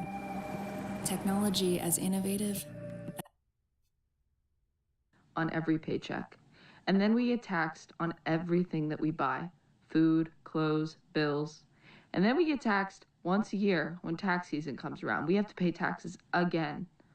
You have an overwhelming number of Americans who are angry that all of their money is being taken from them without anything equitable in return. We have unaffordable and inaccessible healthcare. People cannot afford food without any assistance. The list goes on. And then you have people come on this app and call them freeloaders. And really, it is you, the I hate freeloaders crowd, who are the most pathetic out of all of us. You pay just as much money as we do to also not get anything fair in return, all while the billionaires pay nothing to get way more than they need in return. You refuse to direct your rightful anger to the actual freeloaders who you are helping freeload. The billionaires. I don't know how else to say it, but... Hey, look. when I look at my settlements, because I don't get pay stubs, I get settlements.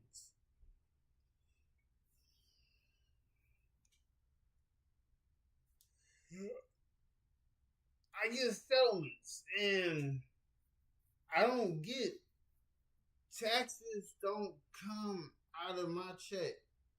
Taxes don't come out of what I make.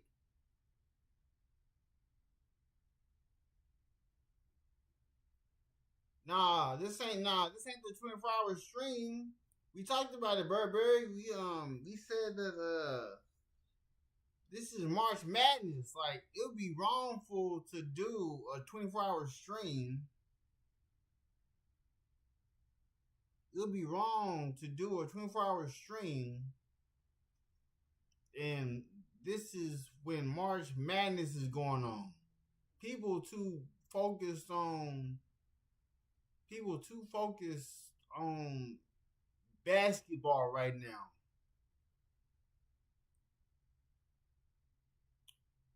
But I'm gonna have something for them because I'm trying to figure out what name am I gonna come with for the April. Yeah, this ain't no 24-hour stream. Plus, the time I did this,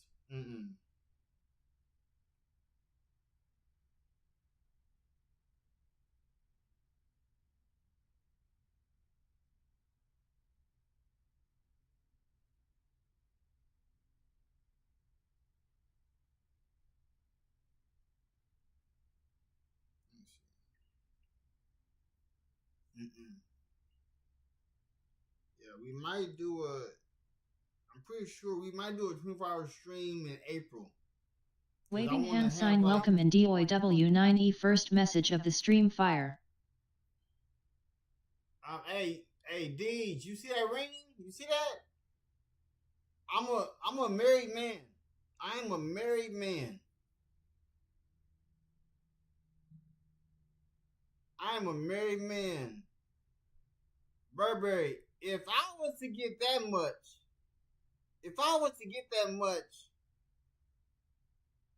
wait, are you talking about if I was to make 1 million from YouTube or what are you talking about? Where the 1 million come from?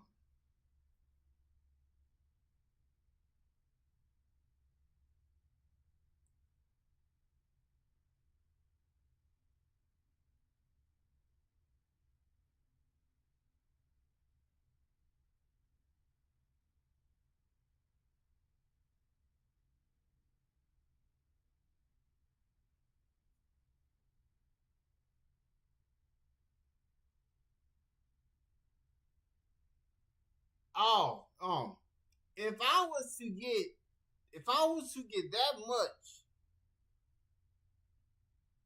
was to get that much, just know the only person who will know is my wife. Then all of the mods that I'm not talking about the mods that we just added. I'm not talking about the mods I just added. I'm talking about the 3 mods that helped me get in the algorithm. I'm sending money their way. Even though I know Burberry, he got money for days. My other mod got money for days. Then my other mod. I'm going to bless the 3 mods that helped me get to where I am in the algorithm. The OG mods. I'm sending, if I was to get $1 million, I will send 10% to the church, and then I will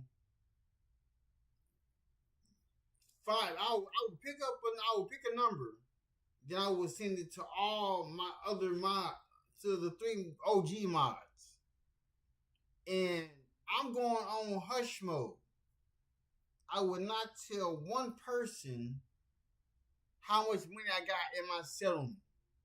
They would just see me in vehicles wondering how did I get into it. And then they would ask themselves, cause I don't like payments. I don't like car payments so much that I'm paying things off. I'm paying off the car my wife is driving. I'm paying off the car. I'm paying off my work car and my personal car. Like, because I don't want to put the mileage on my personal car. I'm going to get a work vehicle. So, like, that new logo will be laminated over the work vehicle. Man.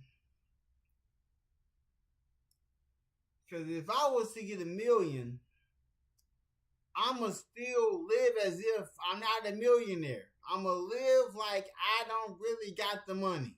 Like the same way I'm living now. Cause I just got a new backpack from Spray Ground backpacks, and playing Pokemon. So I have Fire Red and Leaf Green. There are people in the Pokemon community who are having issues paying $20. Man, I went and bought those games. I saw they was selling them, and I'm about to get the Nintendo Switch 2 when it come out. So yeah. So, and then mind you,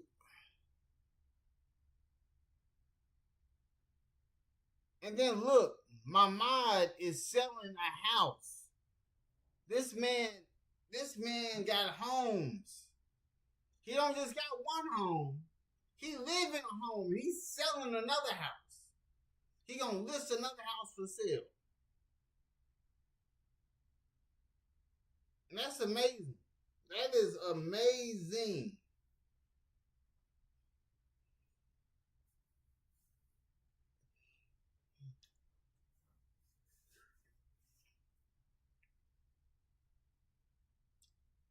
Oh yeah.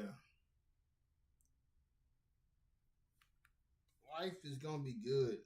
Life is gonna be good.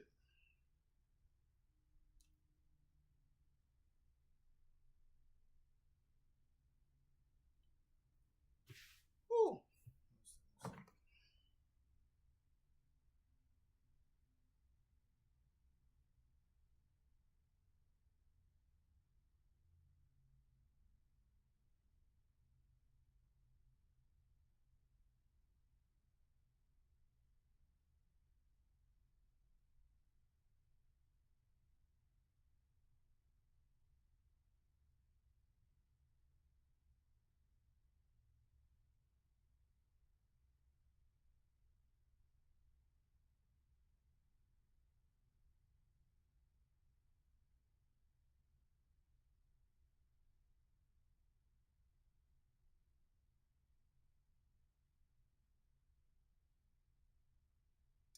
Women goes viral for saying men are no longer persuasive with women. They ask you out on a date, you say no, that's it.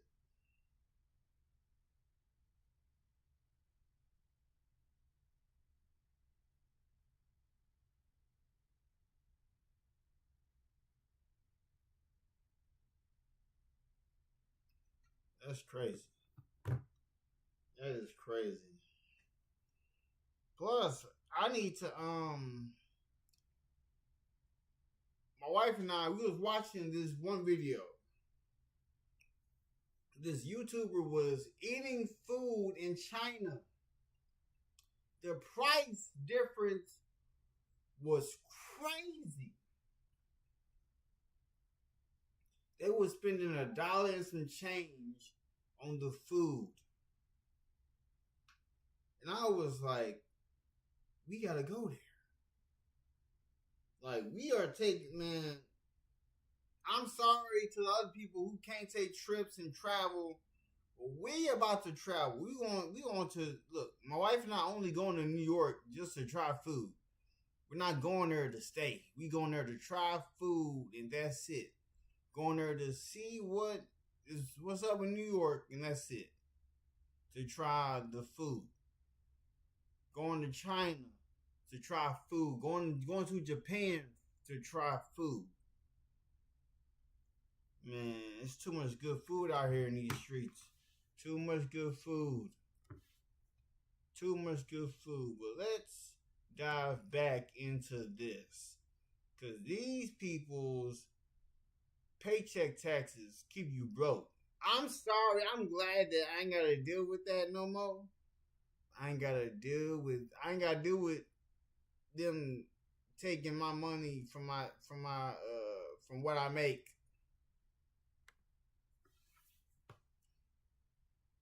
Let me see.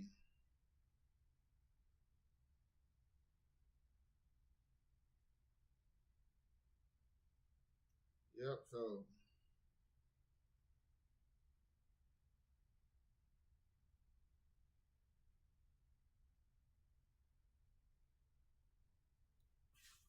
oh man. You are under spells, people.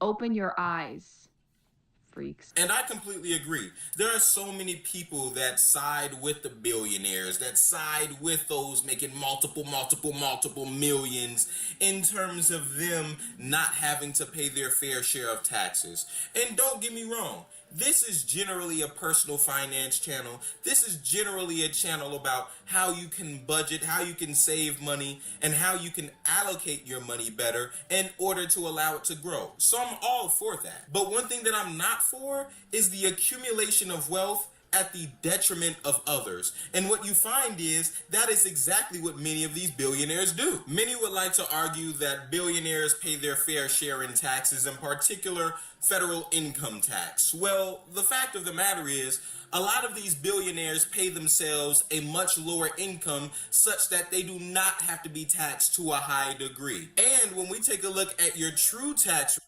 Listen. Let me say this. Why did y'all not take into consideration? I took into consideration on these billionaires and what they did so that they wouldn't have to pay as much in taxes. Why did y'all, instead of wondering why they don't pay as much in taxes, why did y'all not do what they did? And now people are mad at me for doing what the billionaires did because I be so confused. Like, it don't be making no type of sense. It don't be making no type of sense. Like how?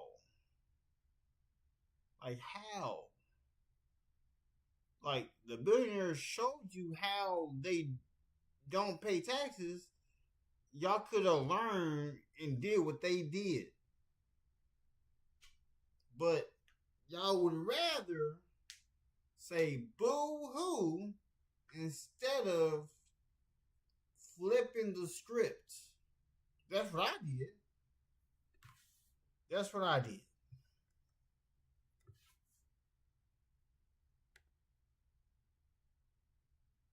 But yeah, if I was to get a huge settlement, like something crazy, and all I'm gonna say is to the OG mods, not the ones who I just made mod, because I take into account every person who I made mod.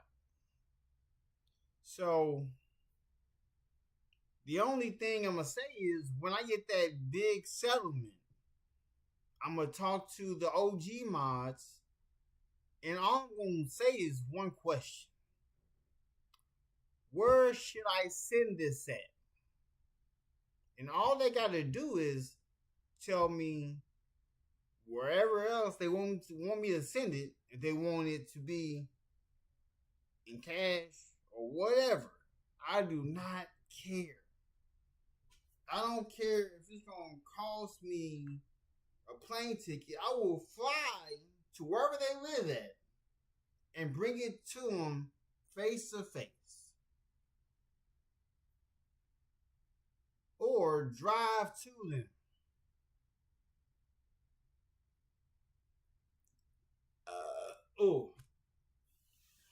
Just saying.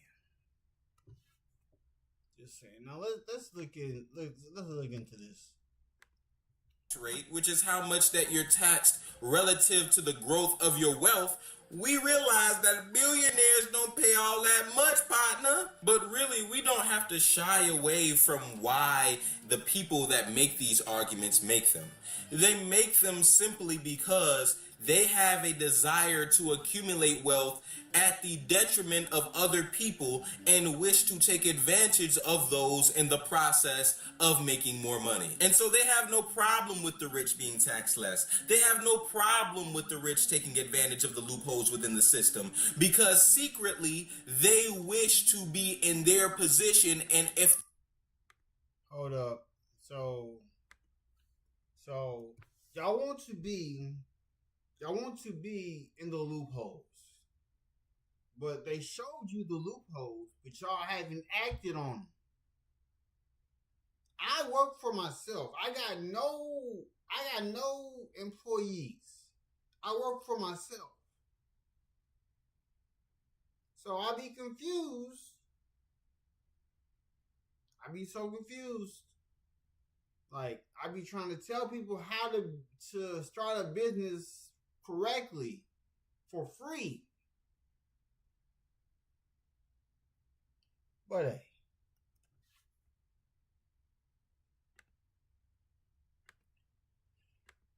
If they were to be in their position, they'd be doing the same damn thing. Sometimes I often question, how many people actually want to be treated better? How many people actually want others to have greater virtue? How many people actually want the system to be better than what it currently is? Versus how many people are saying that because they just so happen to be amongst the have-nots? And if they were amongst the have-gots, they'd be on the opposite side of the fence. You hear me?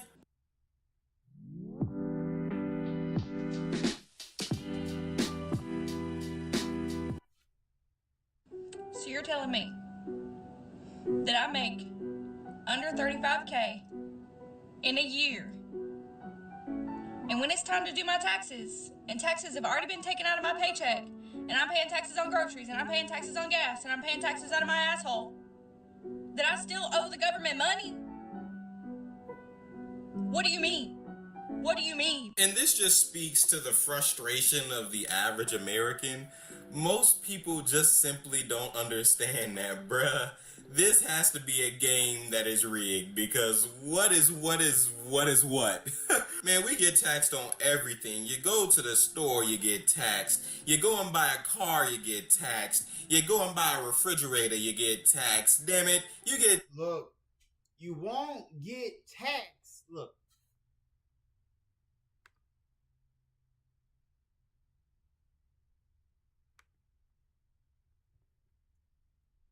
Look, listen.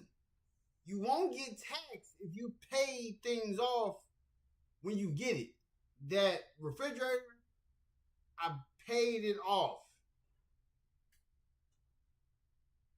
No tax. The washer and dryer, paid off. No tax.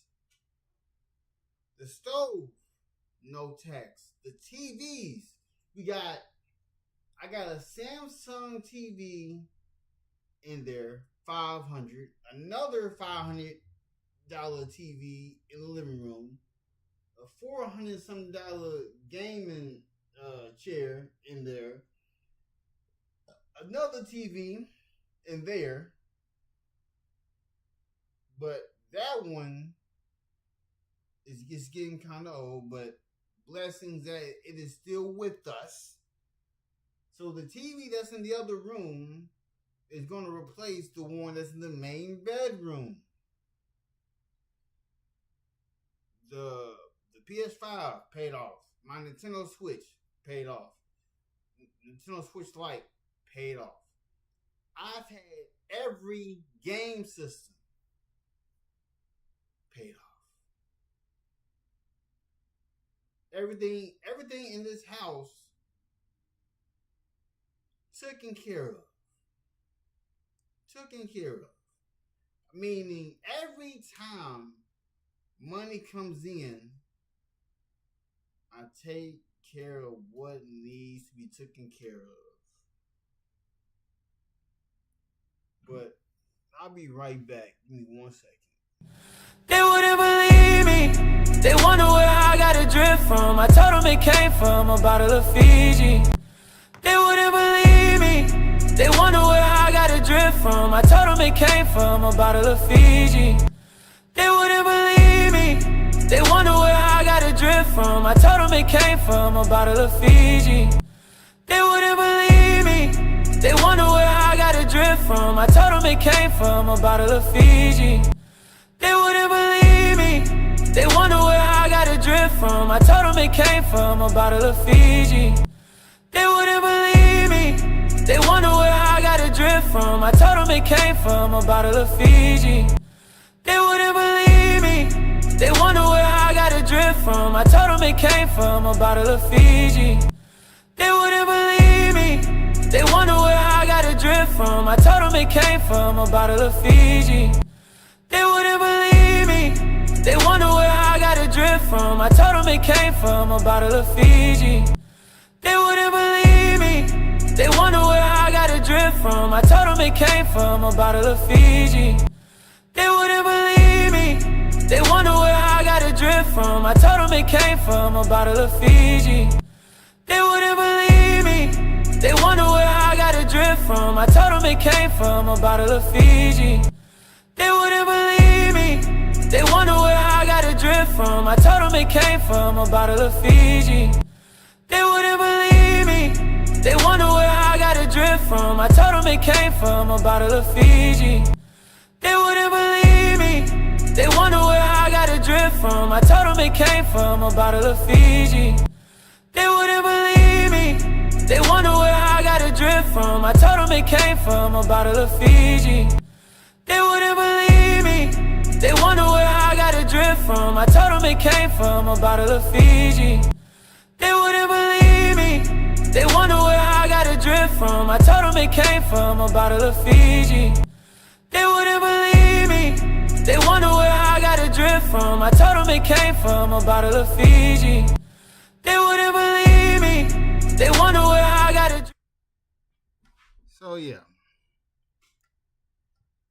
that's that.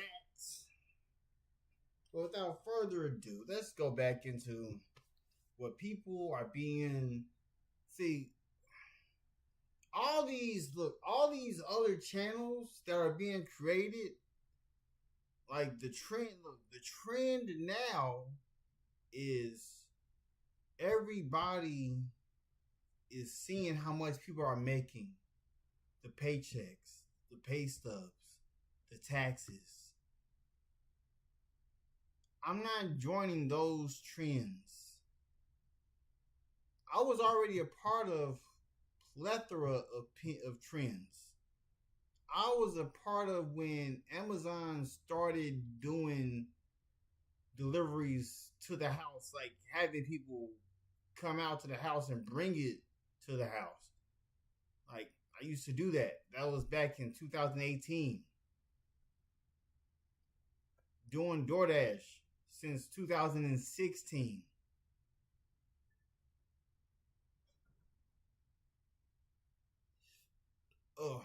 But peace. I will see y'all later. Subscribe to the channel. Rush the process.